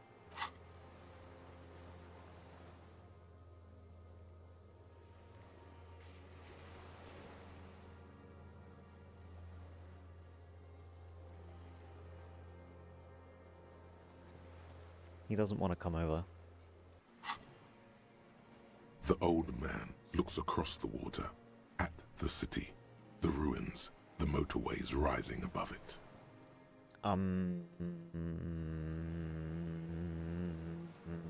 It's not an island, Dwat. It's a defensive fortification of the commune of Revachol. And I am its last surviving defender. Mm-hmm. My god. Dog. You want to come here and chat on stream? Did you hear that? Hello. Hello. No?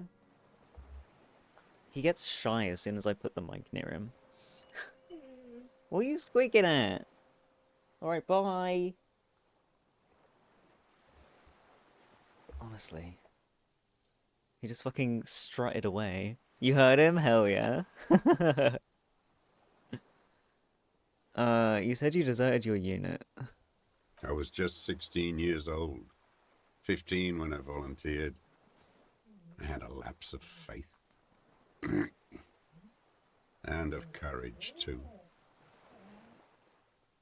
He's still just making fucking weird-ass noises across the room. Bro, I'm sorry. I know I'm going overtime today. It's okay. Why are you just standing there? Okay. Lapse of faith? You could say I misunderstood the historic role of the proletariat and thought Mazovian socioeconomics were fallible. For a second, I doubted the irreducible laws of historic materialism. A second is all it took. For what? For reaction to take hold. What's reaction? It wasn't reaction, you were just afraid. It's the same thing. You haven't seen it. Not really. Not naked. It's impossible not to be afraid. And when was this? May the 13th, 08, 44 years ago. The horizon was black with coalition airships. Their petroleum rose to the sky, and it looked like it formed the clouds. Storm clouds. When they started shelling, it was dark magic. Dark magic? The combined might of international capital. All at once, all the greed and terror in the world tore into Revachol. It lifted streets from the ground and turned houses into ghosts. We were in the flak tower, huddled on the floor. The artillery was 80 kilometers away in Ozon, but I knew the commune would fall. We would all be turned into ash. So I said I was going to the map room. What then? I ran. I climbed the chain link across the water and hid inland, in the bunkers underground, like the weakest of the weak. A mouse, frightened of the ordnance all night and the sound of the rotors in the morning, whirring. What was that? Airships. I climbed out into hell. The landing was complete. The chain was submerged. I had to swim back. The fortress was half submerged too, shattered. They'd all drowned in the lower levels, or got torn to shreds above. The anti-aircraft gun had malfunctioned. So had I. I left them without ideological direction. It was real.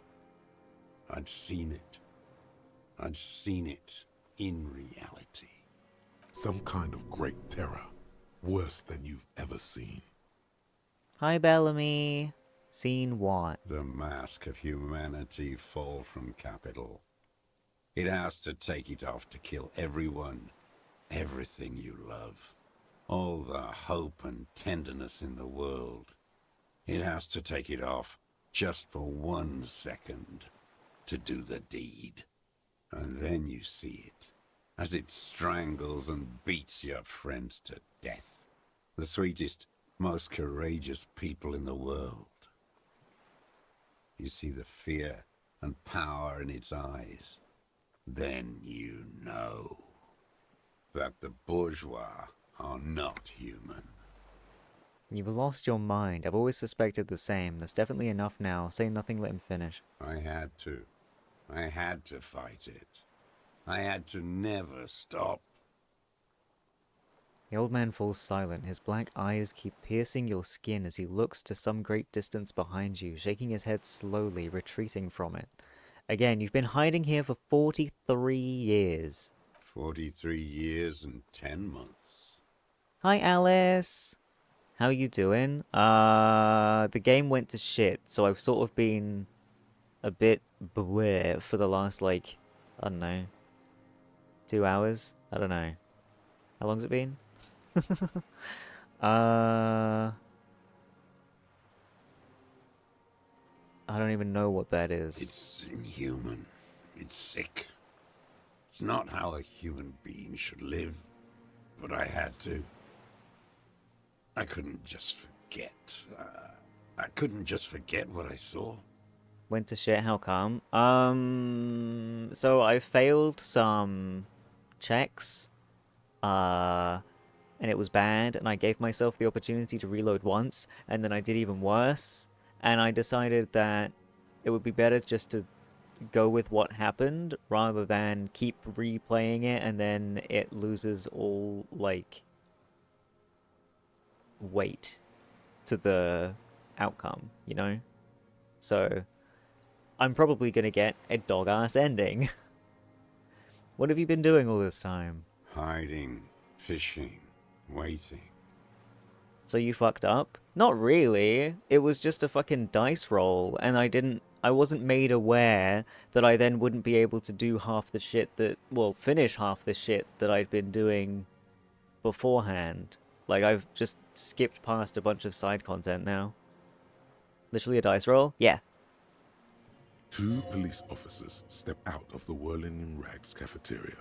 Satellite officer Jean-Vic Mayer inspects giant letters across the plaza mosaic in dark red government-marked heavy fuel oil. Patrol officer Judith Minot points west. The fishing village. She glances at her watch. We meet in 15 minutes. It's a 10-minute walk. The officers go, leaving behind the writing, still smelling of petroleum. One day, it says, I will return to your side. Always waiting. For what? For her to return.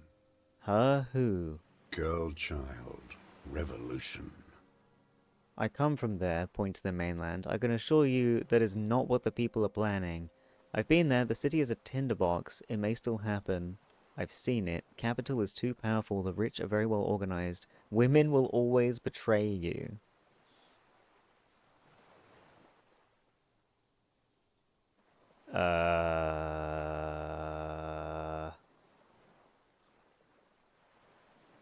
I don't know. It won't. The material base for an uprising has eroded.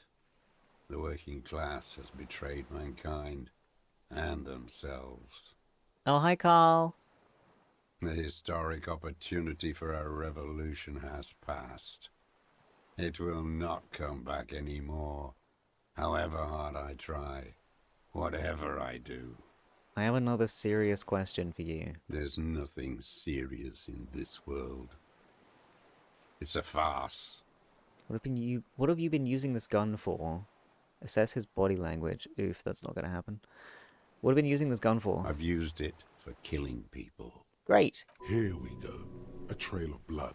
Nice and honest. It's a gun. That's what they're for.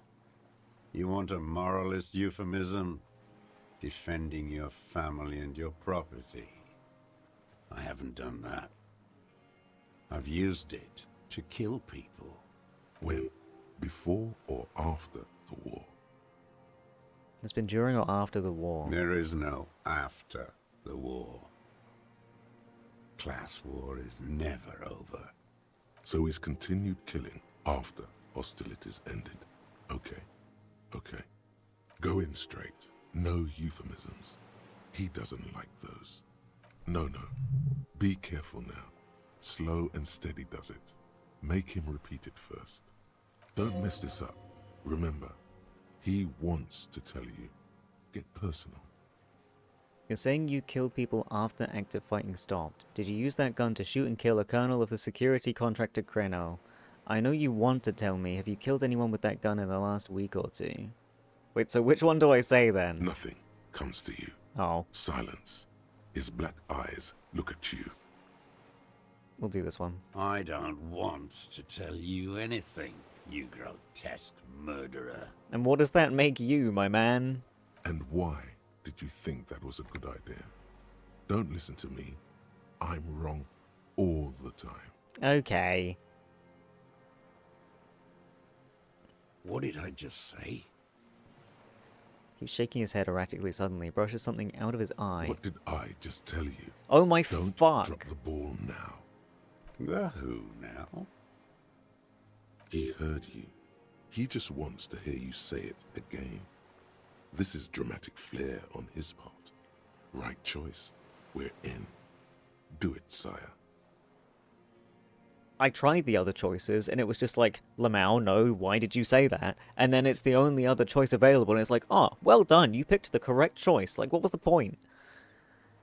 The corpse in ceramic armor hanging behind the whirling in rags, did you shoot him? The fascist death squad who took a bullet in the mouth on the night of March 4th. His name was Ellis Courtenay. He was part of a security detail here in Martinez. A beautiful, strong man sent here by an honorable private military company. Krenel. You know who I mean.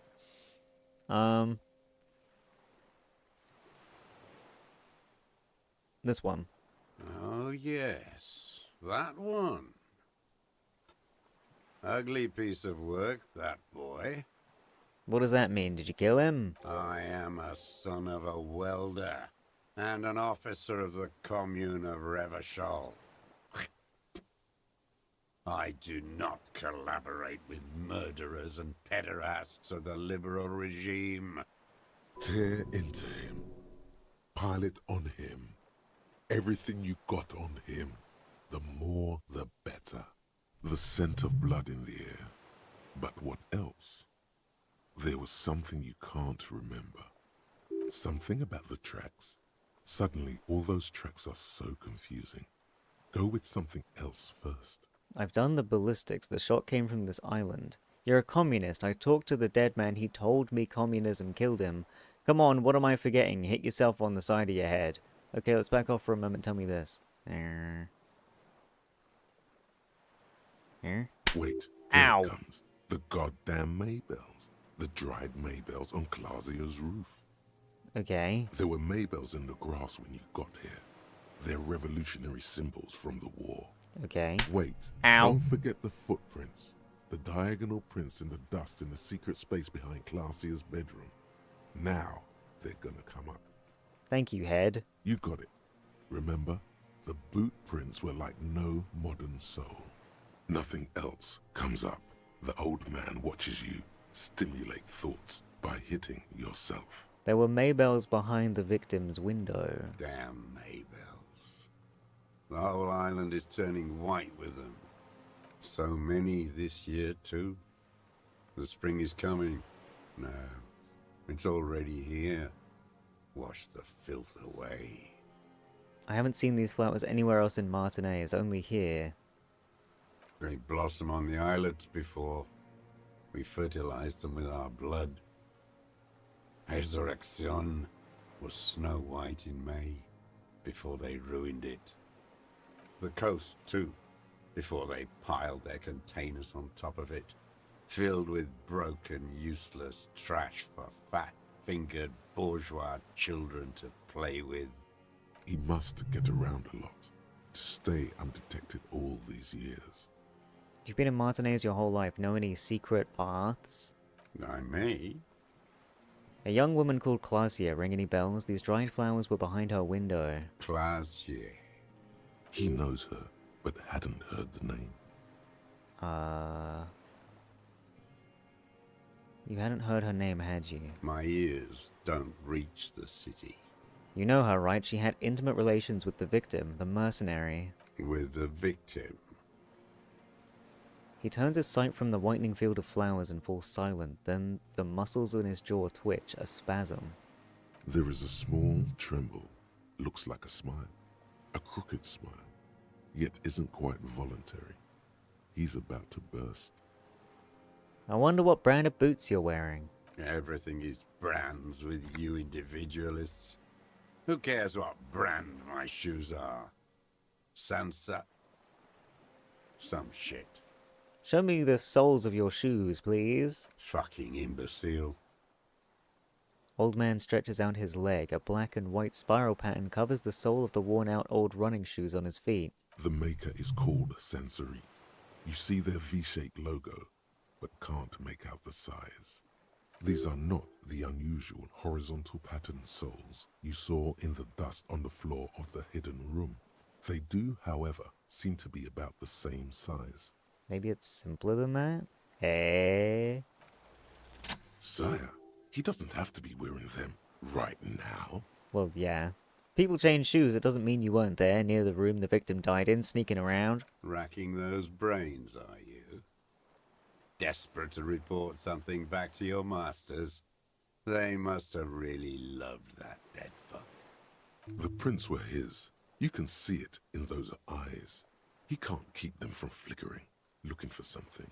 The old man stares at his own prints in the ash around the fire. Silent suddenly, some strange process within him. A gush of wind. Seagulls in the distance. I've done the ballistics. I saw you poking around there, looking for evidence. You're damn diligent when it comes to dead fascies. Did you like the view? He's practically admitting to it. You said fascies. You're admitting you killed him. It's the best uninterrupted line of sight into that window in all of Martinez? Because it's a sniper's nest, you stupid fuck. Radio Gosh is right. You have worms in your brain. Another sudden twitch, then one more. One in his right eye. Leave no stone unturned. Get him on what matters most. You're a communist. Stupid twat. Yes, I held a seance with his soul. It showed me the way, and the way leads to you. You fucked with the wrong police officer. I have paranatural abilities. It was intuition. Had he spoken, he would have said communism killed him. I had a seance. Matter does not behave in such a way. Those are aberrant bourgeois musings. Magic earl creatures. Esoteric theosophy. It's all crypto-fascism. Your brain is rotting from radio waves. But still, somehow you knew it was a communist. Is this the miracle? No. The miracle is still waiting. This is the darkness. But aren't I way out in the west? You are. Soon it will happen. How? Perhaps you suspected it before you took the case. The vision was you remembering that. But this did nothing. Was it supposed to? I will look deeper then. The inland sea is dark, vast, and on the surface, meaningless. Turn back. Standing there, slack-jawed, brain festering. Tell me this. You're lost, Dwat. You're lost. One more time, Mr. Dross the Colonel. We need to talk about you killing him. Iosef Lilianovich Dross, you're under arrest for the murder of Ellis Courtenay. Or I can assess his body language. No, I can't. I could try. For a 60-year-old man with stomach trouble, who spent his entire life alone on an uninhabited island, he seems surprisingly fit.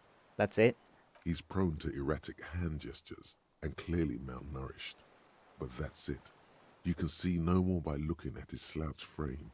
The moment passes, and you say, We need to talk about you killing him. Petty bourgeois law. Ew. This is all you care about, right? The only thing in the world for you types. Tear into him again. Pile it on him. I don't have anything else to say. You're lost, Dwat. You're lost.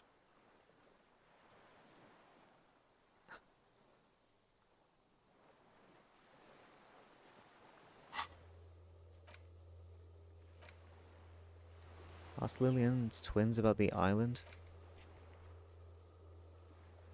You need at least 3 examples of proof to show you have him anyway. There's little point in his resistance. Eh?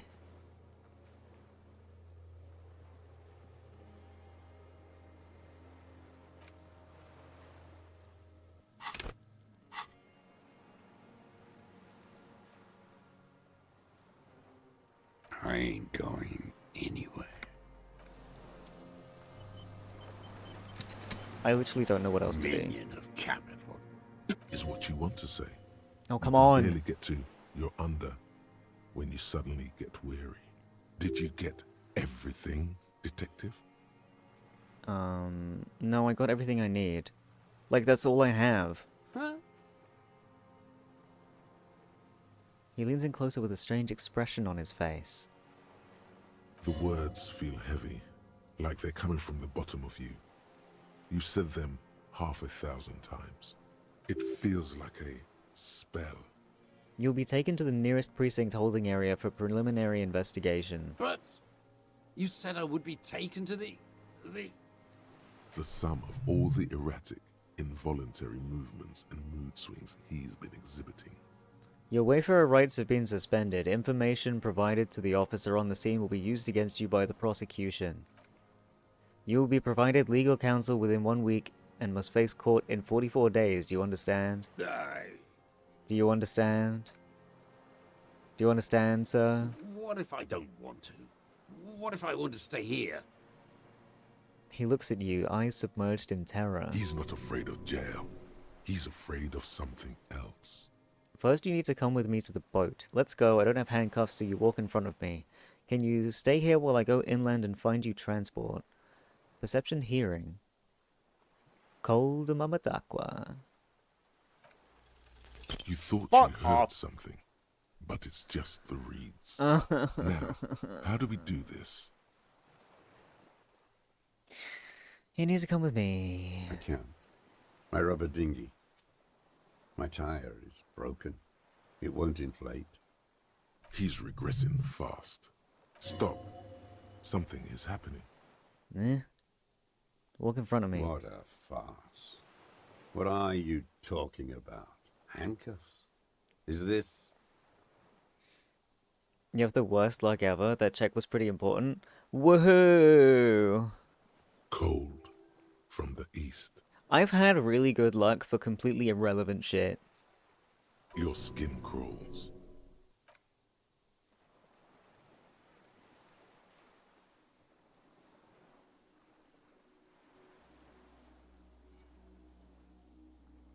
The hell is that? The fucking phasmid? Why is it so big?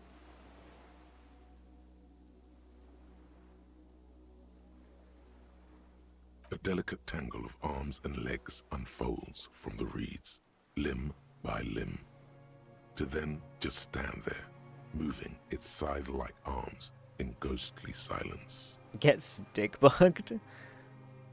The last like 4 rolls have failed. I've never seen this. Woohoo! Blink. It's still there, an unfolding mechanism of reed-like chitin, hovering in place. What is that? What are you talking about? The man looks at the reeds, then at you. The giant stick insect. There's nothing there.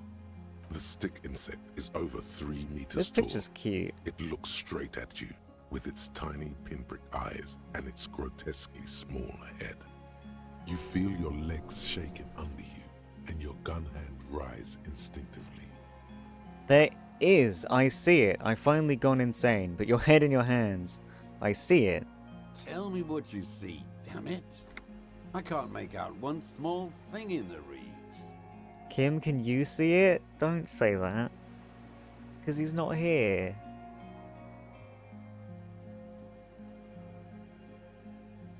Kim who? There's no Kim here either. He's right. You've lost your mind. There is only the old man and the giant stick insect spinning slowly, in absolute silence, its long and thin limbs, beckoning you to come to it. Alright. I'm coming, stickbug. The creature stands on long stilt-like legs, antennae hanging from its head like a woman's hair, white and curled at the tips. It is no more than 5 steps away from you. If this is more wife shit, I'm not going to be happy. I want this to be something different and cool. Reed-like tufts stick out of its joints. As the insect moves its forearms, it produces a faint hiss, like a reel-to-reel machine spinning after the tape breaks. This is the Insulindian phasmid. Say something to it quietly. Something like... Approach carefully. Cross your fingers? Ugh. Lena's childhood experience. The miracle. Way out in the west?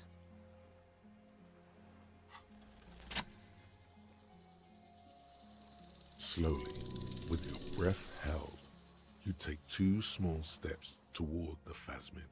The creature lets out a series of ultrasonic clicks that swarm around your head like swallows. Hissing and clicking, it extends its mandible-like antennae to greet you.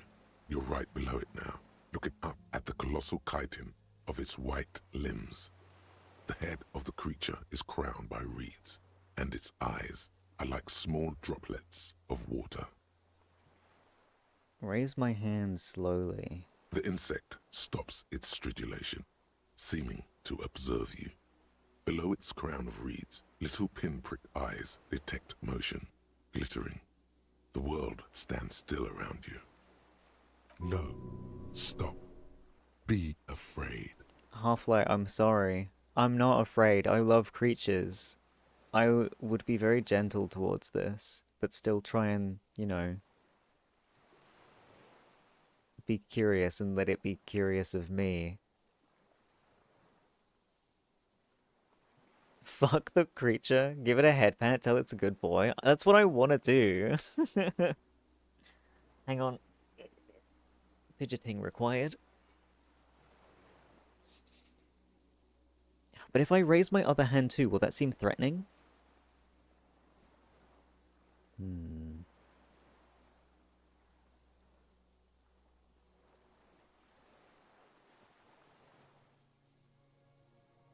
Very slow and careful.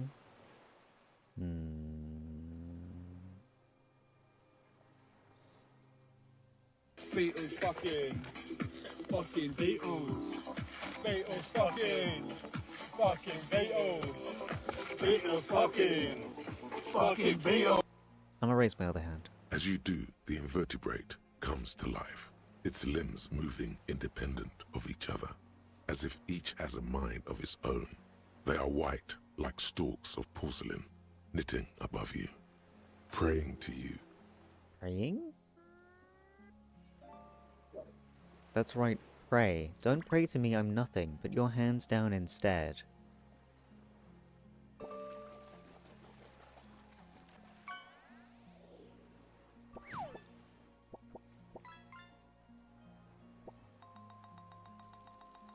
Don't pray to me. The reed creature does not stop its stridulations.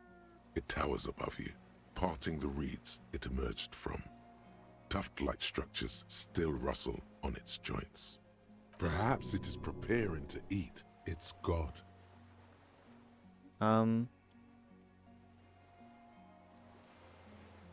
don't want to say that I'm Harry. I've spent the entire game adamant that I don't use that name anymore. But what else am I supposed to do? I'm not disengaging.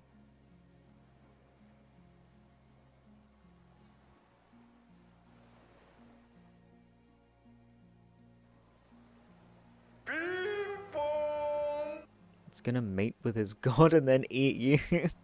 You are heartless. Oh, fine. No reply. A total ancient silence comes from its mouth, along with what appears to be some kind of foam. The stridulations of its limbs continue all around you. Stand on your tiptoes and look more closely. Back off. This could have been done a bit better. TBH, it was just bad rolls. Shit happens. What was bad rolls? Not in this, was it? I only got good rolls on this. Look more closely. You were right. Little bubbles form on the mouth parts of the creature, on its segmented lower lip. It looks to be foaming, slowly. The foam is white, then yellowish. Why are you foaming? Why would you say that? Let your heels drop back onto solid ground. The invertebrate stops, raising its scythe-like arms and tilting its tiny head, formed from the fused plates around its mouth. For a second, the effigy is frozen. Then it nudges back into motion with a click. Hi, Troy. Oh, I don't know. I think the writing for this part is great, but a lot is lost since Kim isn't here to offer insight. Oh.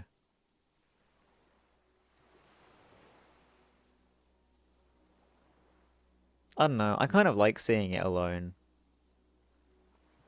I feel like it makes it less magical if someone else is here. Inland Empire? Let's go. Tell me, what are you doing? I exist. Ooh.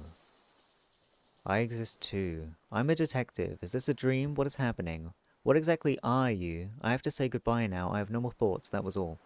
I exist too. Tell me what it's like for you. Fire burning. It's wunderbar. I'm ill. If I tell you what will happen. Fire burning. Fire? Where? Inside, in the city, all around, it's going down. On the horizon, pale fire. This thing we're both sensing is coming to an end. That is your problem. Nothing ever ends for me. There is only room for 2, maybe 3 pictures in my mind. I can't believe the fucking psychic bug just said that sounds like a you problem. For me, it is a series of half-lit images, a kind of darkness being intruded upon, transient, dim, moist. Intruded upon by what? Shapes of plants and animals, and internal sensations. A swarm of sounds, tiny vibrations on the inside of my forearms. All speak of complexities totally beyond my understanding. I am at the end of a narrow funnel, weightless, so light, it only feels like something to be me. In truth, perhaps I'm nothing. I certainly do not have a soul, and if I did, it would never burn. You're the type of animal I would like to be. I'm glad to be me, an incredibly sensitive instrument. The fuck is happening to me right now? Remember, Clausia said that I yelled something like, I don't want to be this kind of animal anymore? This bug is what I'd like to be. Are you sure? Yes, I'm sure. Why do you ask? Sometimes, when molting, I will grow a lost limb. One time something went wrong, and a small leg replaced the missing antenna. No. A small leg. That's horrible. That's cool. No, the leg tried to move around independently, making it hard to walk. You don't have a foot there now. Okay, I don't want to hear more about that. Eh? You don't have a foot there now. Yes. Thankfully someone ate it. What? The next time I molded, I grew an antenna again. Yippee! I'm a detective. So am I. I Ah! was born to detect sucrose rewards and semiochemicals. What were you born to detect? I was born to detect you. Yes. No one detected me for such a long, long time. For thousands of years. I dithered, out of sight. Trapped myself in greenery. This is my masterpiece. No one believed I exist. Almost no one. Until you came, detective. Dripping off blood that smells like strawberries. Across the calm sea. The first in 1,000 years. Turn this around, GG. We won? Maybe. I'm gonna run away with this stick bug. Wonder what the old man thinks, looking at us talking to ourselves? I don't think he fucking gives a shit, man. Is this a dream? What is happening? No, you are awake. I am real. Light is forming me. This is real. Where does this come from? All this, around us, the world? Not even the birds know that. Not even the water lily. Still a chance of failure, but this went amazingly. I'm gonna have to go watch the VODs. They're on YouTube, by the way. I don't keep my VODs on Twitch, just so you knows. We need to know, perhaps it's sent to us by a god. Then all we can do is beat our fists against it day after day with no answer. I think we should eat it. If it's a leaf, you can put it in your mouth. Or read. Yum yum. Yum yum! What exactly are you? I am an unknown species of the order Phantasmodia, endemic to the Insulindian Insula. For the last 350 years, I have hidden in plain sight, masquerading as the reeds, molding, cloning myself, unfolding at night to play with trash bins and boys. Trash bins. It may have unknown, dangerous biochemical characteristics that help it maintain its camouflage. Half-Light, why do you hate this thing so bad? No one unnoticed by the first settlers and the land surveyors of the suzerain. Also, by the soldiers of the revolution and the officials of the occupation. Even the Seminese islanders who came here first, but did not stay, have not seen me. I have stayed hidden through 4 forms of government and 2 scientific revolutions until I was accidentally discovered by a detective of the citizen militia in Revachol, district of Martinez, March 51. Are you poisonous? Are you the miracle? I mean, I'm gonna ask all the questions. I don't think it's poisonous. Are you poisonous? Yes. Oh. I do not have a starter display, so I use a neurodegenerative element to aid in camouflage. Do not worry. It is only destructive over long periods of time. The deserter. He's been here for a long time. We can't kiss it? Aw. Are you the miracle? No. You are the miracle. How? The moral of our encounter is, I am a relatively medium life form, while you are extreme, all-engulfing madness. A volatile simian nervous system, ominously new to the planet. The Pale too came with you. No one remembers it before you. The Nidarians do not. The radially symmetrics do not. There is an almost unanimous agreement between the birds and the plants that you are going to destroy us all. I want to boil its legs? What a heck! Church Quest would have offered a bit more insight into this bit. Imagine all the meat. Bro, this thing is like thin as fuck. There's nothing in there. The Pale is human-made. It is a nervous shadow cast into the world by you, eating away at reality. A great, unnatural territory. Its advent coincides with the arrival of the human mind. I don't have that kind of power. You're a violent and irrepressible miracle. The vacuum of cosmos and the stars burning in it are afraid of you. Give me enough time, you will wipe us all out and replace us with nothing. Just by accident. How? We suspect it will be something like the oxygen holocaust that wiped out anaerobic life 2.6 billion years ago, when organisms first started breathing. Only much worse. Instead of air, you exhale thoughts. There are no trees that eat thoughts.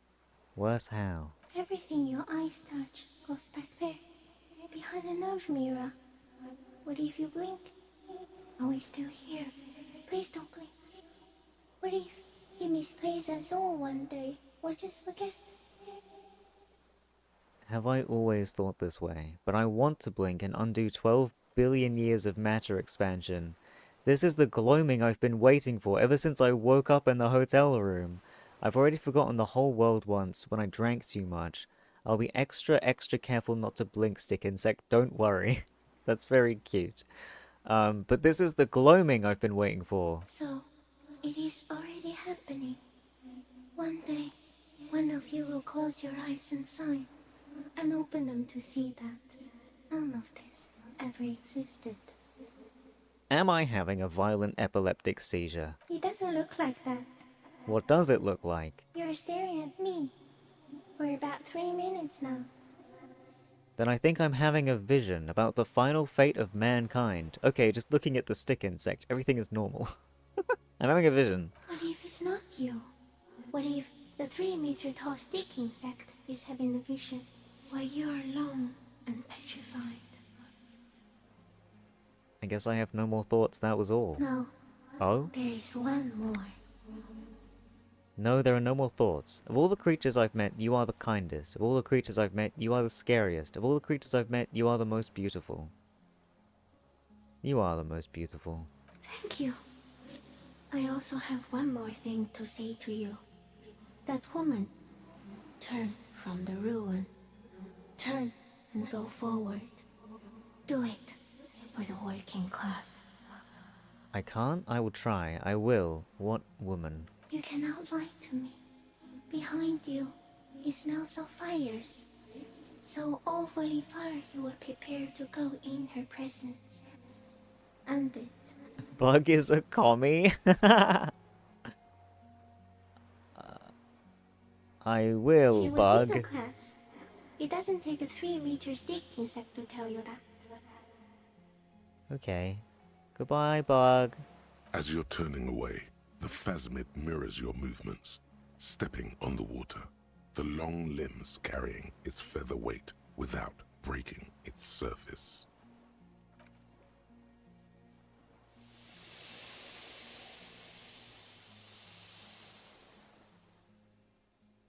Bye-bye, bug.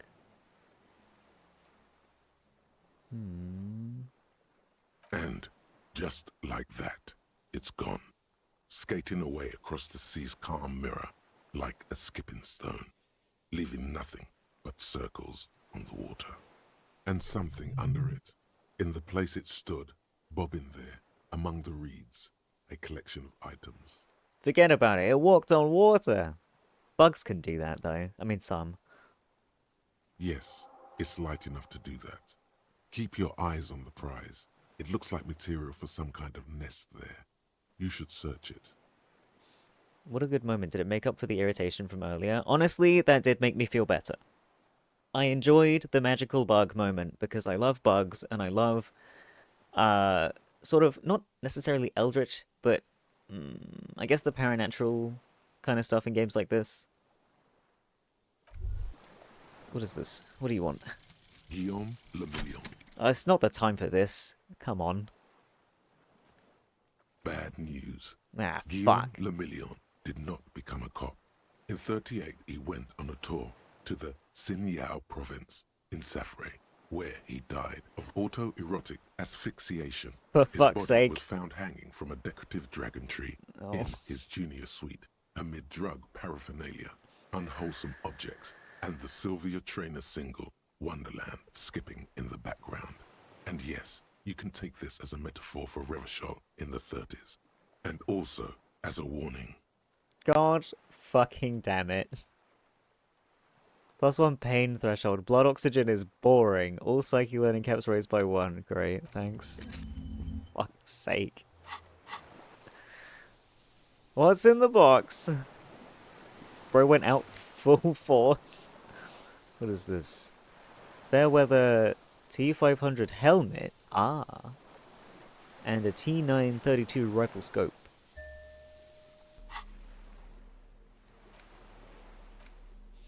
Monstrous looking bug-eyed ceramic helmet was in the phasmid's nest. It still has some reeds sticking out of it and smells of seawater, but otherwise wearable, if not exactly comfortable. Putting it on feels scary somehow. It is a battering ram? Half-light, let's go. Hello. No, I want to look at your face. I can't look at my face. Oh well.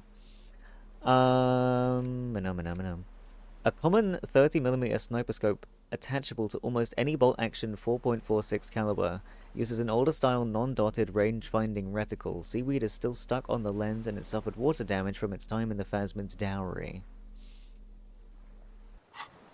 Hello, do you like my funny hat? Let me save the game.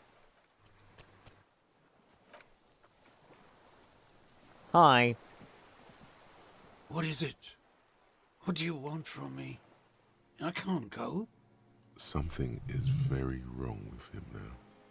So how could you not see the phasmid? Mr. Dross? The man does not respond. He keeps staring, black eyes glazed over and bulging from their sockets. His gap-toothed mouth shaking, like an addict of some terrible substance. Snap your fingers under his nose, wave your hand in front of his eyes, touch his shoulder gently. Wave. A light shiver passes him, followed by nothing. His hands are trembling, and he breathes slowly. Mr. Dross? The trembling mouth appears to sigh. That's all. You've fried him. Oops. What happened to you, Mr. Dross? He seems oblivious to the question. The waves slowly lap against the sea fort to the south. Hang tight.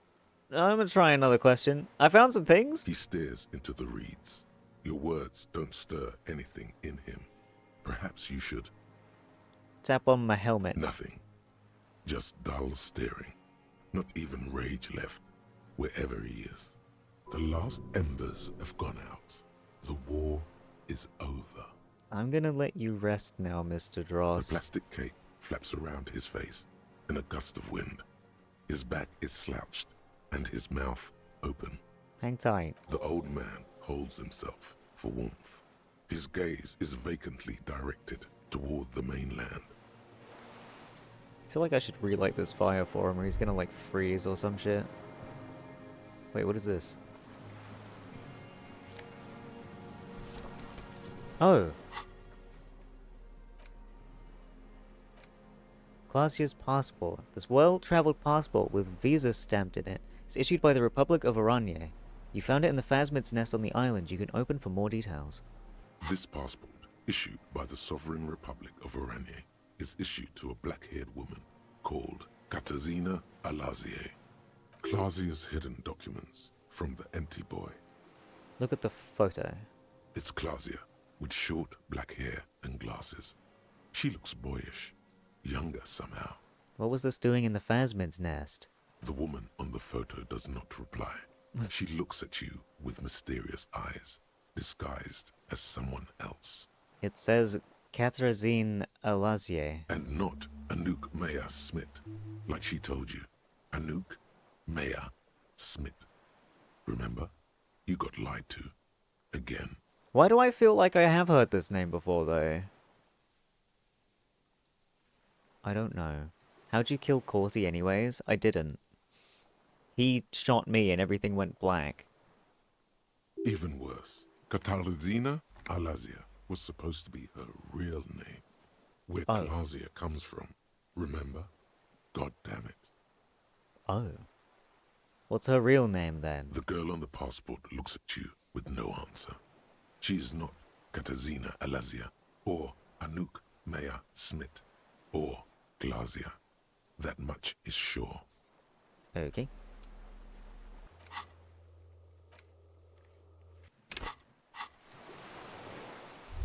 Alright, well, see you later, buddy. Do do do do do do do.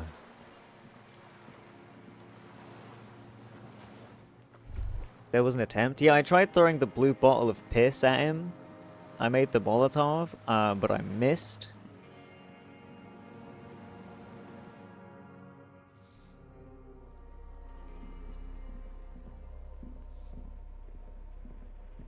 Blue bottle is the best way. I tried twice, but it didn't work, so... bleh.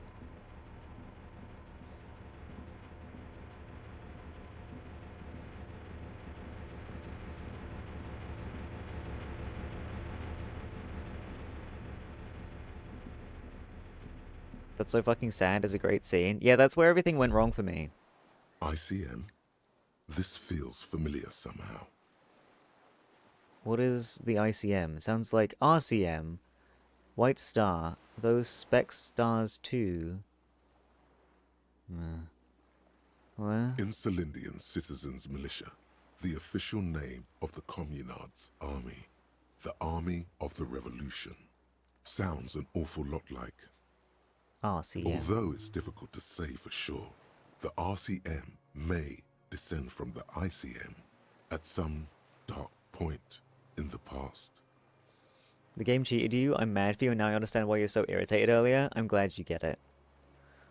A white star. With its horns in the sky, the symbol of the commune. Are those spec stars too? The uninhabited archipelago, a DeLorean-era symbol of Insulinda, the face in the sea, as they call it. Looks old. What's it still doing here? 44 years is not enough time to hide what happened here, on these islands. One of the barrels from earlier was still leaking fuel. The city is full of such things. What is this? Warm blood trickles down your armpit. The ligature is off. It's nothing. Okay. I'm sure it's fine.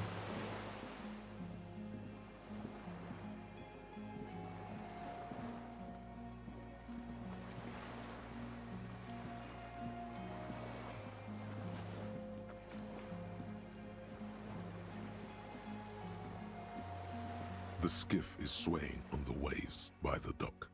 Let's go. You climb into the boat and start the engine. The skiff rocks gently under your weight as you get in. The ride back is uneventful and quiet. But for for the sound of conversation on the water. There is someone inland waiting for you. Ah, fuck, it's the fucking other police twats, isn't it? 2 men and a woman stand Ugh. on the concrete square of a nameless village, looking at a small yellow boat as it draws closer. The sea is calm. You reach the jetty and climb out of the skiff. What do you want? And where are you, anyway? And where's Lillian gone?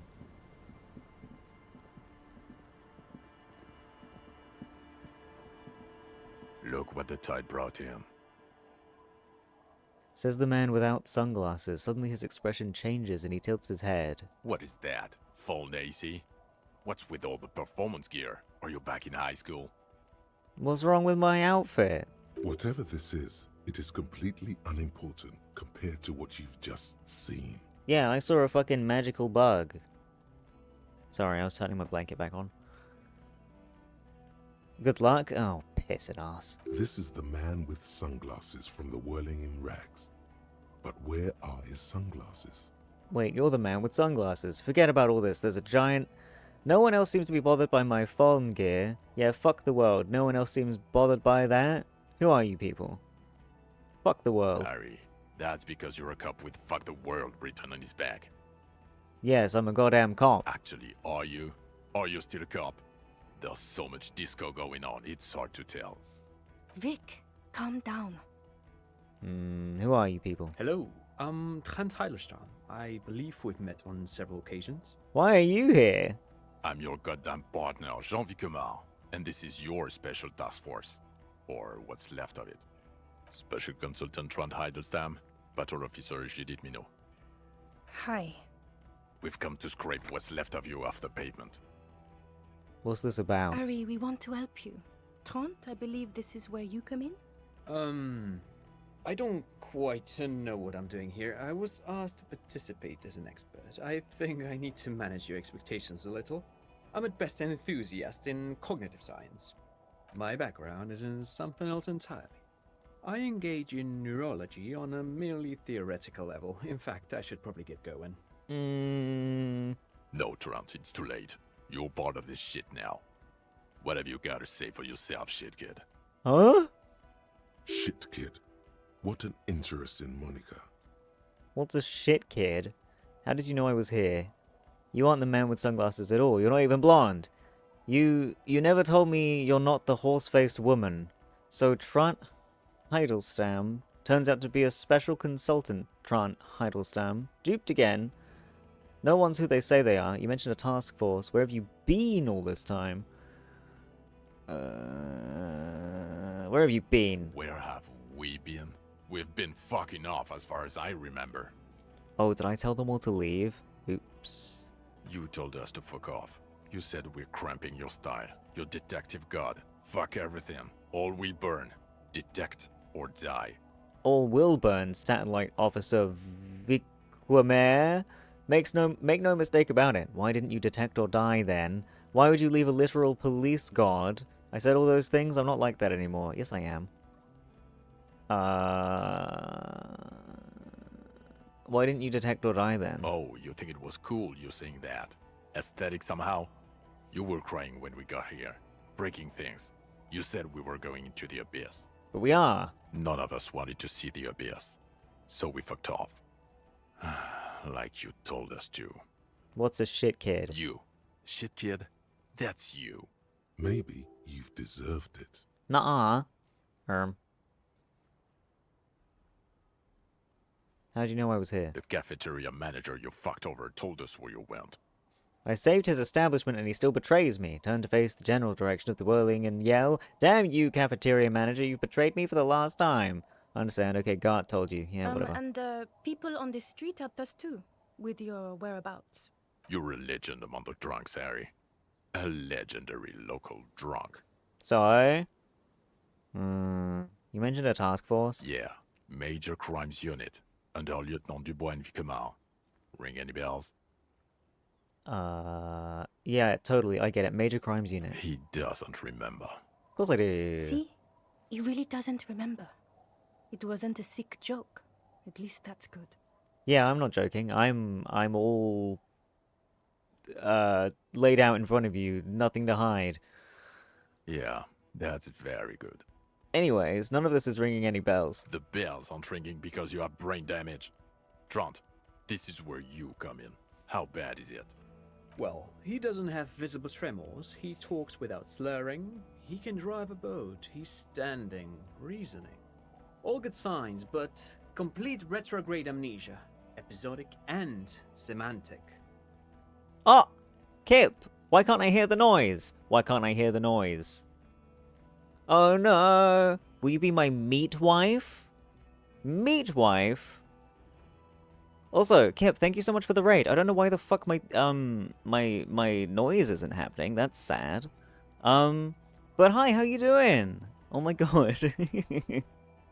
We're coming to the end of Disco Elysium. I believe this is like, one of the end things. Never gets you ragey. This is so exciting. That's because I don't normally stream this long. I'm like already an hour over. Like an hour and 10 minutes over because I'm right at the end of the game and it is taking a bit longer than expected, but that's fine. Hi, Brownwin. But yeah, guys, if you don't know who I am, my name is Vomit. You can call me Vommy. I do raid Kip a lot, so maybe you don't know who I am. Maybe you do. I'm just a little femboy incubus. I play the video games. If you have to raid and run, I completely understand. Like, go get some rest and stuff. Make sure you eat and drink and all that. But if you want to hang out and watch the end of this game, feel free. If you don't want spoilers for the end of this game, also understandable. This game is rad as hell. You should play it if you haven't played it. Vommy, you're still here? Yeah, somehow. Are raiders food? Well, apparently I'm the meat wife, perhaps? Uncertain. Uncertain. But I hope you guys had fun at Kip's stream, by the way. And anyone from my audience, if you don't know Kip somehow, be sure to check them out. They're pretty chill, pretty rad. Meaning, you forgot both who you are and the definitions of money, e-solar, pound, and so on. Yeah, what's wrong with forgetting those things? As displayed in the station call, our interactions with him, and I don't want to be a snitch, but also mine with him before when Harry did not seem to know who I was. It's all very interesting. Oh. So I was supposed to know who you were. Oops. Small suggestion, do your best to convince them you did good and can keep doing good at cases and things. Oh, I don't want to be kicked out of my job.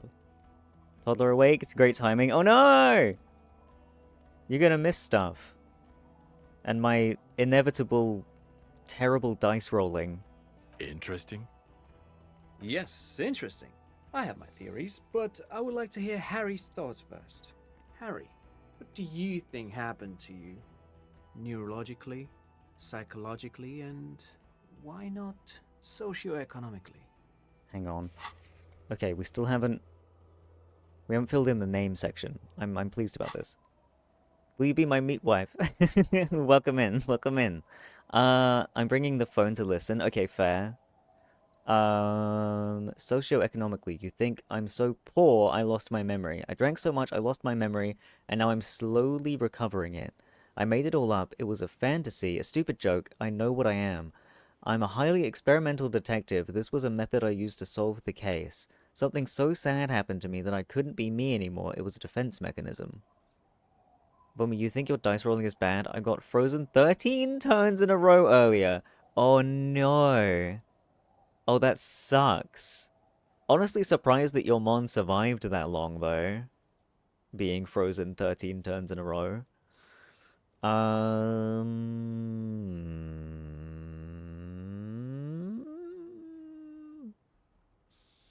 This one. Psychotraumatic amnesia, Trant? I can go for that. Shit kid is a broken man. Always has been. Who isn't? I know I am. But you know what? I keep my shit together. Also, I know a person can't wipe their own mind, however traumatic it gets. That doesn't happen. You're lying, or insane, or both. But Detective Vigmer, he has blanked out before. I have? Yes, a couple of times. After some of the more serious benders. One was after the two drunks case, the other when we looked into that mural. The two cases in your ledger. The unsolvable case and the Next World mural. Those were recent. Those cases were hard on you. Interesting. So at first he dipped his toes into it, prepared. That's where he would have gotten the idea, yes. Practice. And then he used alcohol to get there, so to speak. What do you mean? Well, here's my theory. What if this is an absolutely normal reaction to the world we're living in? What if this is not a significant anomaly at all? Something to be explained, approached as a defect? Look at the sensory input here. Surely if this was an absolutely normal reaction to the world we're living in, this would happen to more people. And not just me. Not 87 by 7 key as being gay. What the hell, 7 key? Get it together. Look at the ruins, the neon. Listen to the radio, the multitudes, the people. Live here for 40 years. As a police detective, he's like a magnetic reader on the world tape, to borrow a known metaphor. Harry's been pushed flat against it. Total input. Hardwired to the free market. He just needed for it to end.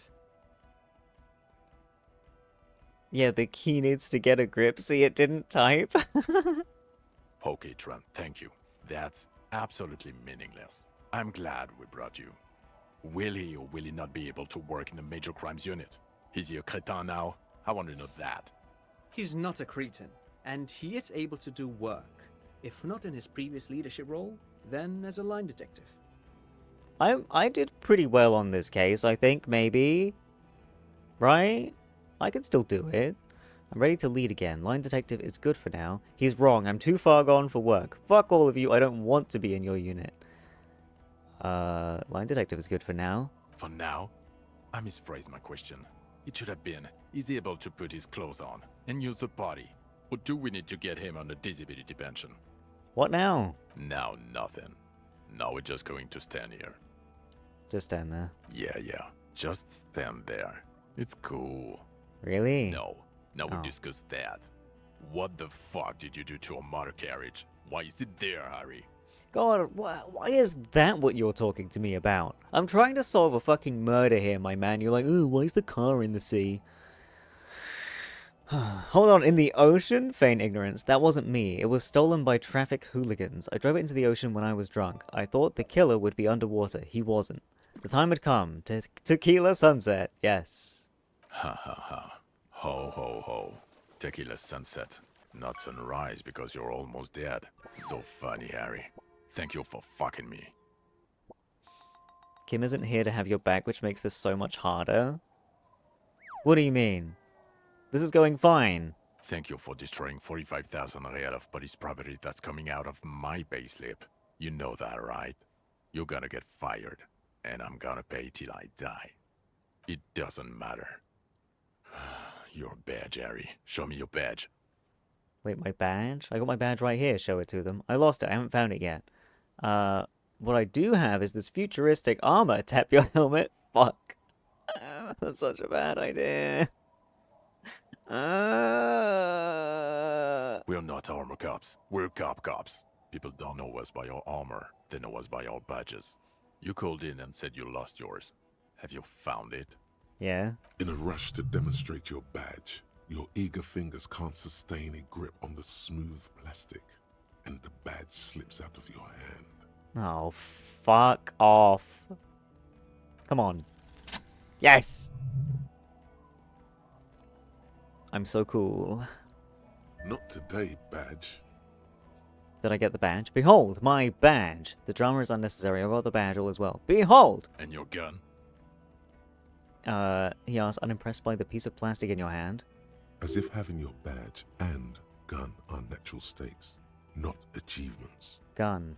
Gun. Just repeat gun. Wait, how did you know I lost my gun? My gun is right here. Duh. He has it. And he didn't drop it. You're drunk like a bum, Harry. Put that thing away before you kill someone. So it doesn't even matter that I found my gun? I'm not drunk. I haven't started drinking again. Lie. So what if I had a little drink? I tried not to, but I can't work as well without it. Yeah, I'm drunk. I'm also on drugs. Who are you posing for, huh? I suspect escaped, Harry. Glacier something, because you were too high to assess our flight risk. We've read the reports. Lieutenant Kitsuhagi's. We know. Glacier, she was some kind of spy from the Occident, specially trained. Not taking her in was the right thing to do. She gave a vital clue that led me to the island. Okay, I got duped there. She pulled one on me. Yes, I let her go as an act of mercy. It's a small detail in a huge case you know nothing about. That doesn't matter. None of it does. We're looking at the oxygen holocaust times a quadrillion. I have come to know the final fate of man in the universe. Oh, well. If you got really high, then I guess it's okay. Let's not even get into the other suspect, who also escaped. Or the catatonic old lady with the police lights. Or the fact that you very likely sold your gun for booze. That's peanuts. That's nothing. That's a humorous anecdote. Compared to the 8 people who were gunned down, the streets are literally red with blood. Lieutenant Kitsuragi is barely clinging to life in the hospital. Harry, it was fucking mass murder. The company hired unvetted mercenaries. It was their fault. I did all I could. If Kim were here right now, he'd tell you it was inevitable. I got shot too, twice. I did my absolute best. That's right, it was a massacre. They got what was coming to them.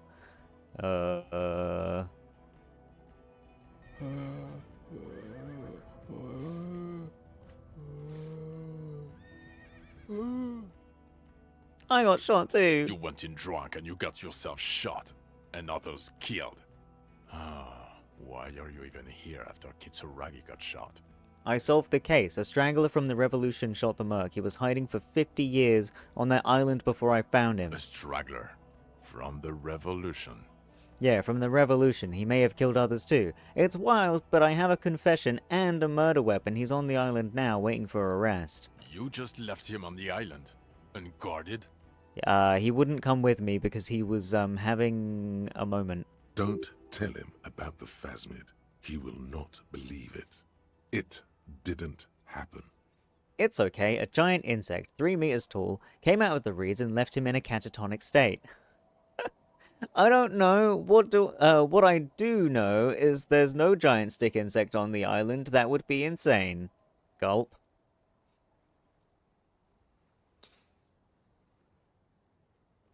Well, considering the fact that all of these seem bad, I'm going to pick the one that I like. This one. This is not a joke. We will dump you, Harry. We will leave you here, and you'll be just another bum on the coast. Take this as your trial. Stop fucking around.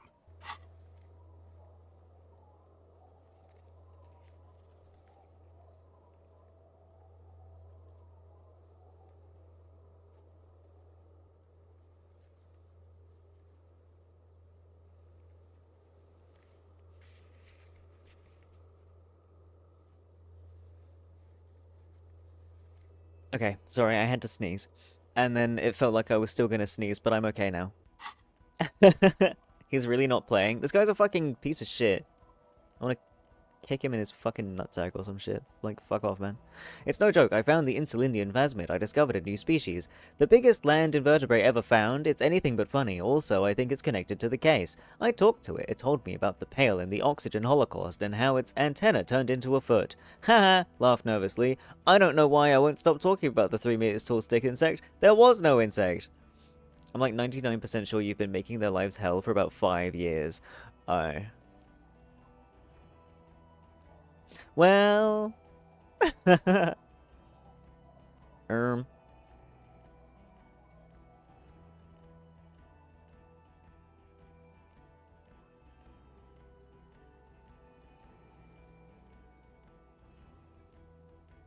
I mean, I did admit that I've been taking drugs, so anything I say is just going to be like, you were hallucinating. And maybe I was hallucinating, I don't know.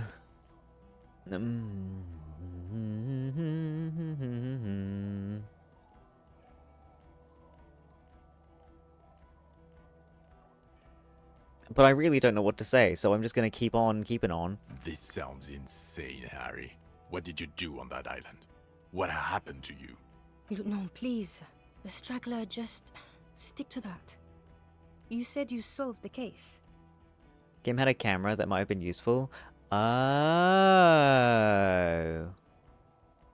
Kim would have taken a picture of it. That's smart. She's right. This is not going well for you. You have to present something coherent and sane. The killer, Lilianovich Dross, I have a strong motive for him. You have to believe me, there was a giant phasmid on the island. And I also fixed the strike situation. There was also a dead man on the boardwalk, a missing person I found. I also looked into a mystery of the doomed commercial area. So what do you say? Want to take this hot shit back? Oh, God.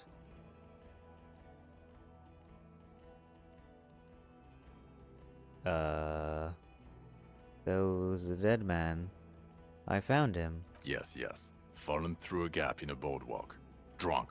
How did you know I found him? The body was transported to Precinct 41, our morgue. I had Tilbrook and Mullins take care of funeral arrangements and family stuff. You're not the only cop in the world, Harry. This all comes back to us. Still, good work with the missing person, Detective.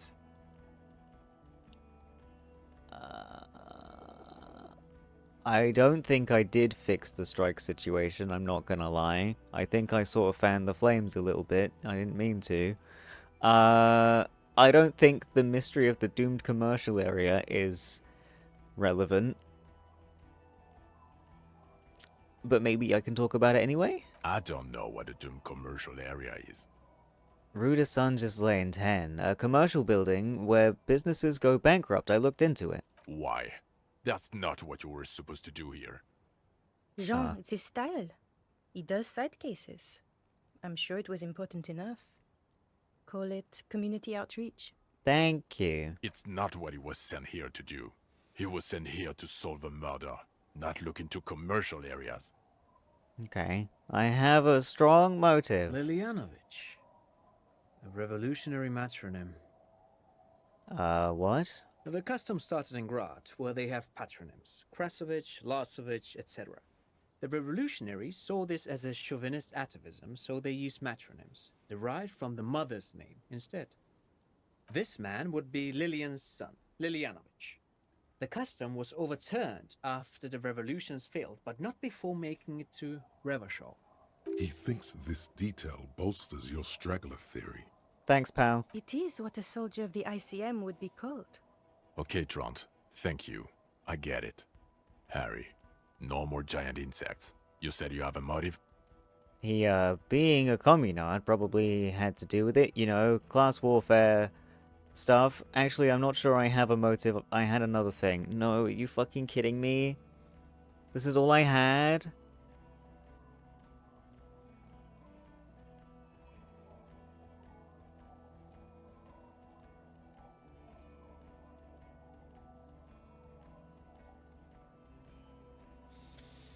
Fine.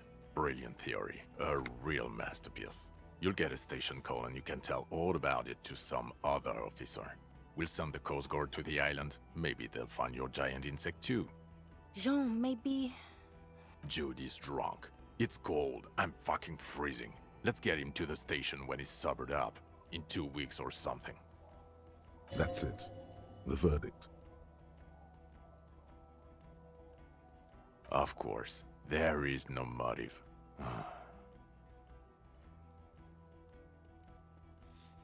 Well, there's not much more I can do. There was a giant phasmid on the island. No, I don't have to believe you made a zoological discovery. That is not a must. And even if you did, you're a cop. Who cares? It means I wasn't lying. You know, Harry, if I may interrupt again, it would help if you had evidence. Any proof and I'd play ball here. The PR potential would be quite something for the RCM. I don't have any because my friend got sent to hospital, and I also don't have the funny little child to back me up because I decided to go on my own because I was sad. Put the best proof forth, as solid as you've got.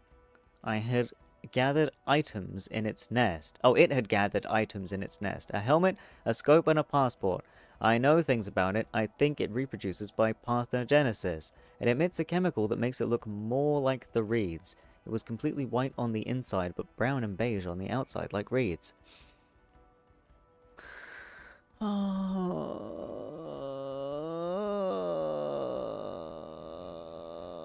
Well, that's not exactly proof. It's a theory. But it is interesting. And how do you know that? You did not, under any circumstances, talk to it. I examined the insect up close. I approached it and we had a conversation. We talked. Intuition. Turns out I have a wide intellectual base in here. Point to your head.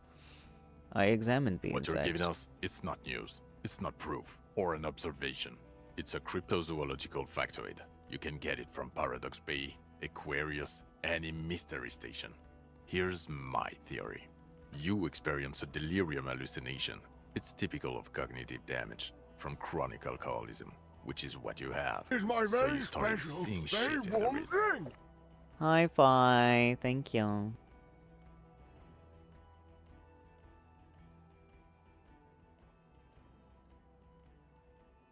I knew he was going to make this argument. Maybe it's true. No, it's not true. It was there. It was real. You remember every detail of its sounds, its movements, its presence. I did hallucinate a talking Thai. I did have a conversation with a corpse. Maybe I got too deep into what the cryptozoologists were telling me. The damage alcohol has done to my mind is extensive. No, I know what I saw. It was real. Bugs everywhere. Plants turning into bugs. It's a typical hallucination. Every drunk past the age of 40 has seen it. You're right about that. That's it. The argument is lost. You know, maybe you should become a beach bum. Just a thought. Because this isn't going too good. Wanna take this hot shit back? No. Sure, you get the case together. You can do police work. In bouts. That's not a surprise to me.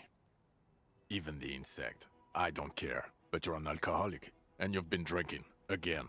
I won't let my life unravel because of this. I had like one drink, I think.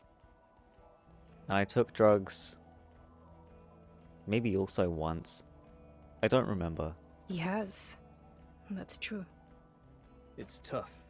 One of the toughest addictions to overcome. Comparable only to heavy synthetic opiates. Even morphine is easier to kick than alcohol, statistically. The odds are against him, especially at his age. He's too old. He's been like this for too long. I've seen him try many times. It's a farce by now. For the planetary proletariat. Compared to the intersection in front of Video Revachol 24, it's nothing. Compared to that, everything is possible.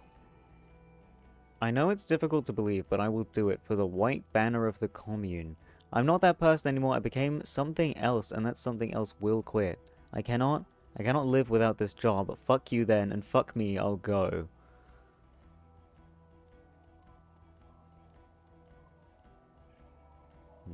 No, we're done, Harry. You're drunk. You'll get a station call once you've sobered up. No one knows what to say, but they agree. Keeping you on the force endangers civilians. The farce needs to end. Everyone sees that. I have a few questions before you go about who I am. Okay then, fuck it. I have a shack here, I don't need you all. I'll just go back to the island and live there, I don't care.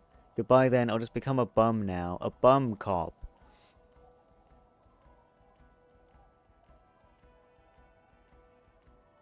I don't need to know about who I am.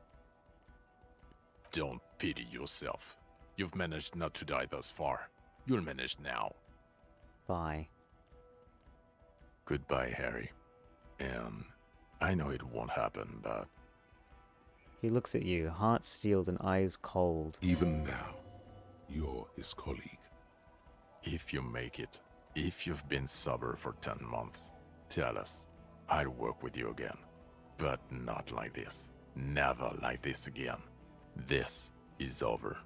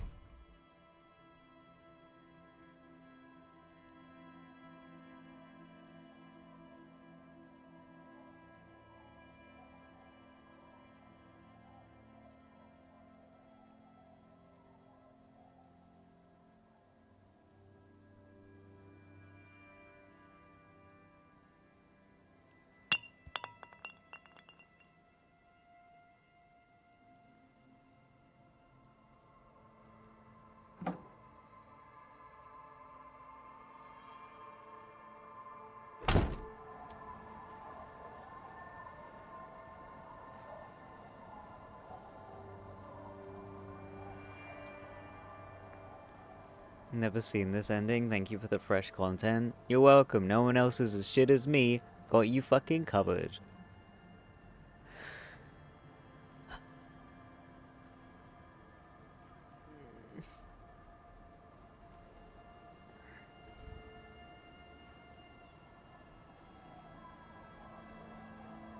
I don't have any more words than what I said earlier after all of the failed checks that completely fucked me over.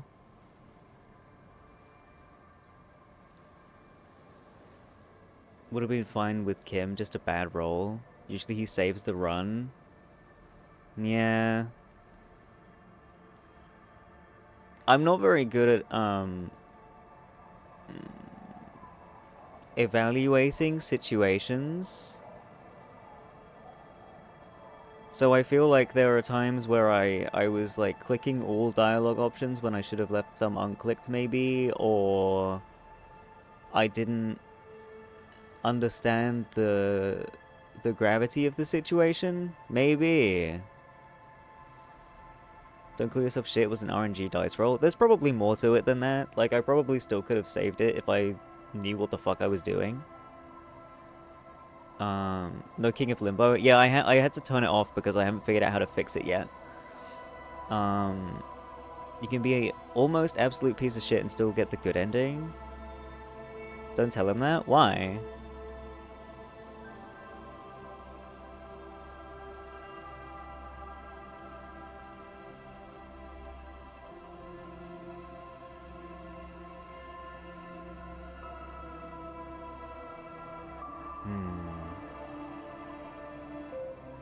At least you weren't institutionalized. Eh? That's a thing.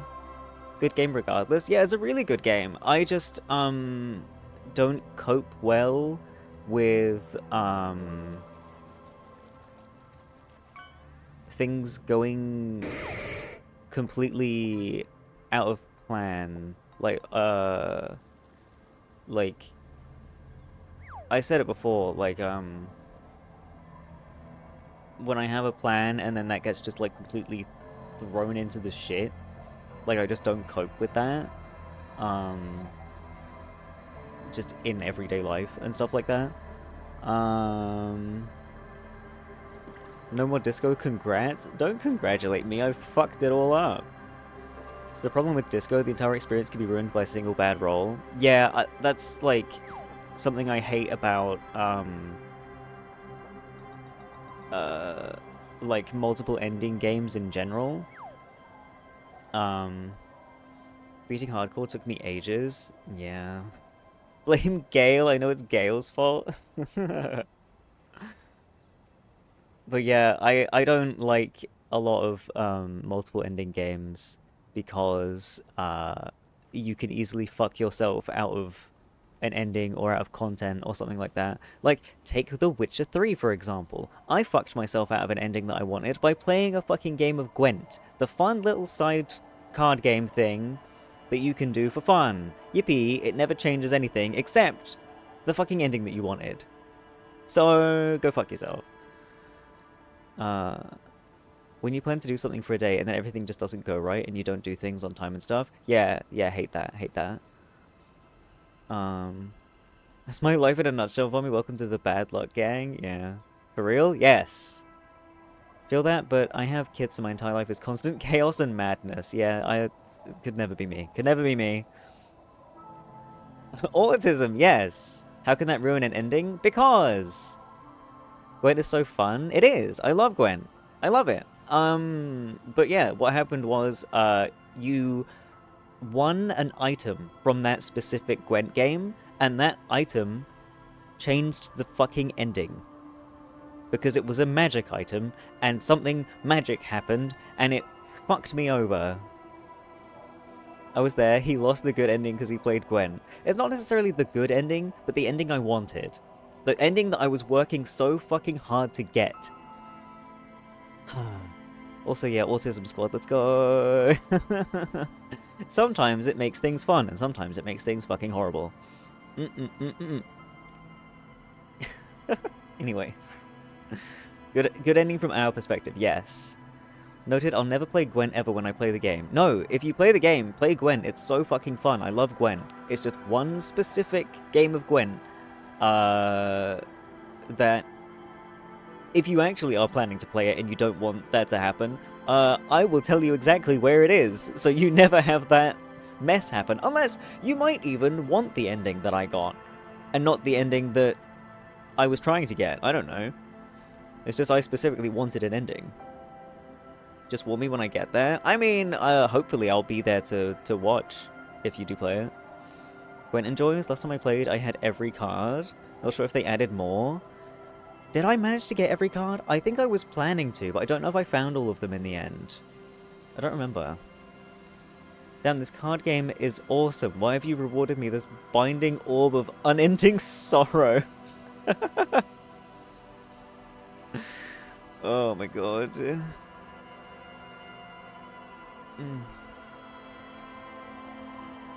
Oh yeah, something I meant to ask. This game is very multilingual. Where were the developers based? Didn't play the DLC, so maybe there's more. Oh yeah, there's definitely more in the DLC, I'm pretty sure. I think. Yes? Yes. Estonia. Ooh. Quasi. Is very, very cool. But yeah, I just have a habit of getting fucked over and getting bad endings in every game that I play. Don't hear about it a lot. Beautiful country. I know very little about any country. I think it's the UK now after everything fell apart. Yeah, Origins Estonia. Oh, okay.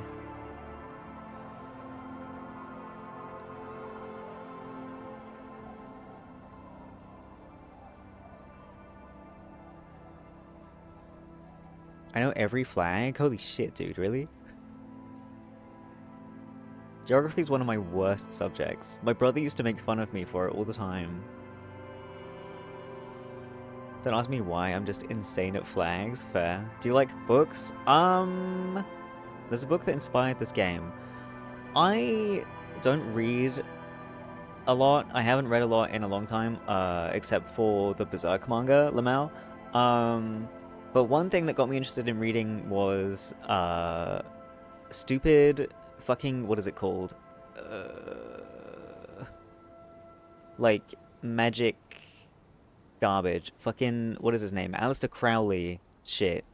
And like, I don't know, demonology garbage. Like, that's the only thing I've sort of read semi-recently, but I haven't read a lot of it. But I do want to do some kind of, like, reading recording at some point, because people tell me that they like my voice. So I was thinking of doing, like, some YouTube exclusive content, because if I was to read live, I would stumble over my words a lot. So yeah, maybe book recommendations are something I should ask for. If people want to hear me read. But I don't know, is that like a copyright thing? If you were to like read a book and just post it online, like you're sharing an entire book online, is that okay? I didn't actually think about that. I'll Google it. Okie dokie.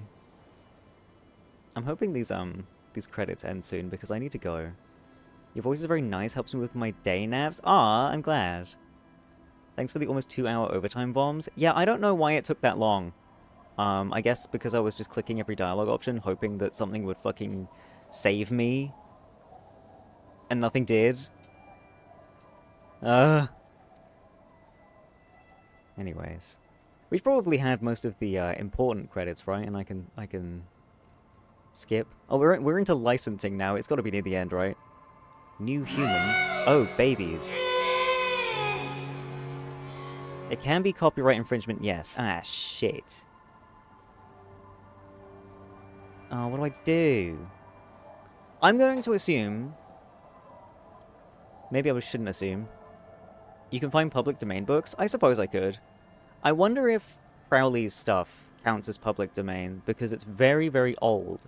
but the books that I have are like compiled and like edited by people semi-recently, so I don't know if that would still count.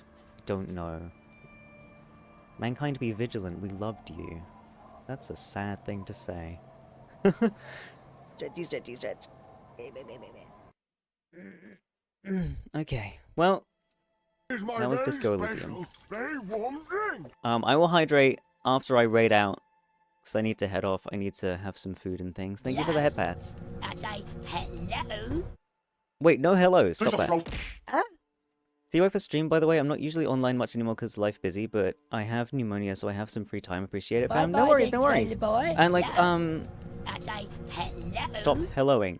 If you, you know, like my stuff and whatever, and want to watch the VODs, bye Sailor Boys. The VODs are fucking extensive. There's so many of them. If you just sort of like need something on in the background to like keep you company or whatever, that'd be pretty cool if you wanted to do that.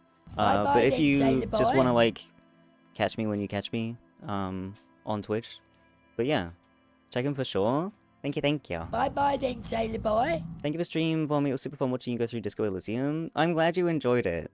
Sorry I got kind of like mad at the end and stuff. Crowley is public domain, by the way. Let's fucking go. We're gonna read so much Crowley. But yeah. I did enjoy the game. I really did enjoy the game. I just wish it didn't have to end that way, but such is my curse. So let's find a raid. And then we'll be playing Evil Within tomorrow. Evil Within.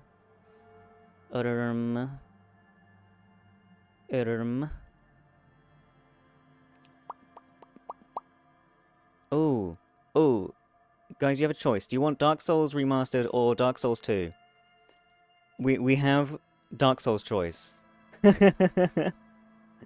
Didn't see much of the game, but it looks interesting. You should totally give it a go. You must delve deeper into tantric pissing. You're so right. It was great watching, listening to Disco playthrough. Missed most of it, still had a great time. I'm glad. Dark Souls 2? You guys want Dark Souls 2? Okie dokie. I'm evil and I'm within. Yo. Within where? Within where? Right, Dark Souls 2 it is. Is it working? Is it doing? It is doing. Okay, fantastic. For me, the homosexual underground leader? Hell yeah. Okay, grab yourselves a raid message if you want to come along and watch some Dark Souls 2. There's all my socials and stuff if you haven't got those. There they are. Be within you. Hey yo. But yeah, thank you guys so much for coming and putting up with my saltiness and helping me cope. You know? I hope you have a great rest of your day. Have some good foodings and good sleepings. And I'll see you tomorrow for Evil Within. I don't know what that game is like, but we'll have fun, I'm sure. But yeah, bye-bye everyone. Bye-byes, bye-bye-byes. Bye-bye then, Sailor Boy. Bye-bye.